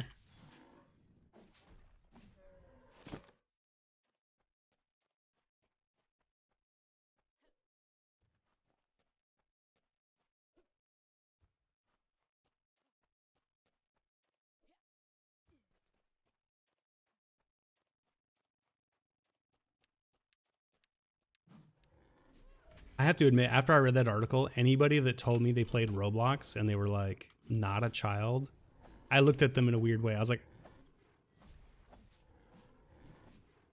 and I know Roblox is like Fortnite, like it has a robust gaming scene and all that. Like I'm not dumb, but I would be like, you know, the only people I know that use Roblox that aren't children are terrorists and pedophiles. So it's weird that you're on that, you play that game.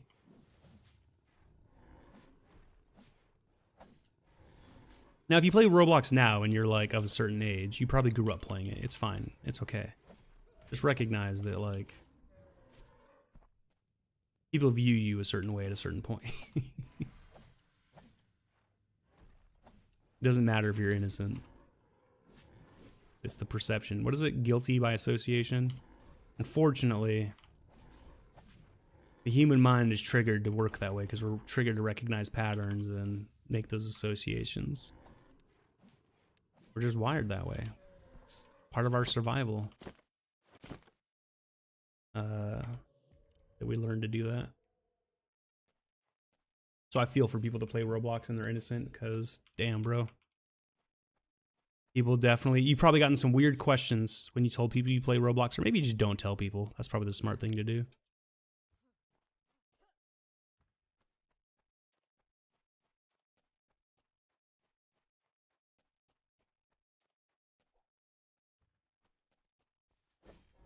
Is this guy talking about eating a dachshund? Jesus Christ. They're eating the cats and dogs.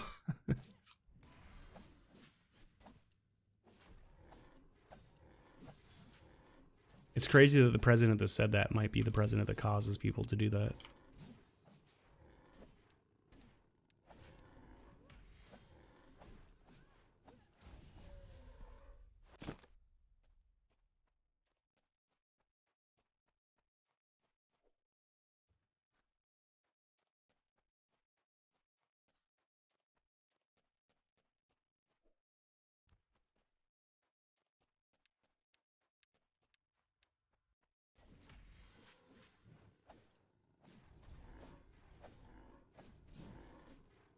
Bro, it sucks going for a combo and not having a crit.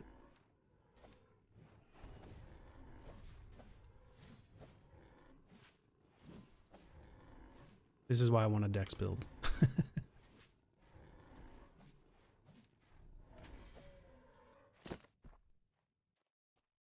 Alright, I wonder how many swords and bows I've picked up. I'm gonna need a lot of them.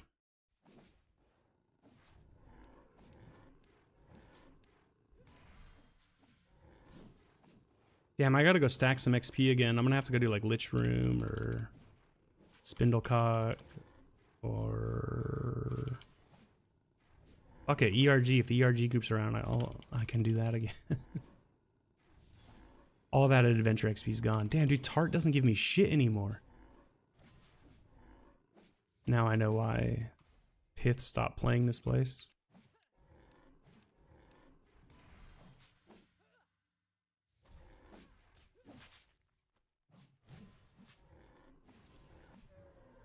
I got bored. But bro, my XP's only going down. It's not going up.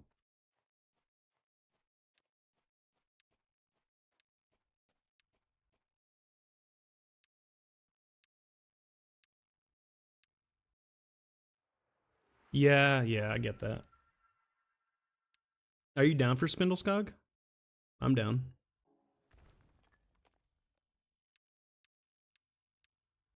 I don't know anybody else that likes to go there besides you.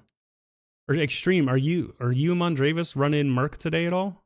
I'd be down for that too.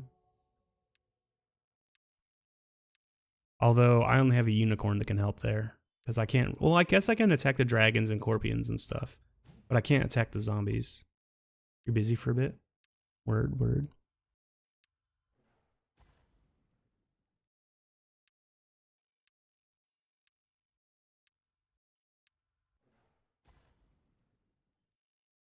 I can't remember, Extreme. Do you go to Merc alone? Or you can't, right? Because you're like me. Don't you do melee damage? I'm trying to remember who has what build. I think, was it Merc and is his name Dutch? Or Merc, I'm sorry. Mondravis and Dutch, they're both builds that can do. You're making your dad watch a movie, A Dog Journey. Wow. You're making him watch it? Interesting. You're down for a Lich Room, Vesp? I'm down. I didn't even know Vesp was logged on. I checked earlier and he wasn't on. Welcome, Vesp. Speaking of, I haven't checked in a while. I'm really hoping that my friend Katrin logs in at some point today.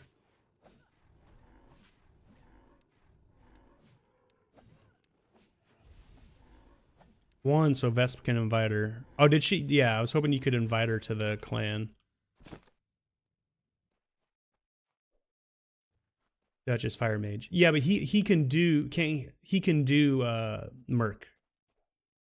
Tamer Bard, yeah. But they both can do the circles and do Merc, I think. But as a physical attack type, you don't want to be doing that shit because the zombies are a nightmare. Strong one too. Yeah, Dutch is strong.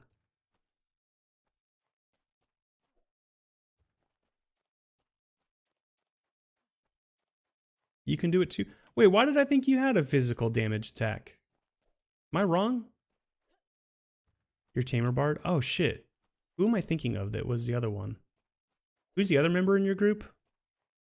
Oh, it's Psycho Seacow, right? Is he Tamer Bard? He's not, right? He was trying Earth Bludge for a bit, I think. You do Splinter? Yeah, I like Splinter as well.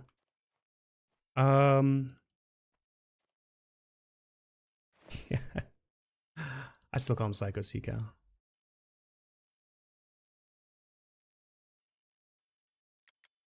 I should have enough things to scrap from here that I should be good. Oh wait,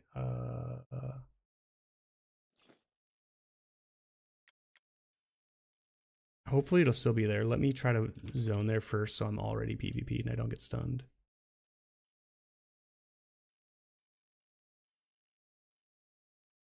Saiko. Sice? You say Sice? He uses blades now? Yeah, okay.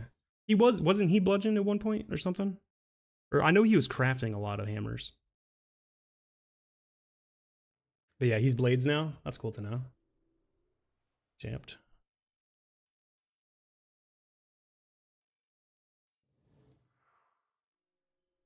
I enjoy people trying out different builds. It's kind of cool. It's just cool to know that they're trying because, like, I want to learn from them, you know? Like, I want to know that stuff too.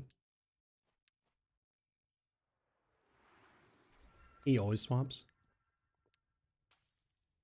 He would love my idea for the specs being tied to your combos.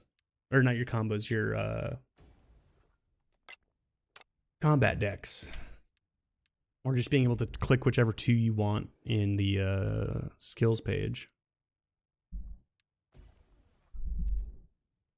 I get that it messes with the economy and the unlearning stuff. I get that. I get that.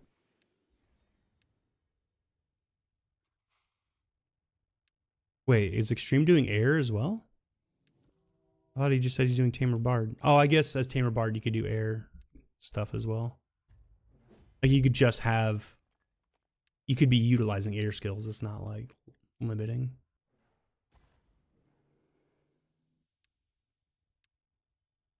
Oh, are you going to try to change builds? Oh, okay, okay. Well, good luck with that.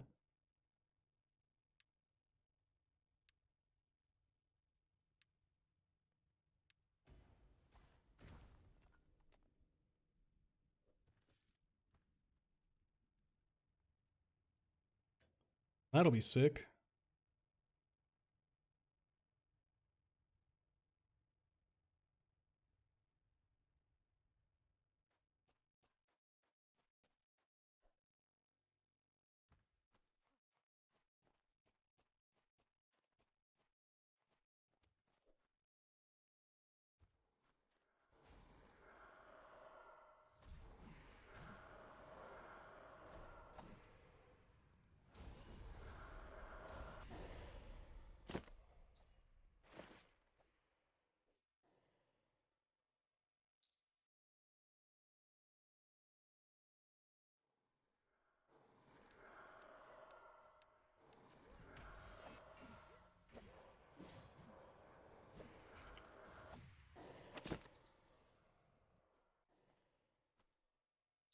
Yeah, Katrin wants to join our guild because I told her like there's all these other guilds. I even mentioned Ridge Runners, and I was like they're recruiting. They have more people than us. I was like, you might find people, you know, you vibe with and you want to party with, like be in their guild. And she's like, no, she's like, I think I want to join your guys' guild. I was like, okay. She's been hanging out and stream a lot. She might even be here now and just not talking. Don't want to call her out if she is here. And I'm not going to look to know.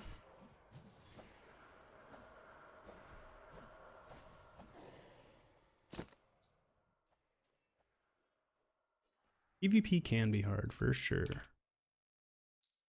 I'm excited that like I'm starting to feel like I have counters to stuff, and like hopefully at some point I'll be able to like I don't know if I'll be as good as Pith ever. Like that dude's his PvP knowledge is so much more than mine right now that he's just going to be quicker and sharper in all those different little things, you know. The nuances of the PvP game. He's also battle tested, which means a lot.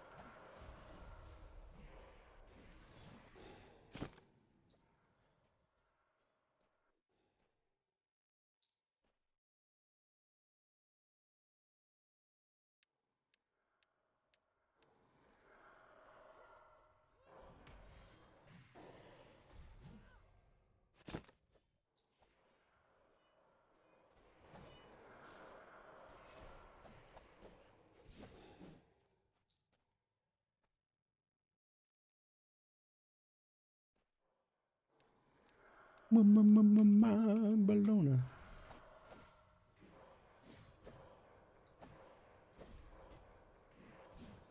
An off-deck sword build for PvP against lower level people. Once it's done, we can do a few fights with it if you want. Yeah, I'd be down. I'm almost like to the point where like I'm trying to get my. The reason I was kind of like saying I need to get my XP up is, I want to get my wardings up so that like as a melee build I'm pretty good. I can do that right now. That's why you have a 99 all, like this is 99 and everything. Is that what that means?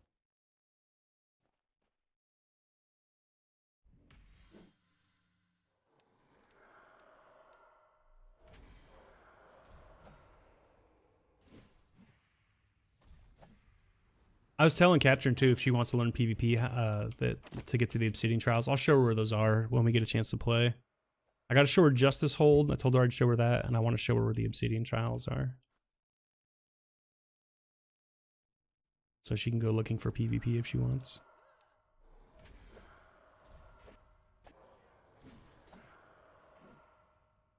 I told her it'd be a good place to go because once she's like GM'd in a few of the skills, she'd be good to go, you know?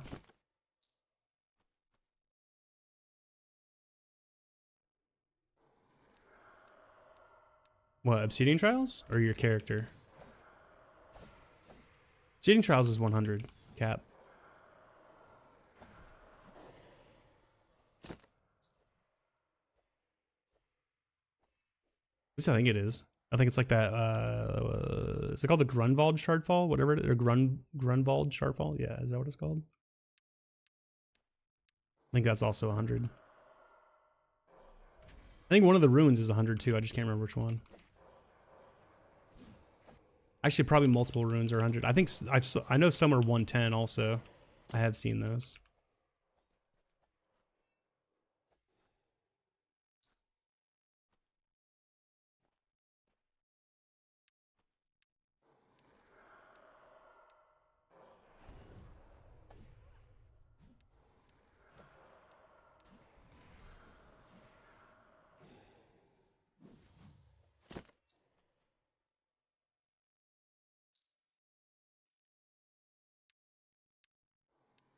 Oh, back door's opening.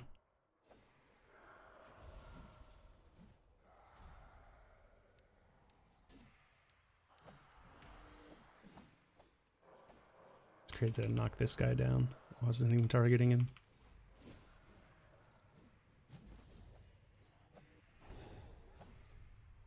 That was a crazy lag spike.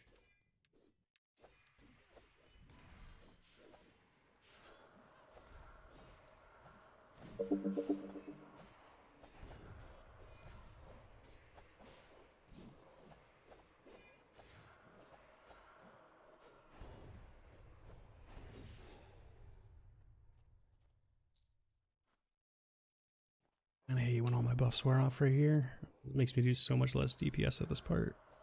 Let's see if I can get a couple quick ones in.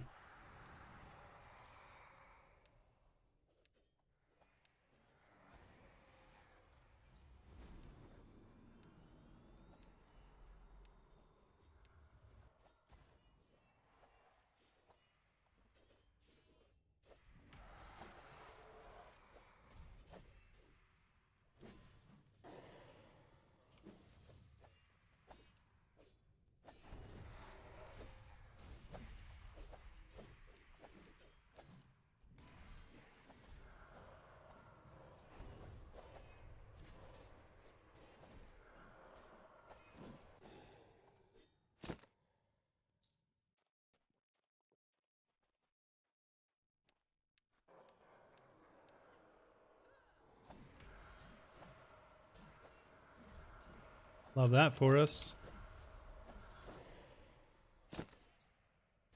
And I wish this room was kinder to mages. I wish more of the mage players wanted to come in here and do this stuff. Every mage that I know says this room sucks to play.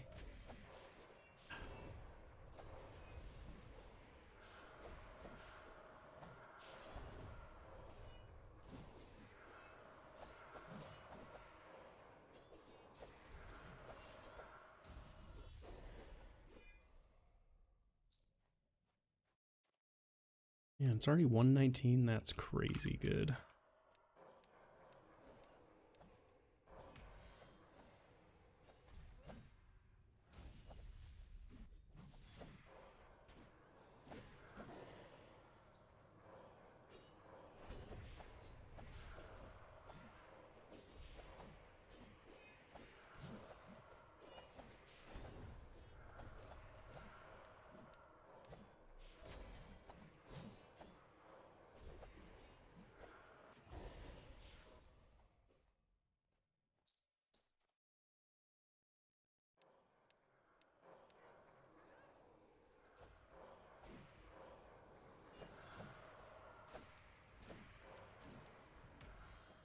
Damn, I couldn't get them both.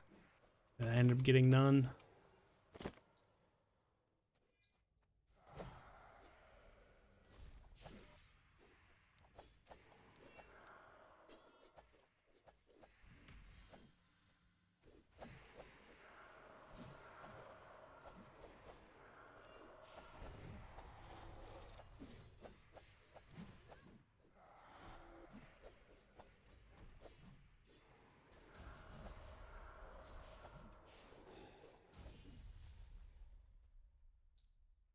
Telling Katrin too, I was like, I think dual wielding blades might be one of the best builds in the game because she's doing a blade build.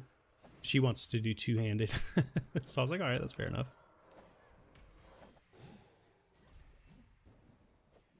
I also am a fan of two-handed right now. Although I do plan on switching it up and having, I think 2 really good one-handers would be nice. And then Pith actually made me a decent shield the other day, so I'll have a good shield build going here soon too.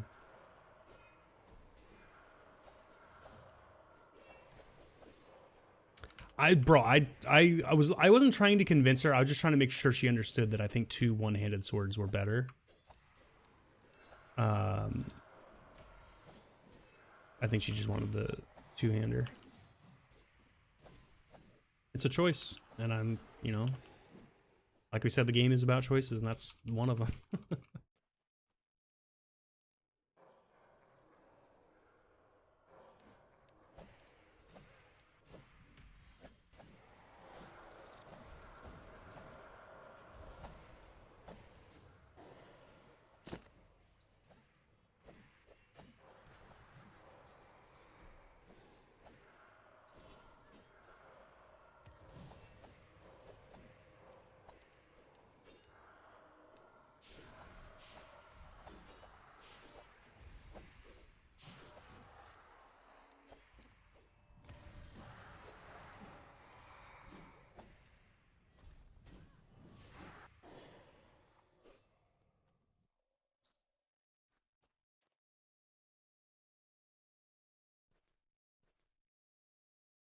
Wasn't it the guy from the Knack that got Weird Al signed, now that I think about it? If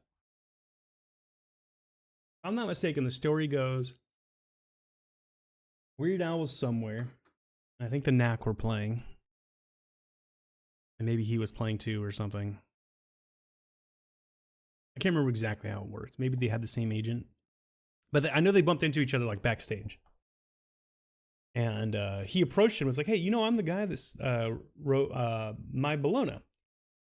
Or maybe he approached Weird Al and was like, hey, are you the guy that wrote My Bologna? Has something to that extent. And then, like, I just remember, I can't remember which member of the Knack it was, whose agent was there, was like, yo, you should sign this guy. Like, he wrote whatever. And, like, Weird Al was like, yeah, whatever. And then Weird Al, I guess, persisted in going to, hitting up the agent over and over and going down to the record label and trying to take him up on the offer to get signed. And they gave him like some crazy deal, and he took it because, you know, he was going to take anything he could get, basically. And yeah, that was history right there. But I'm pretty sure it was the Knack that ended up getting him signed. And they liked his version of My Sharona as My Bologna. Which, by the way, is like an all-time classic song, My Sharona. I still listen to it. I used to put the Knack on some of my like proto-punk Oscar Mayer. Wait, yeah, with the balloon.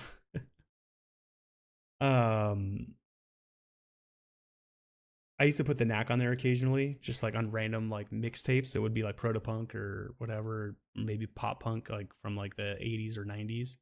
Because pop punk in the 80s and 90s was way different than what it became in the early 2000s. And I remember people would always be like, hell yeah, like I love this song. And they would like, it was like a little bit of a change of a vibe, but they had that little bit of a punky kind of sound to them that you can get away with it. So it was always like a surprise to put on an album for people.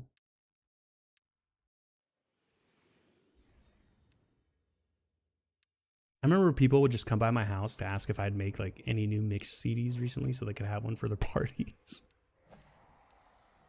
Or I had my punk series was called Never Doing Work, like volume 1, 2, 3, whatever. And my generic playlists were just called Always Doing Work.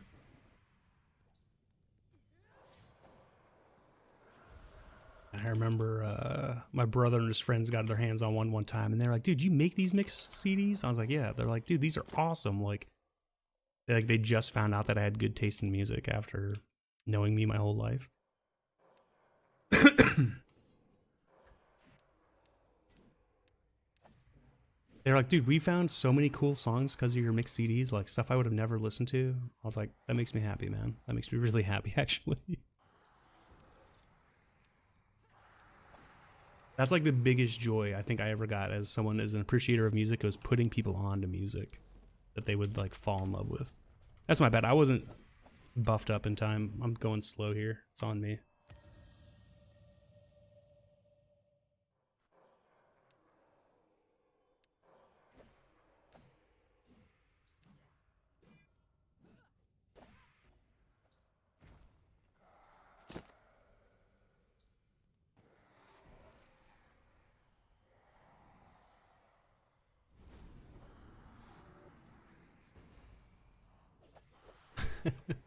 Yeah, I was torpid.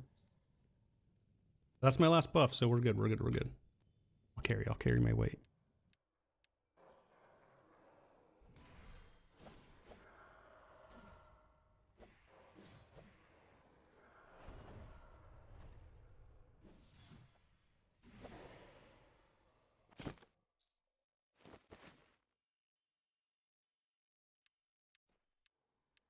My little hungry one. Yep.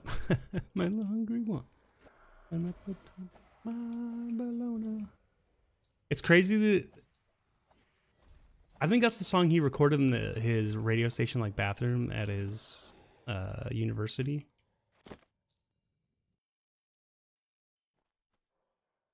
I love Weird Al, man. I'm glad he's still doing well. I think he just announced another tour. If he happens to come through my neck of the woods, I would love to see him.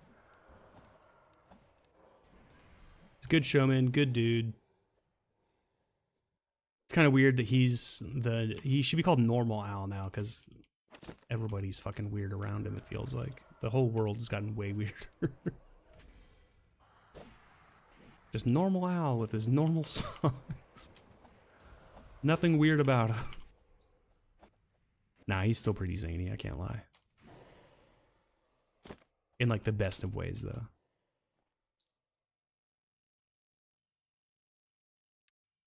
He's just so damn wholesome.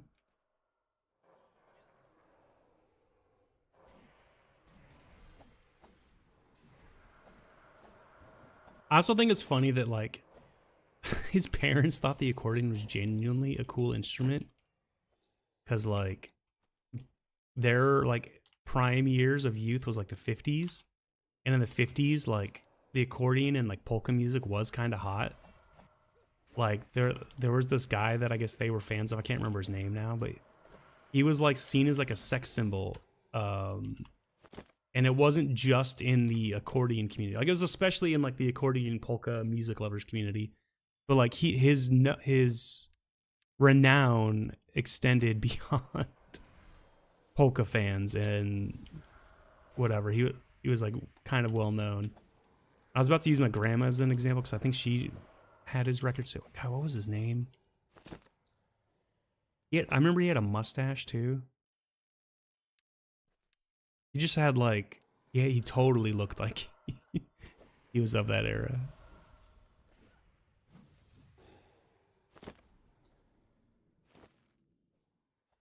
I want to say that's who like kind of the joke is like, if you've ever seen the Home Alone movies, which I'm sure most people have, it's like a Christmas classic. I think that's kind of the joke with the whole polka scene in that movie is like polka was like really huge, especially in the Midwest, and that's like where the movie kind of takes place is like Chicago's Midwestern. So it's just funny that like they really lean into that. Like, you don't know the Polka Kings, the polka, polka, polka. He's like naming all these songs. It just cracks me up.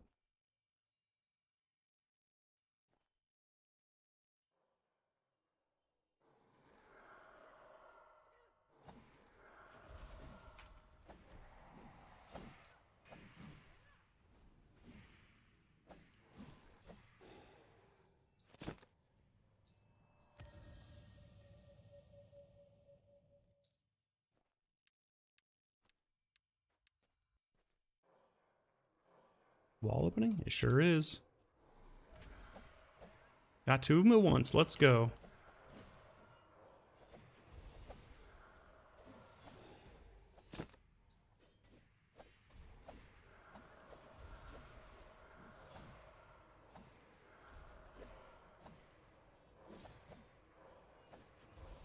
Yeah, start charging us. He's going to stand up in a second. Knock him down again.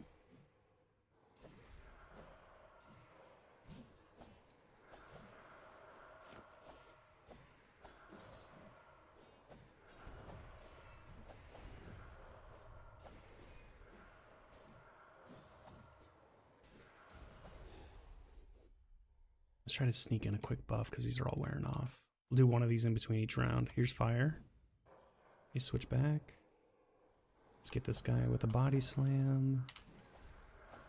Maybe I can get two of them again still. Can I get that guy? Oh, didn't even get the one in front of me.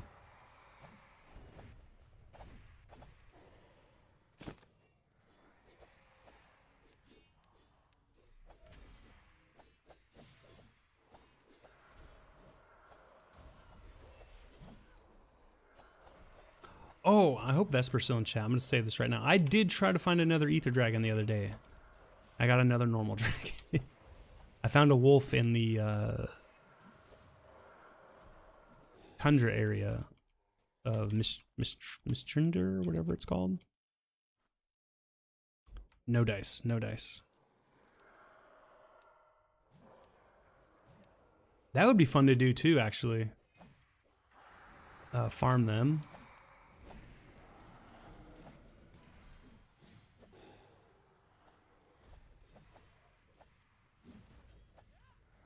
The heck? Why I was rooted? No, sure. I tried to body slam him. Nothing happened. I feel like when I make that sound, I sound like Marge Simpson disapproving.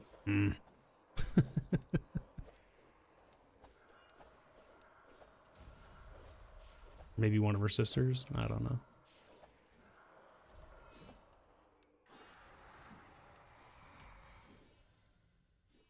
Let me get my buff in real quick while it's going.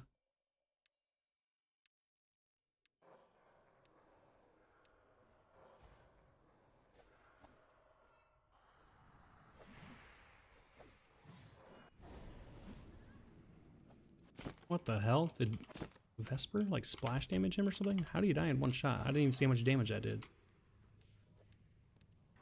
I guess I did a shit ton of damage. I didn't even realize it. Okay, that's kind of cool.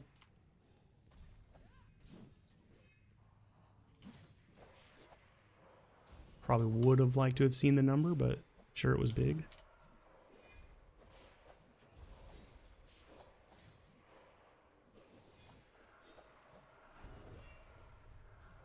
At least it showed so on the DPS meter for a second. I'm in half a minute again. Let's go to quarter minute.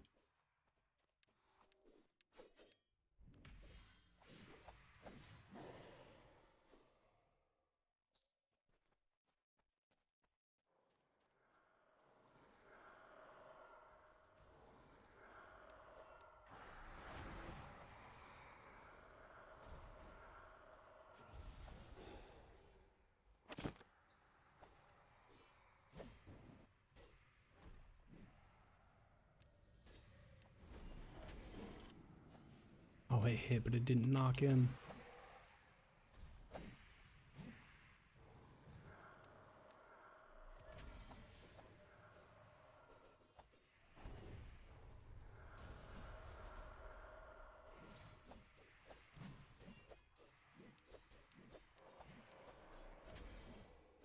There we go.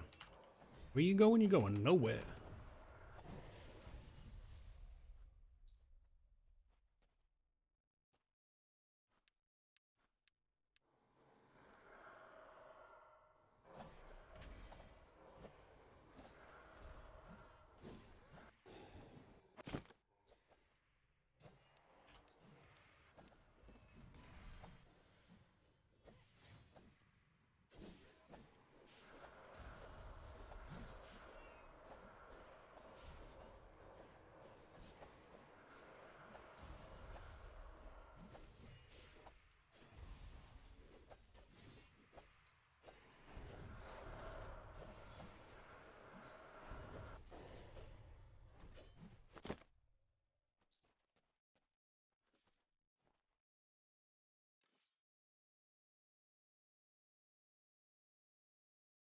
Elrich shows up. Perfect timing, sir.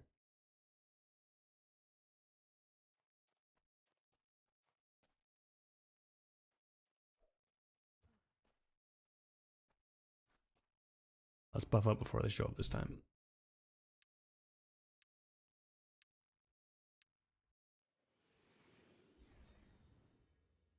Katrin's not on.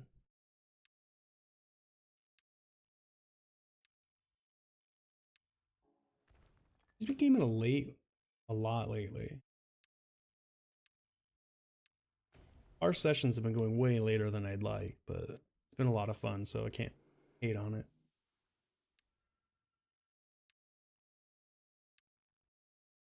And I'm only using Celestial Blessing because I'm looking for a buff that won't conflict with the Berserker stance, so that can replace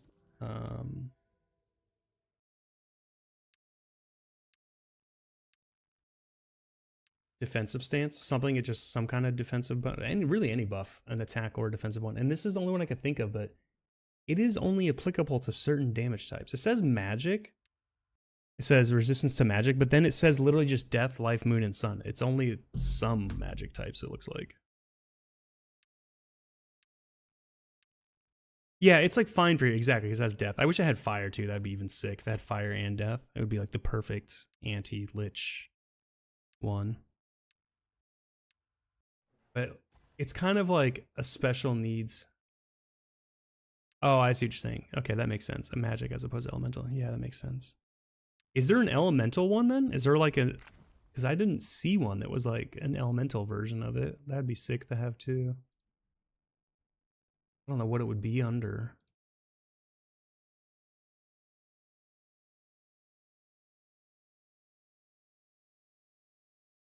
I've been leveling Torpid recently.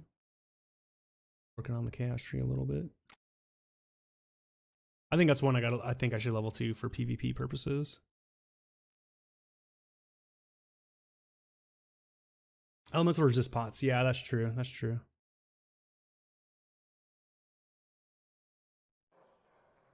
I think that's why I'm kind of keen to get my wardings up too, is because that'll help with a lot of that stuff.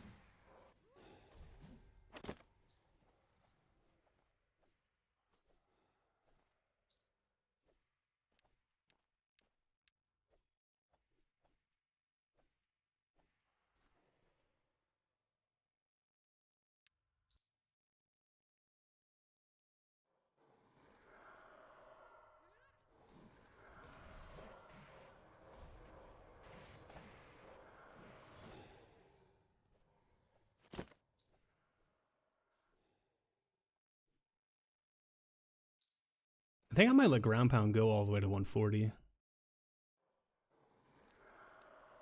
I didn't realize it was going to be the most damaging attack I had in my arsenal until I started leveling it. It's kind of crazy.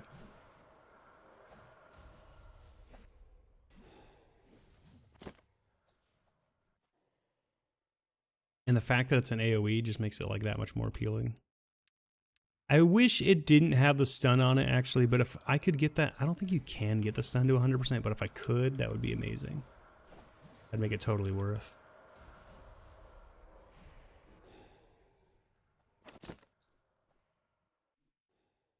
Because look, even at 20 levels, it's still 65.5%. Like, what? Yeah, the stun chance, it seems like it maxes out, and you're kind of just stuck where you are.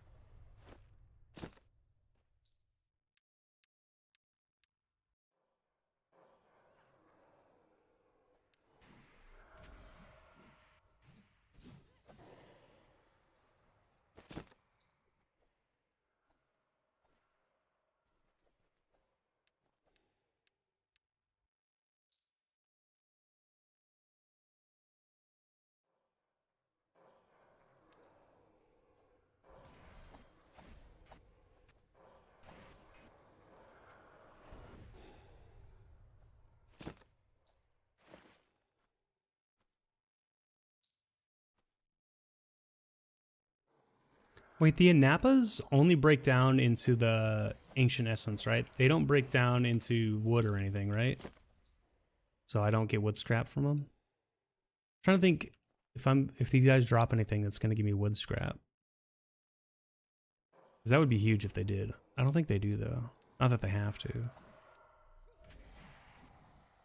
Do basketball broadcasts and pregame stuff. Should I be finding a stream 1 hour prior? They're gonna have pregame like analysis and talk. I think, yeah, like an hour ahead of time if you want all that stuff. But the games always, I'll tell you this, the games always start 15 minutes after the advertised start time. So it says like 5:30 Pacific, 8:30 Eastern. It's really gonna be 8:45 Eastern, 5:30 Pacific.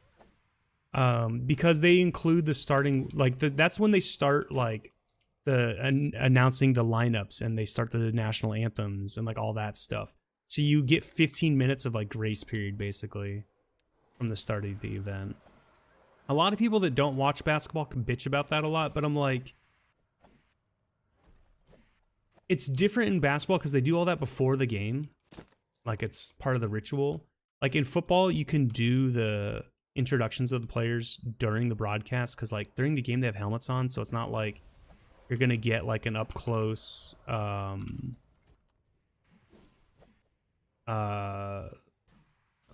bit of them talking directly to camera. You know what I mean? Like there's just no room for that. So they pre-record it and play it during the game. You don't care about the game part. Oh. Well, I think during the game part, it'll be going kind of crazy.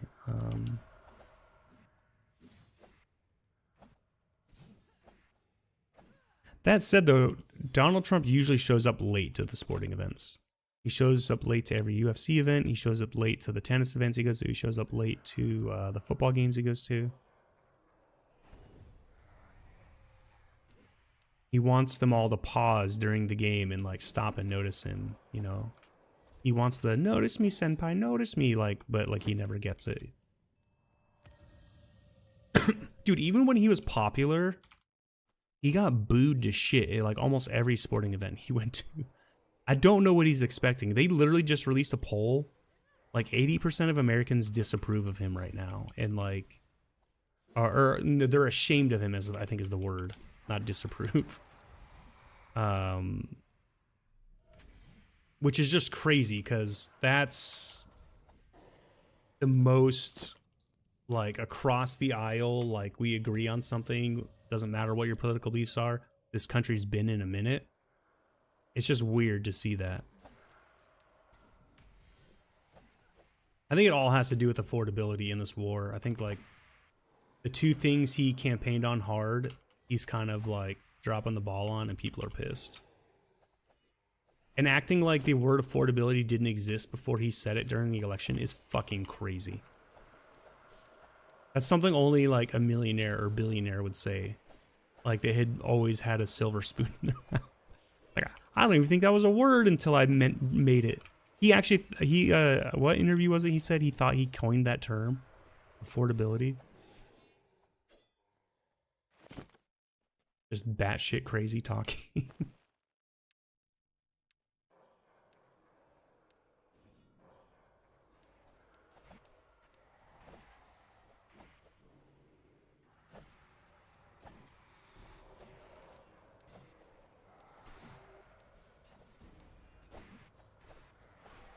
But yeah, if you want to get all the pregame stuff, at least be on half an hour beforehand. I guess that's coming up in about an hour or so. I might have to end stream to watch the game. I don't think because I stream the games. I don't know if I can stream them and be streaming at the same time, like in good faith.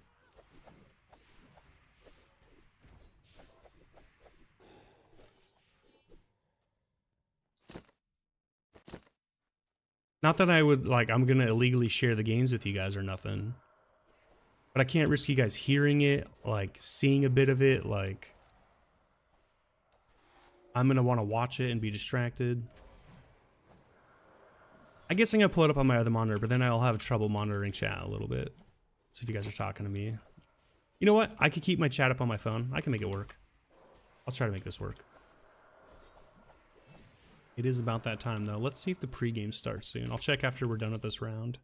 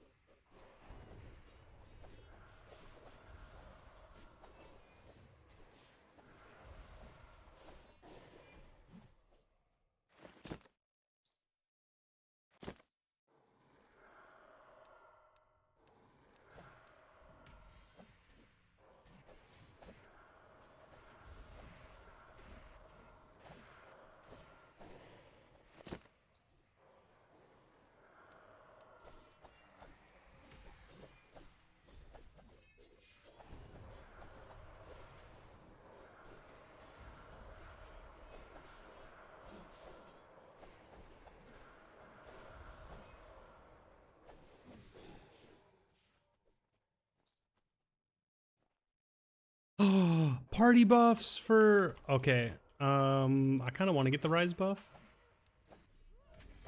If I have a chance. Unless, like, Vesper and Eldritch want to get it after. But after we do this, should we go join that group?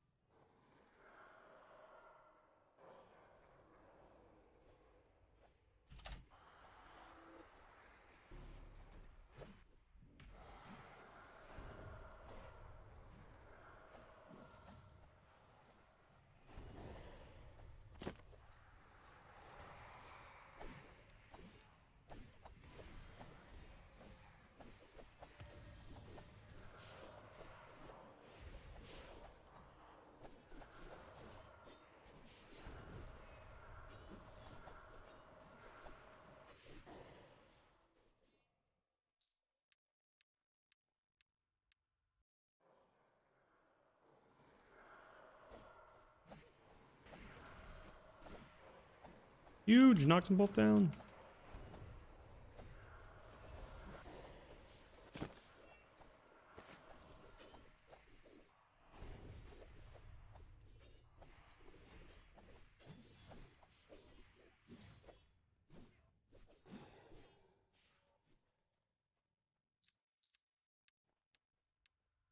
I do need them.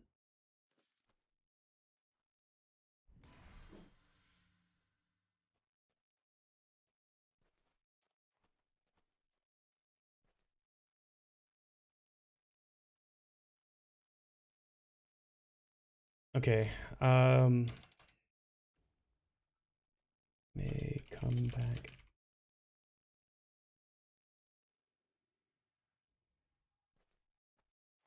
There's a good chance for me to pull up the game too. Good luck.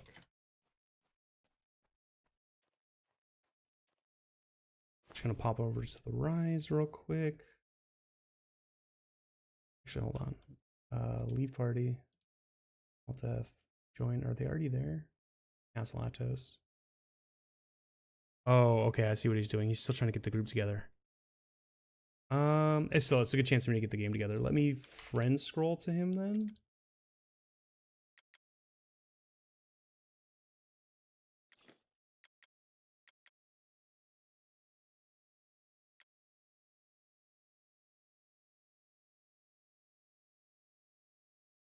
Wait, did they leave? Why don't they show my PvP anymore?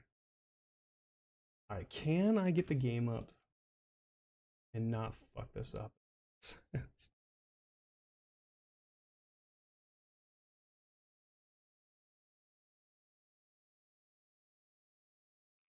Let me make sure I mute this tab.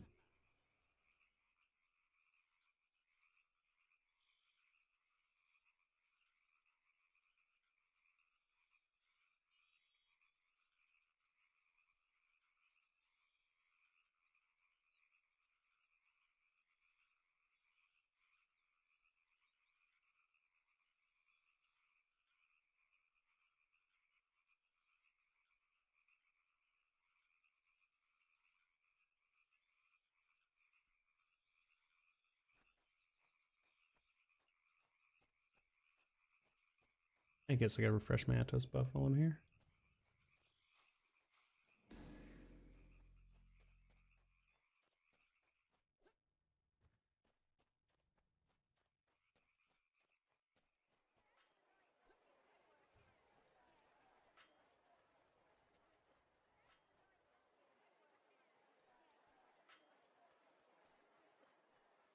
I wonder how many Lich Skulls I got. Now I'm thinking about it.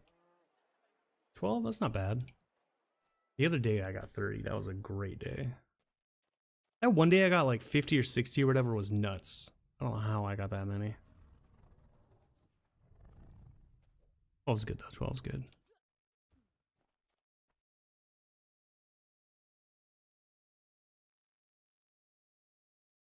It looks like the broadcast isn't up yet. Am I wrong? Am I on the right channel?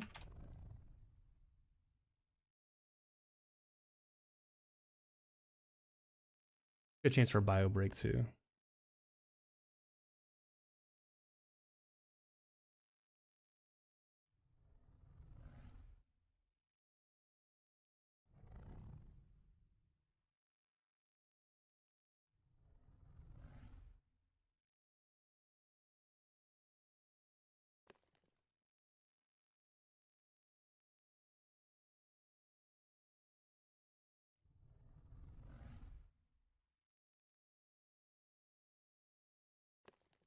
Oh, it looks like pregame has started. I have it muted, but we will see. Actually, hold on. Is the other one up? The other one's HD. This one, wait, is this HD? And the SD one?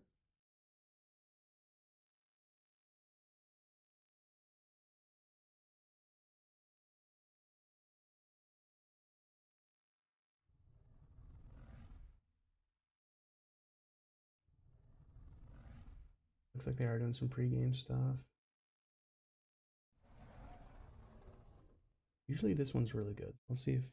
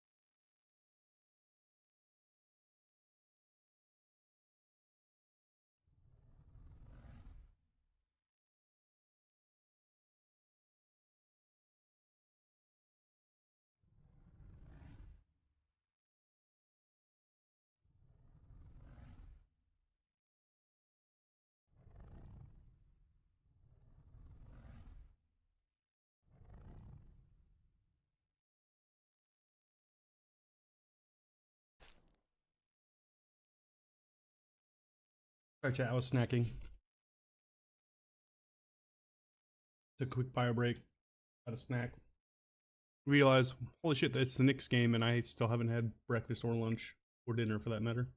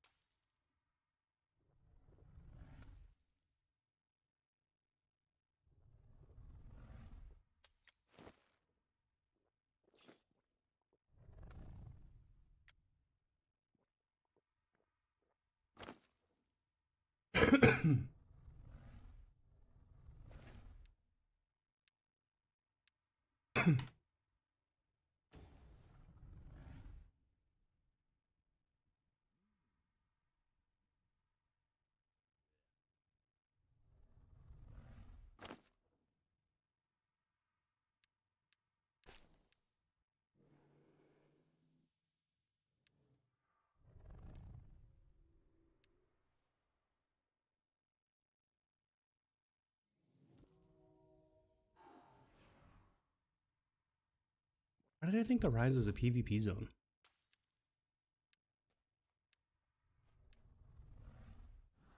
Want to join Extreme? You join the group.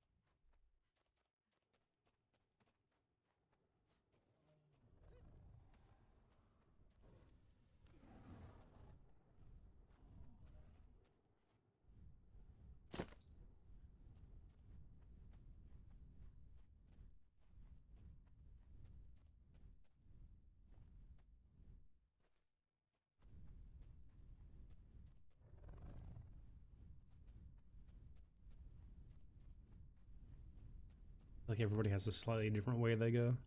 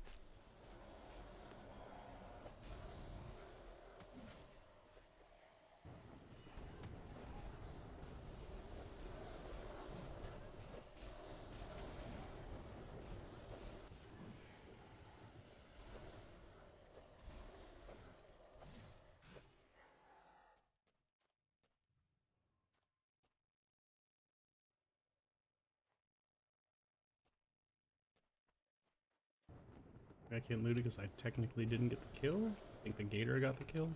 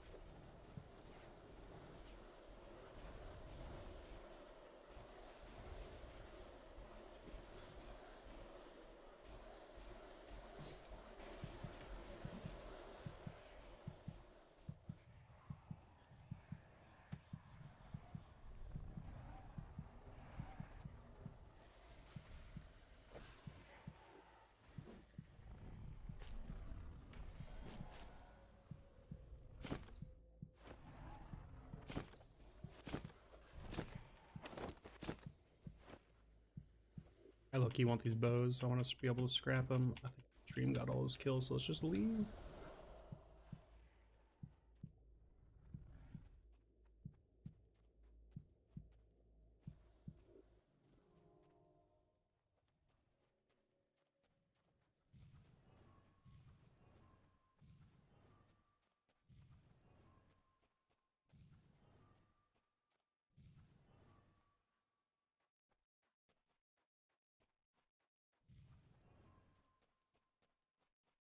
Wait, is this the room?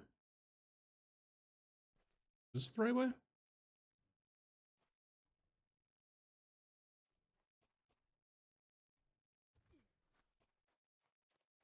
Oh, I do remember this drop. That's right. But before we drop, let's refresh the buffs. Let the pets do some of the work. And the extreme. The extreme.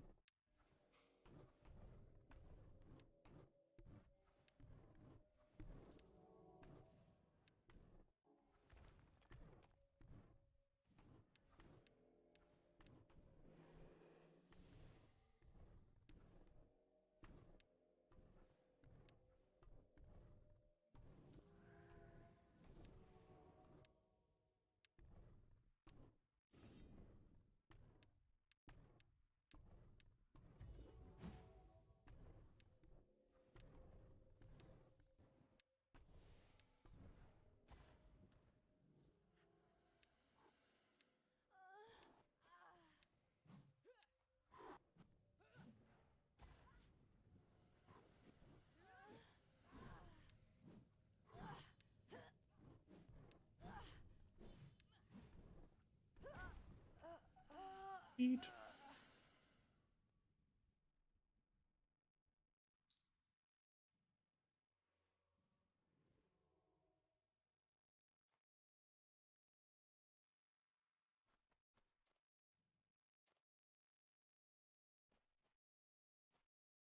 Oh, he got the kill. We can't loot it. On I. He really should just join the group.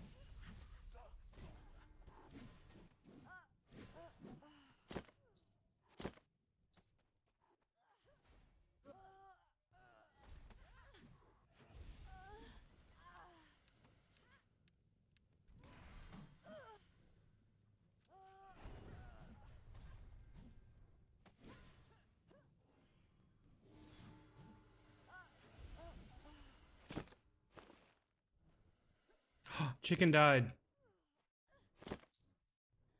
Is that on me? Fuck, man, that might have been on me. Was I too? I didn't even see it. I didn't. Is it already dead though? Because I saw the elf, but I didn't see the chicken. I would, if that was on me and somebody saw that in chat, I would love to know. I don't know if that was though. It very well could have been. I'm not saying it wasn't.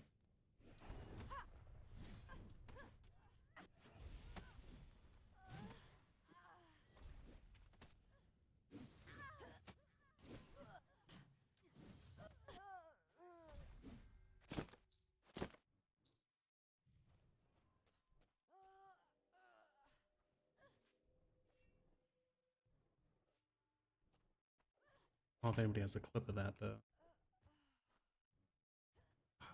Jump before I get to that. Okay. Okay.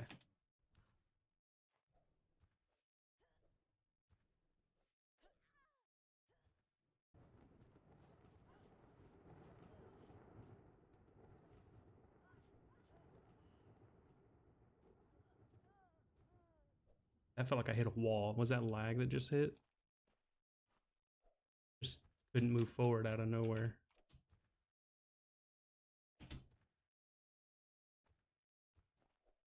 Wait.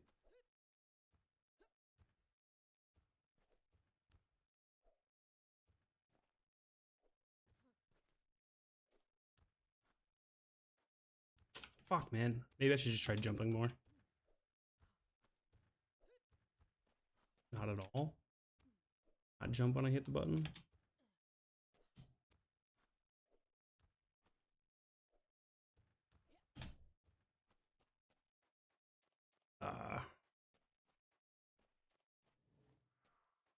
Whenever you get there, just hit the portal. Okay.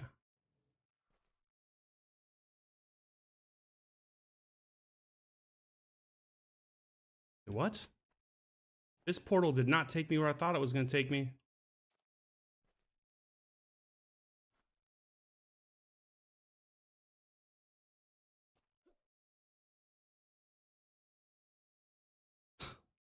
Definitely not. I'm going to die.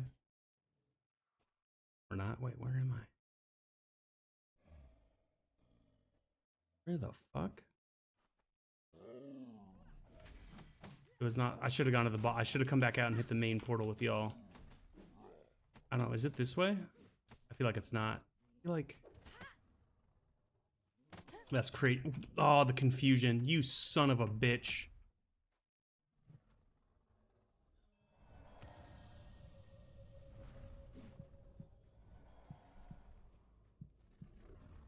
And fall damage. That troll hit me when I was like 100 feet away from it. I just want to point that out. Some horse shit. Get through the wall.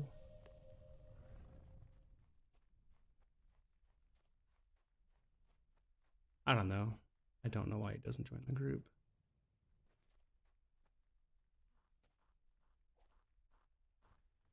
Also, telling me to go through that portal, not great. It did not take me to the same spot it took. Or took you guys.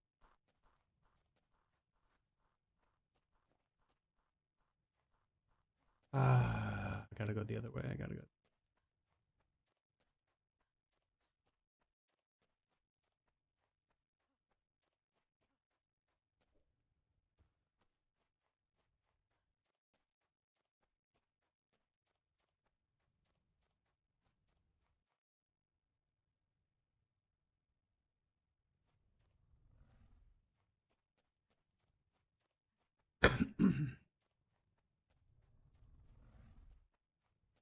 I also don't know why the lag in here is so unbearable.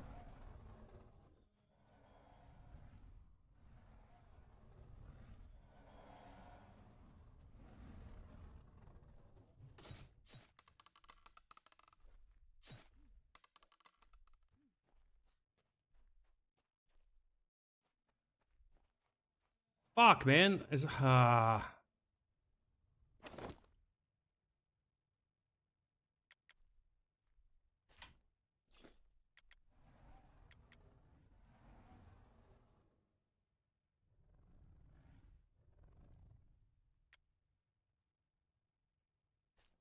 I don't want to waste a zone scroll. Guys act like this fucking shit grows on trees.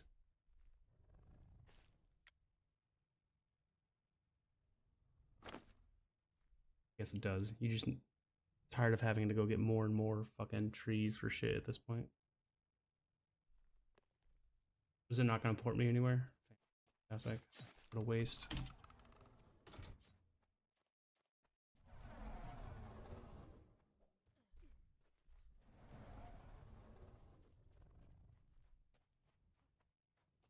Never taking that advice again. You can use the other portal every time.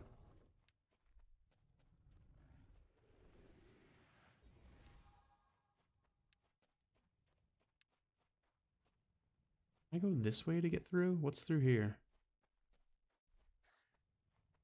It's a dead end.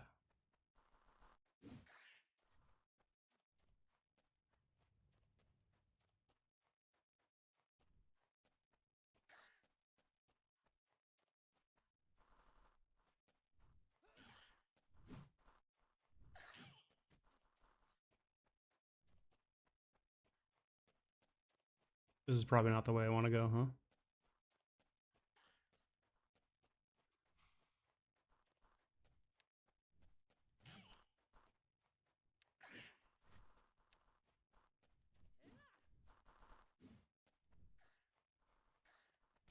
That's fun.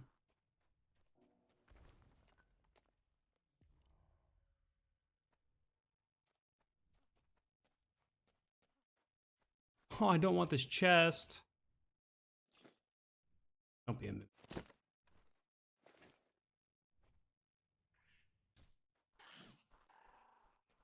Maybe I was going the right way the first time.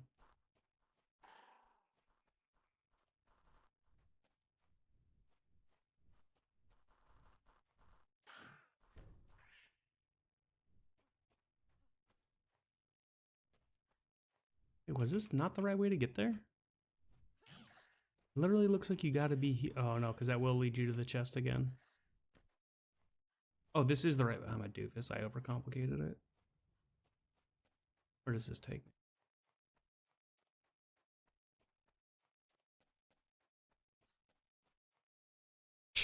Okay, where's the...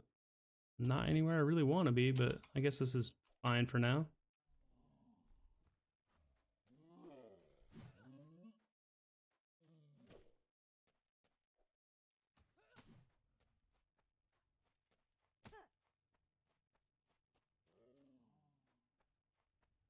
Is this the right way? Doesn't feel the right way. I do know this way, though.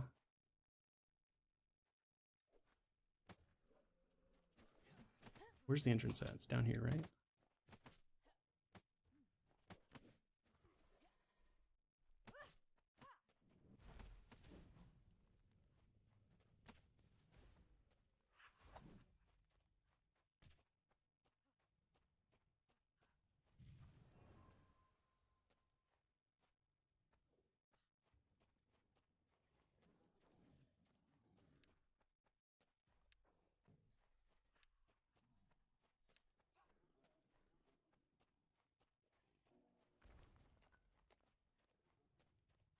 Think I'm going the right way?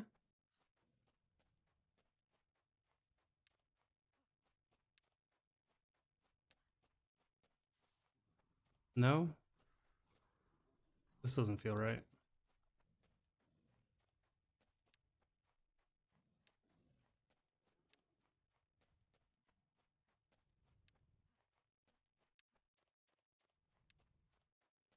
Pretty funny you all followed me, though. Oh, will this ever cast?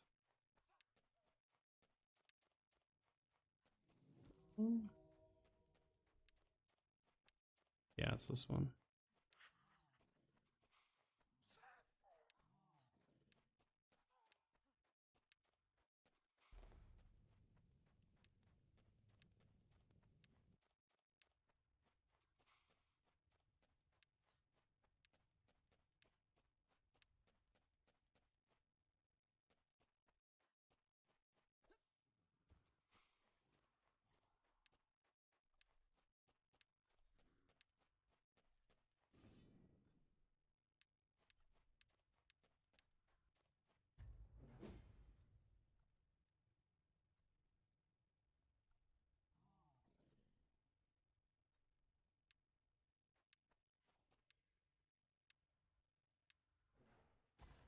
I guess the liches respawned, and now I have to kill them again to do this thing.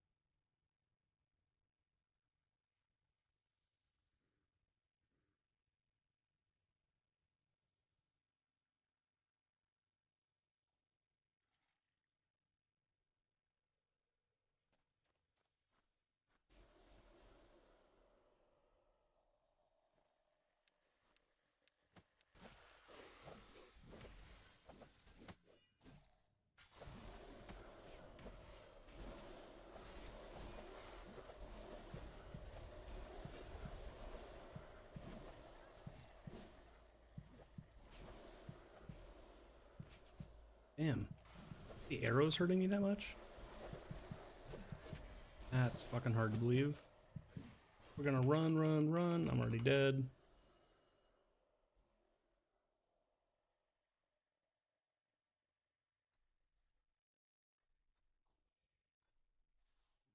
I actually can't remember where the stupid thing is for this room. I remember it being kind of far last time I did this. Definitely not that way.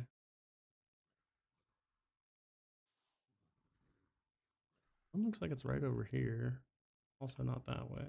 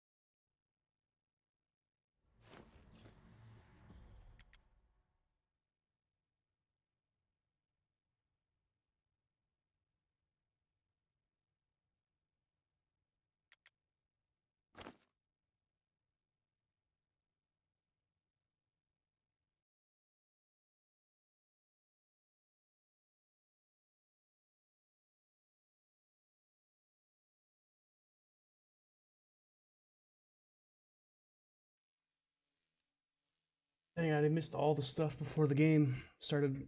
They started bringing up the broadcast. Wonder if anything crazy happened. Like people rioting in the streets because they couldn't get, you know, the block party essentially.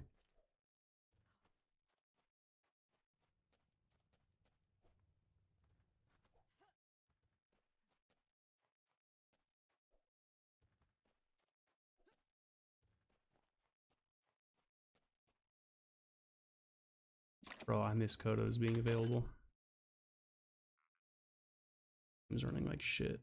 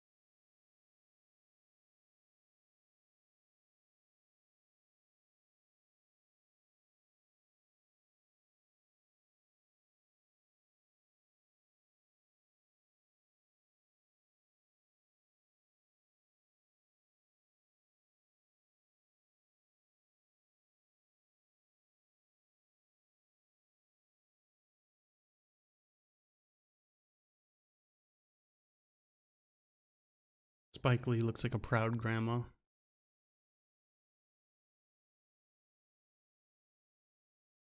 God, they really need to stop putting Draymond Green on the broadcast. Dude is such a twat. And nobody gives a fuck what he has to say.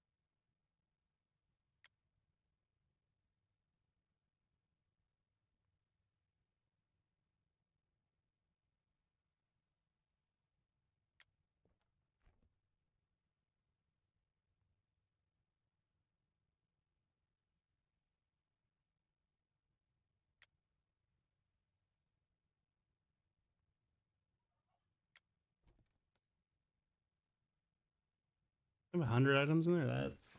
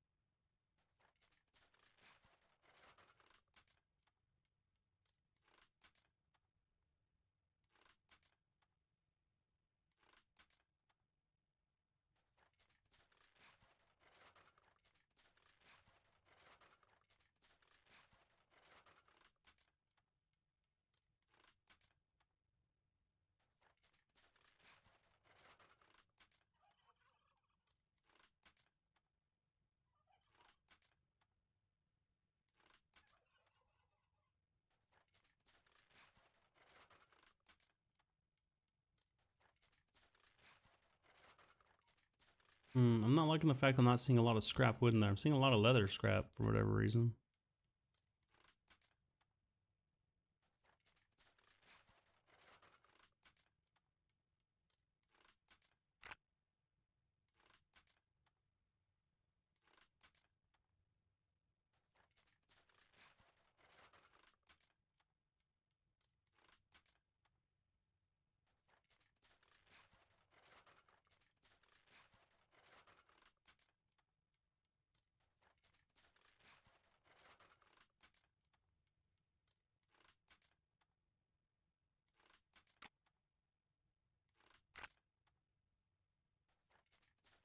Officially basing out of both XP.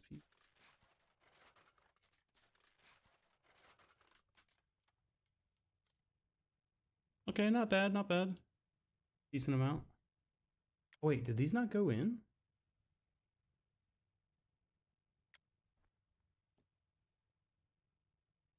Holy crap, there's more to... Oh, wow. Okay, so I did a good job of farming these today is what I'm learning right now.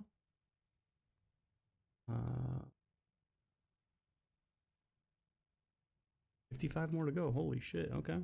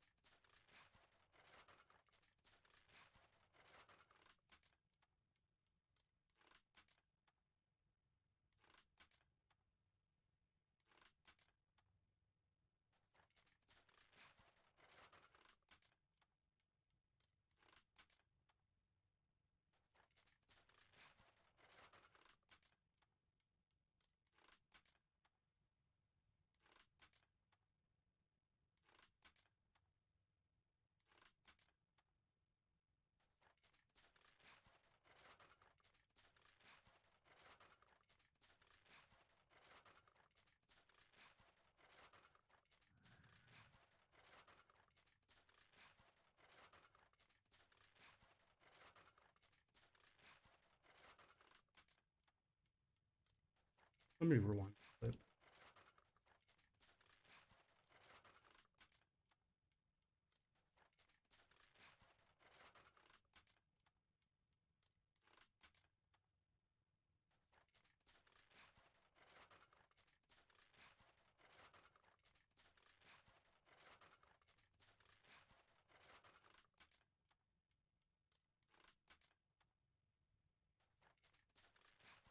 Was already dead.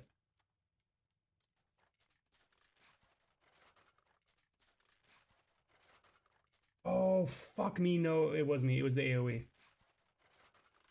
My bad, my bad.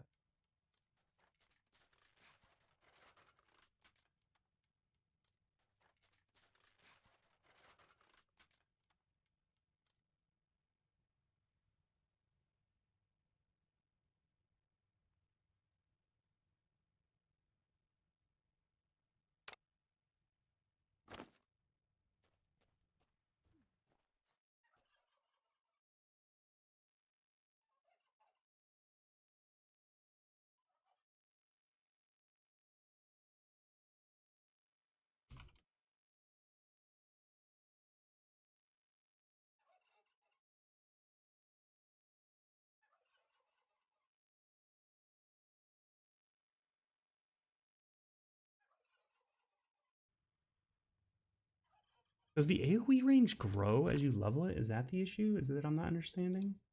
Why was it so far? It normally doesn't feel like it goes that far. Move rate, attack speed, chance for range. Oh, the range does increase! Oh my god.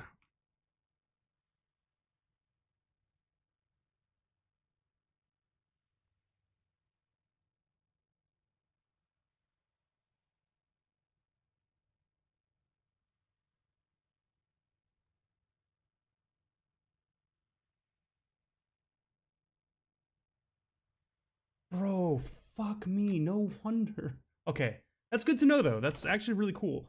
I'm actually kind of happy the range increases because my one qualm with it is when I first started using it, I wish the range was better.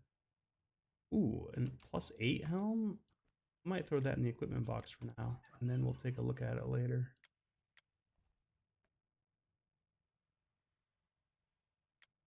Yeah, but I think that's actually the second time I've killed a chicken in a group. I gotta get better.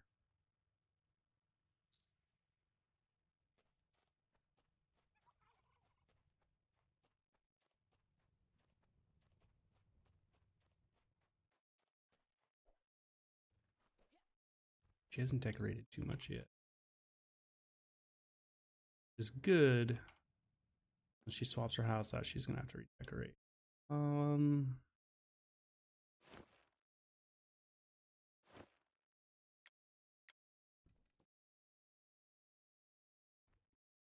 Happened in there. Hello, game? What is, did you just pull some out game? What the fuck is happening right now? Go in there.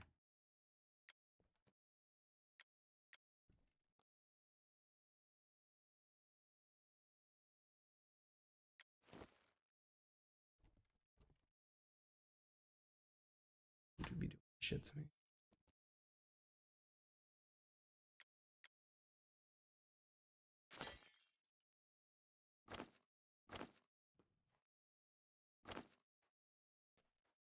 I got a lot more shit I can sell or destroy.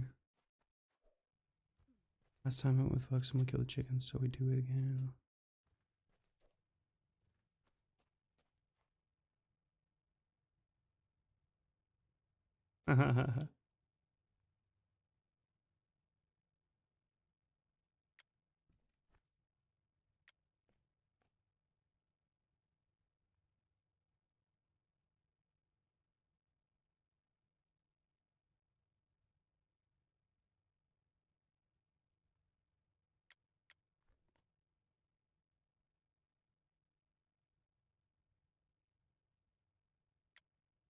Ooh, I should scrap that for the glass.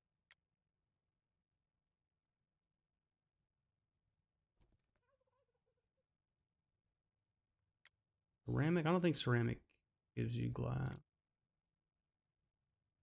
Bait on it. Have plenty of it. These. Sell those two. I don't want to store those.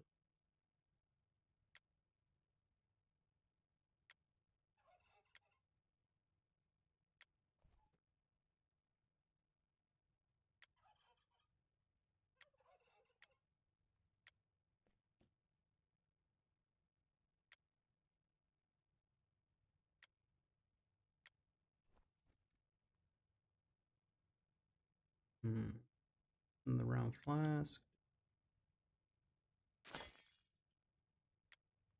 Rusty stuff. Oh, can I? Guess I can. I think I can scrap those too.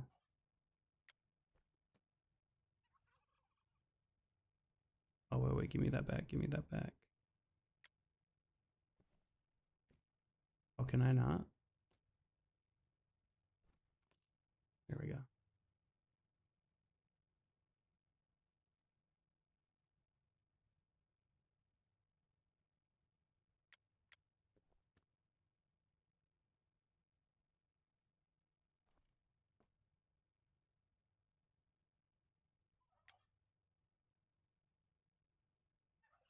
Start with that, and then I saw. Oh, these don't. What? Why didn't those? That one's 0. Got it.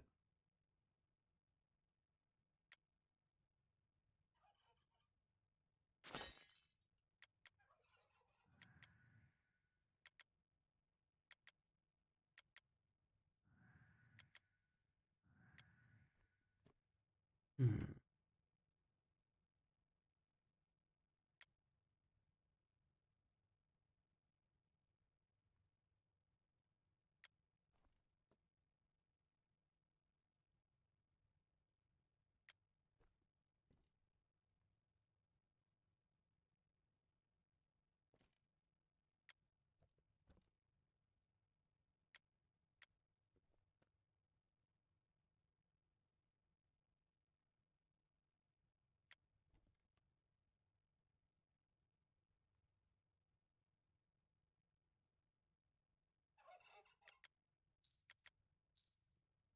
Nice. Okay, sell a little extra. Looks like I got some extra stuff I can salvage.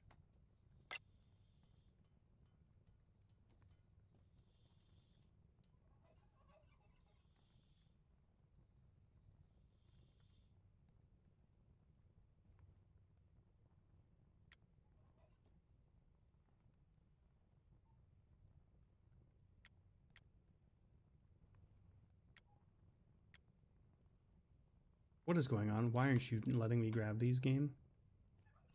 Holy shit.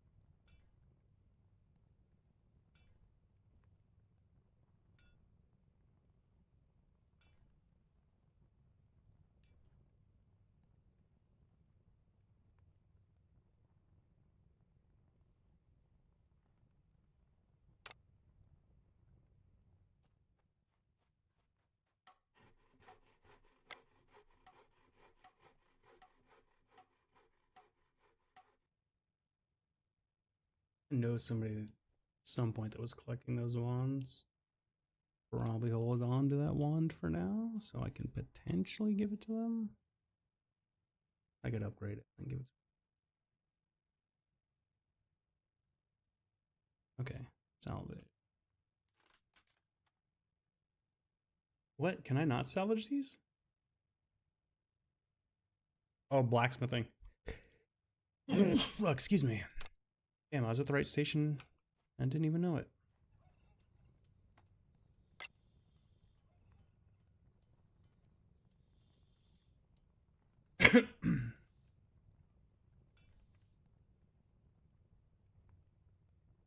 I thought I was gonna go E-I-O, E-I-O.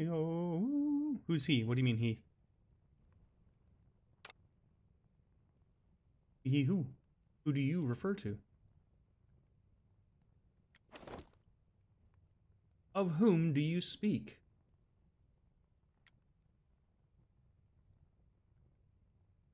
Oh, Extreme was running around with us and wasn't in groups, so when he would kill stuff, we were doing the rise buff, and after you kill all the enemies, you have to pick up like their bodies to get it to like proceed to the next part. And he was killing, his pet was killing stuff, and he wasn't picking up the bodies, so like it was just delaying us a little bit. But just logistically speaking, I think the question is like, you know, why wasn't he in the, like, why not just join the group? It would make life easy.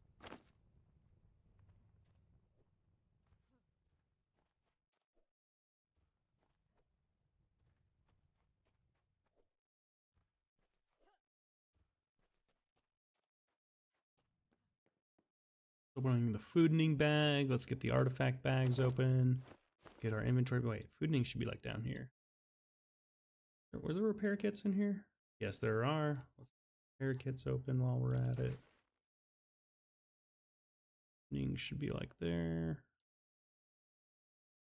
Grab them repair kits. Toss them in the bag. Toss them in the bag. Close that. And open crafting while we're at it.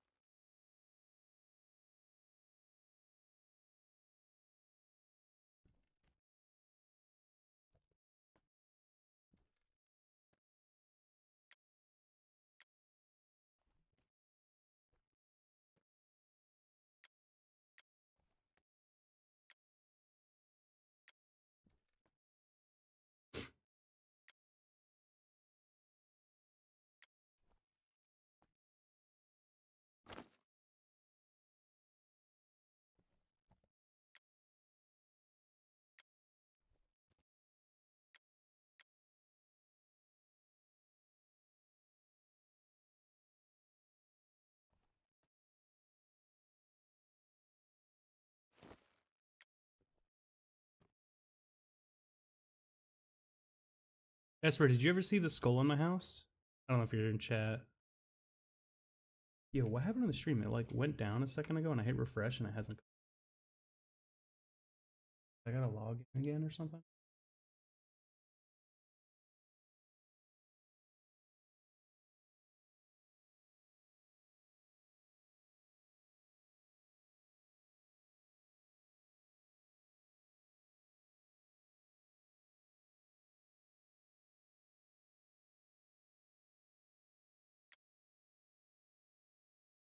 Is in fact what I had to do. Okay.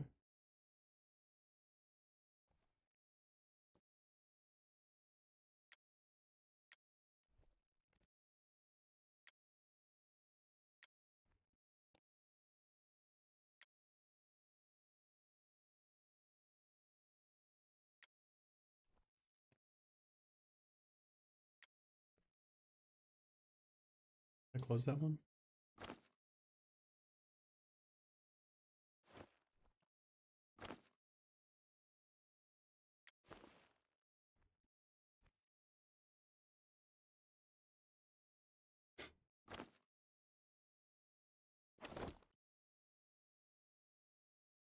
Can scrap that? It's okay. I can scrap it when I go back.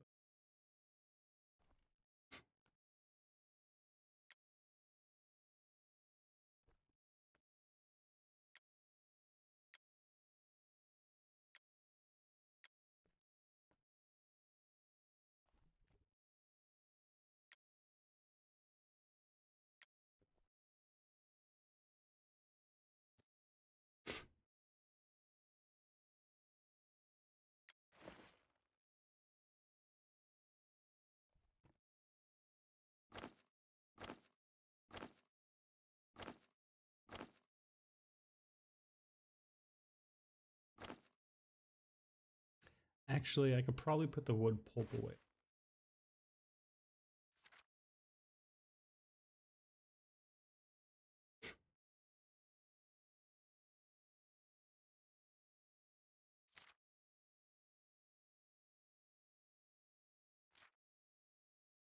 Or just takes these. Will take wax and creosote, right? Yeah, yeah.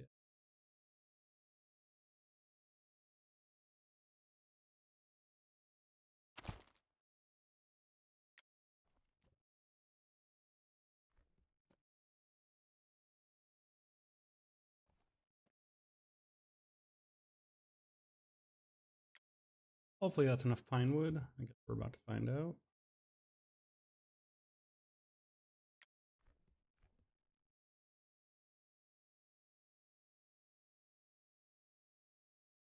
Oh. How many do we need to build this one that she asked for? I have 10. I guess I could make 10 more. Type in the word row. That'll be...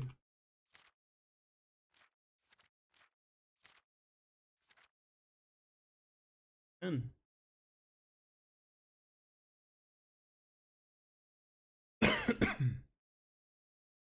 it takes gem fragments? Why did I think it took quartz?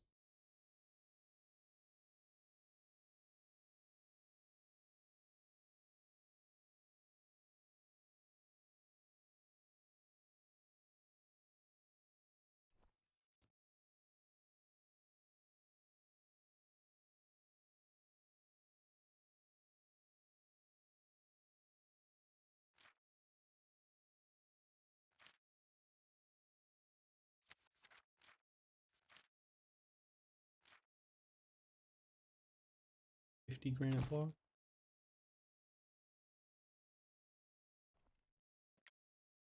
Alright, let's see if we can go make a house happen.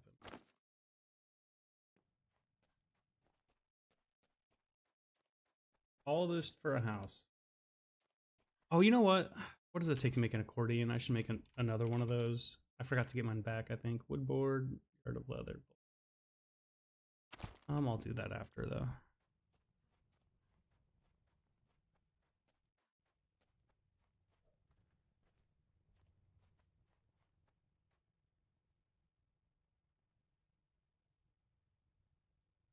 Need to make timber, right?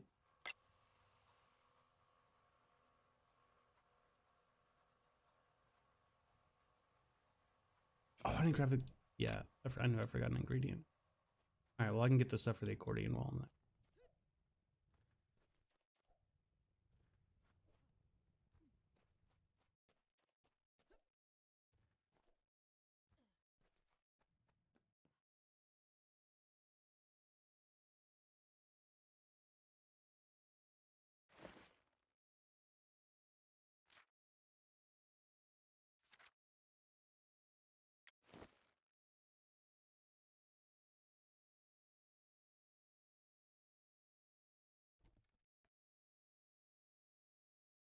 What any boards in here?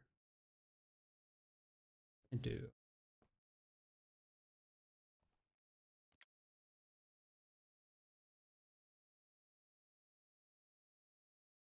We need 2 more yards of leather, which is...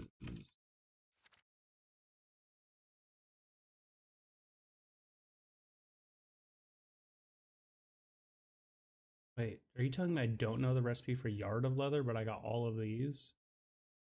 I'm going to assume it's just 2 leather, so I need 4 of these and what? Curing salt?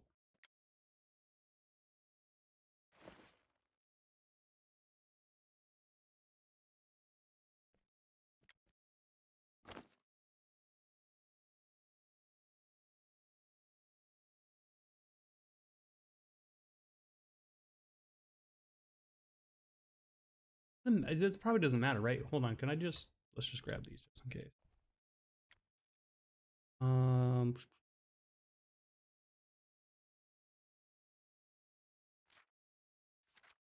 Bolt of cloth. 4 of those. Metal binding, I need 4. Ooh, I don't have bindings? I guess iron binding will work. Just grab 4. Cool. Cool. Oh, wait. The simple leather did not count, so I'll have to figure that out.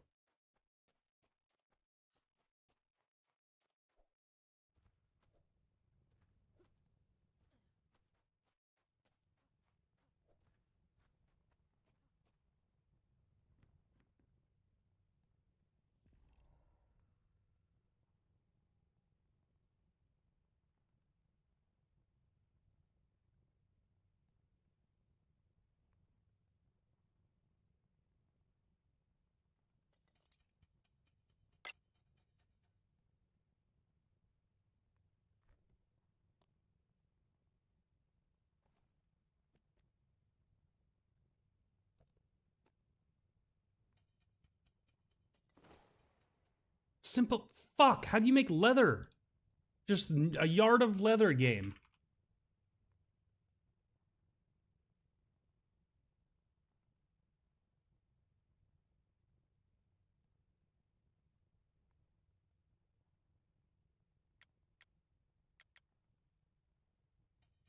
Hold on. Maybe it will work if I don't have it in my inventory. What if I do that? Now what if I go to... Now do you show that I can make it? Okay, yeah, it does. Okay. I was almost triggeringly annoying. um...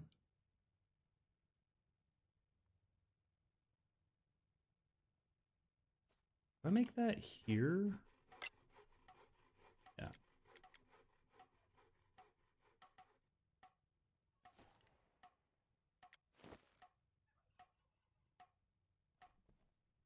There we go. I got an accordion again.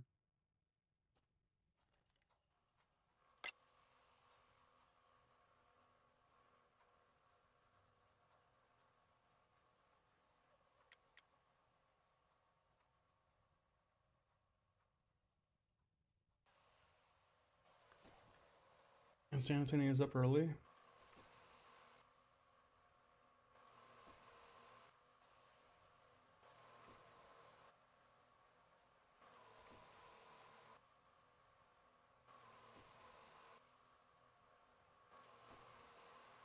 And that sucks pith.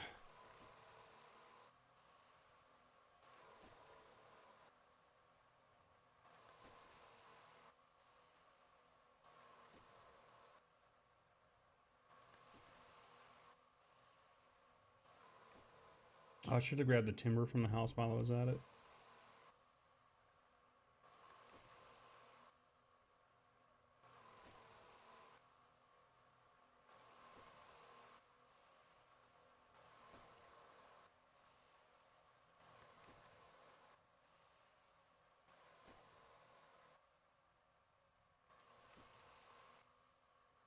I hate that I have it muted, but if the stream cuts out when it comes back, like, it comes back, and it's like, dude, just stay muted.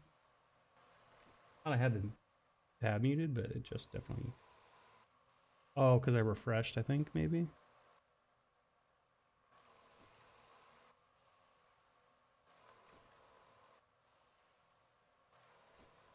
Oh, that doesn't make sense. I don't know why it's unmuted.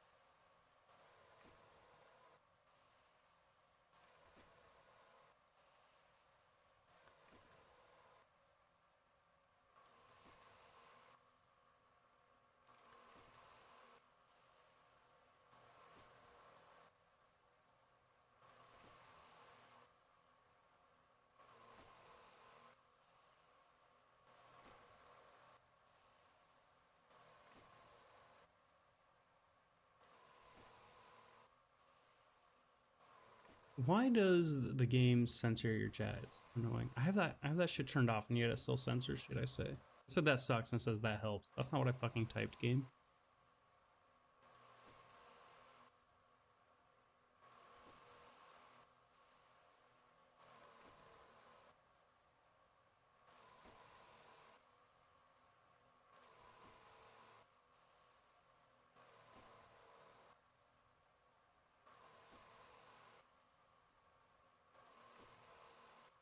I might be able to cancel, actually.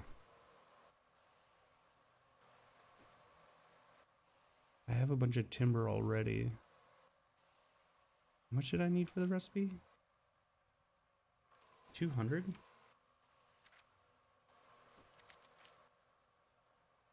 Yeah, let's hit cancel. I already have a bunch in the house.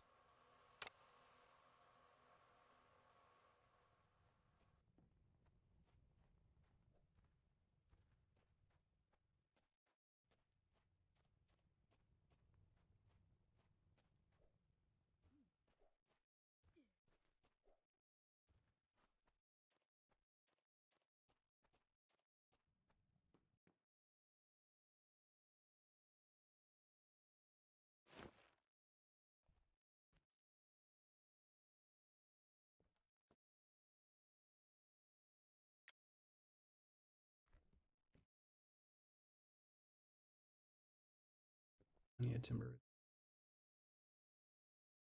Whack. Wood. Scrap that yoke.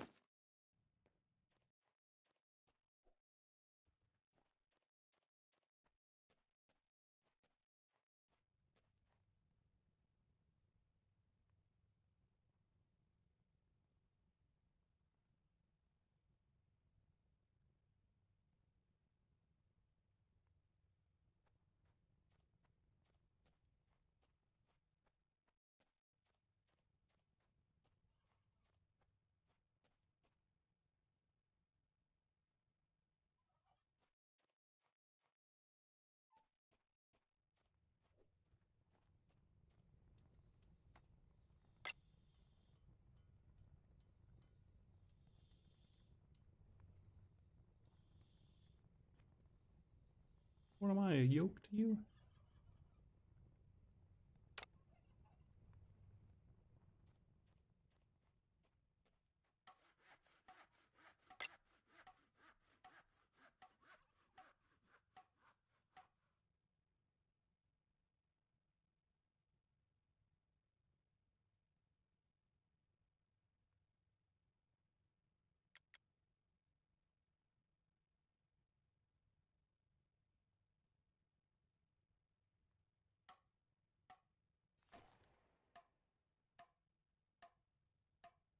Here we go.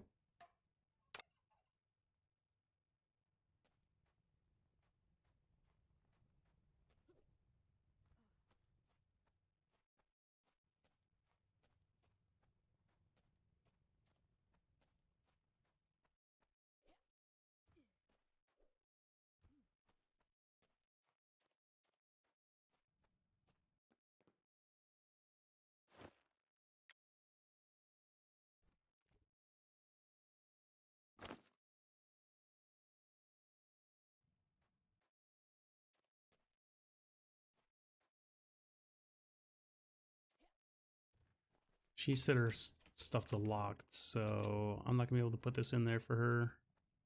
She took her boxes with her. Can't put it on the floor though for now.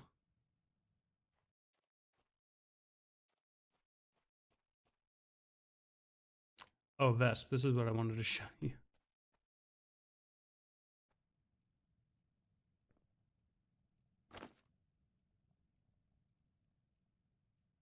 This skull right here.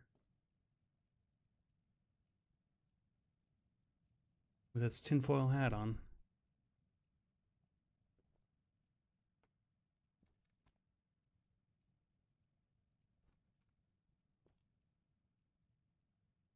Man, how come you can't just like center it on top?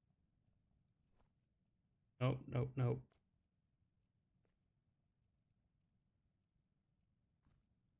Oh, you did see it? Oh, now it's on the fucking thing.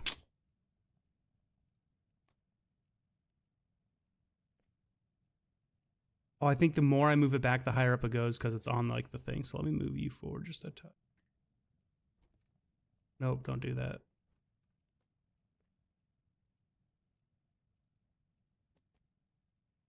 It's like, bro, don't be floating. Just be on his head. I don't know what to do. It just like floats no matter what I do.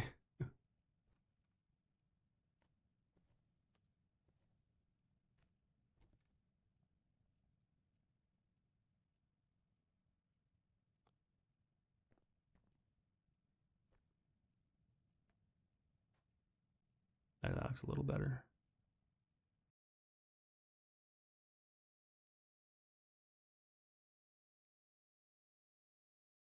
All right, the game looks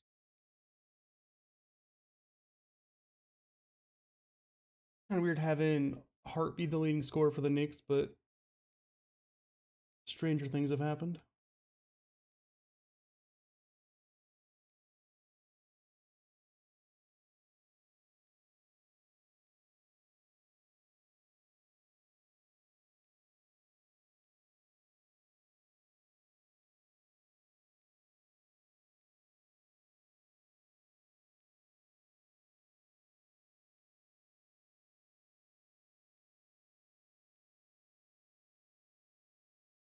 He doesn't even live in New York. He lives in New Jersey. What a fucking like fraud.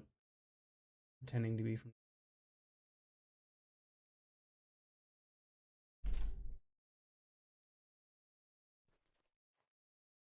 I know New Yorkers hate that shit when people are from Jersey and they say they're from New York.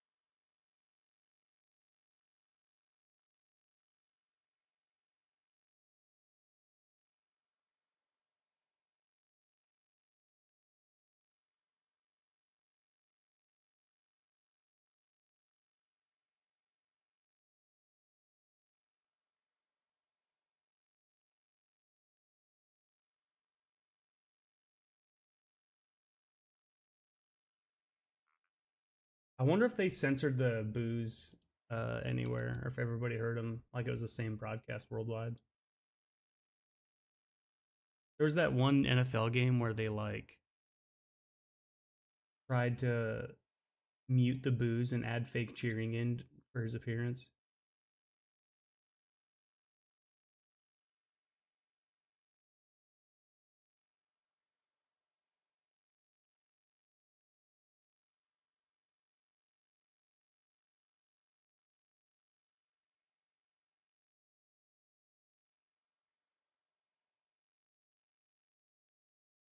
Oh, some of the loudest boos I've heard were during this Knicks game. Can't believe they showed them during the national anthem.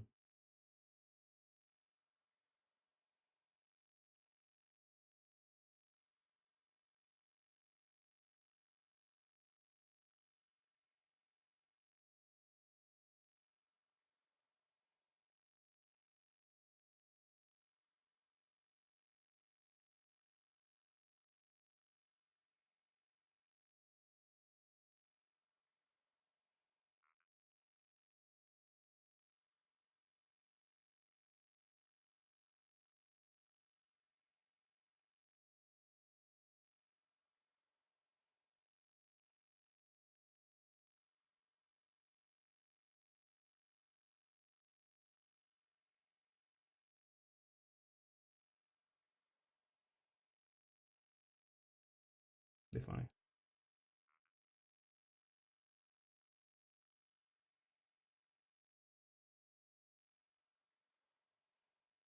I actually had the audio muted, so I didn't hear it, but I saw posts for it just now, and I just watched the clip. There's no way Fox can spin that and say it's cheers like they did last time. Yeah, there were some boos, but that's mostly cheering. Yeah, bro. Yeah, sure. Everybody cheers by going boo.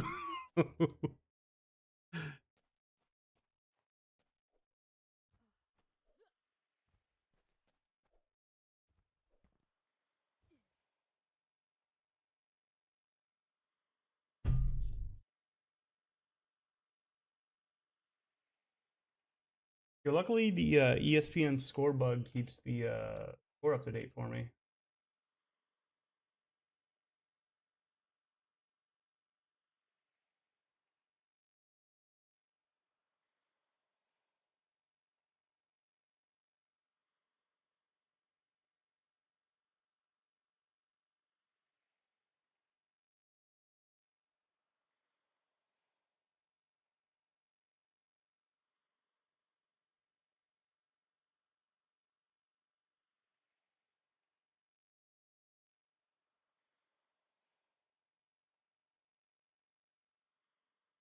I keep getting buffering playing, but it's like I feel like I'm behind from the live game. I am behind. The score's different.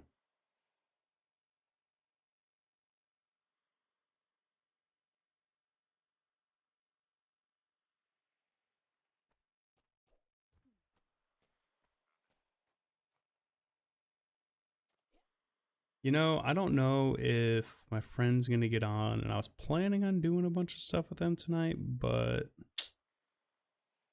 because the Knicks game is on, and I want to watch it and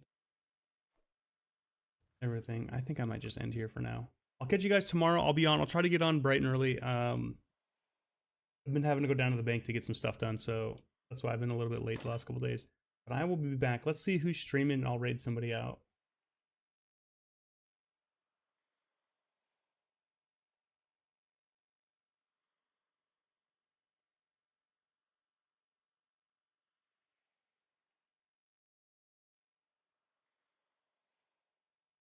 All right, y'all. Have a lovely night. Stay classy and pleasant nightmares.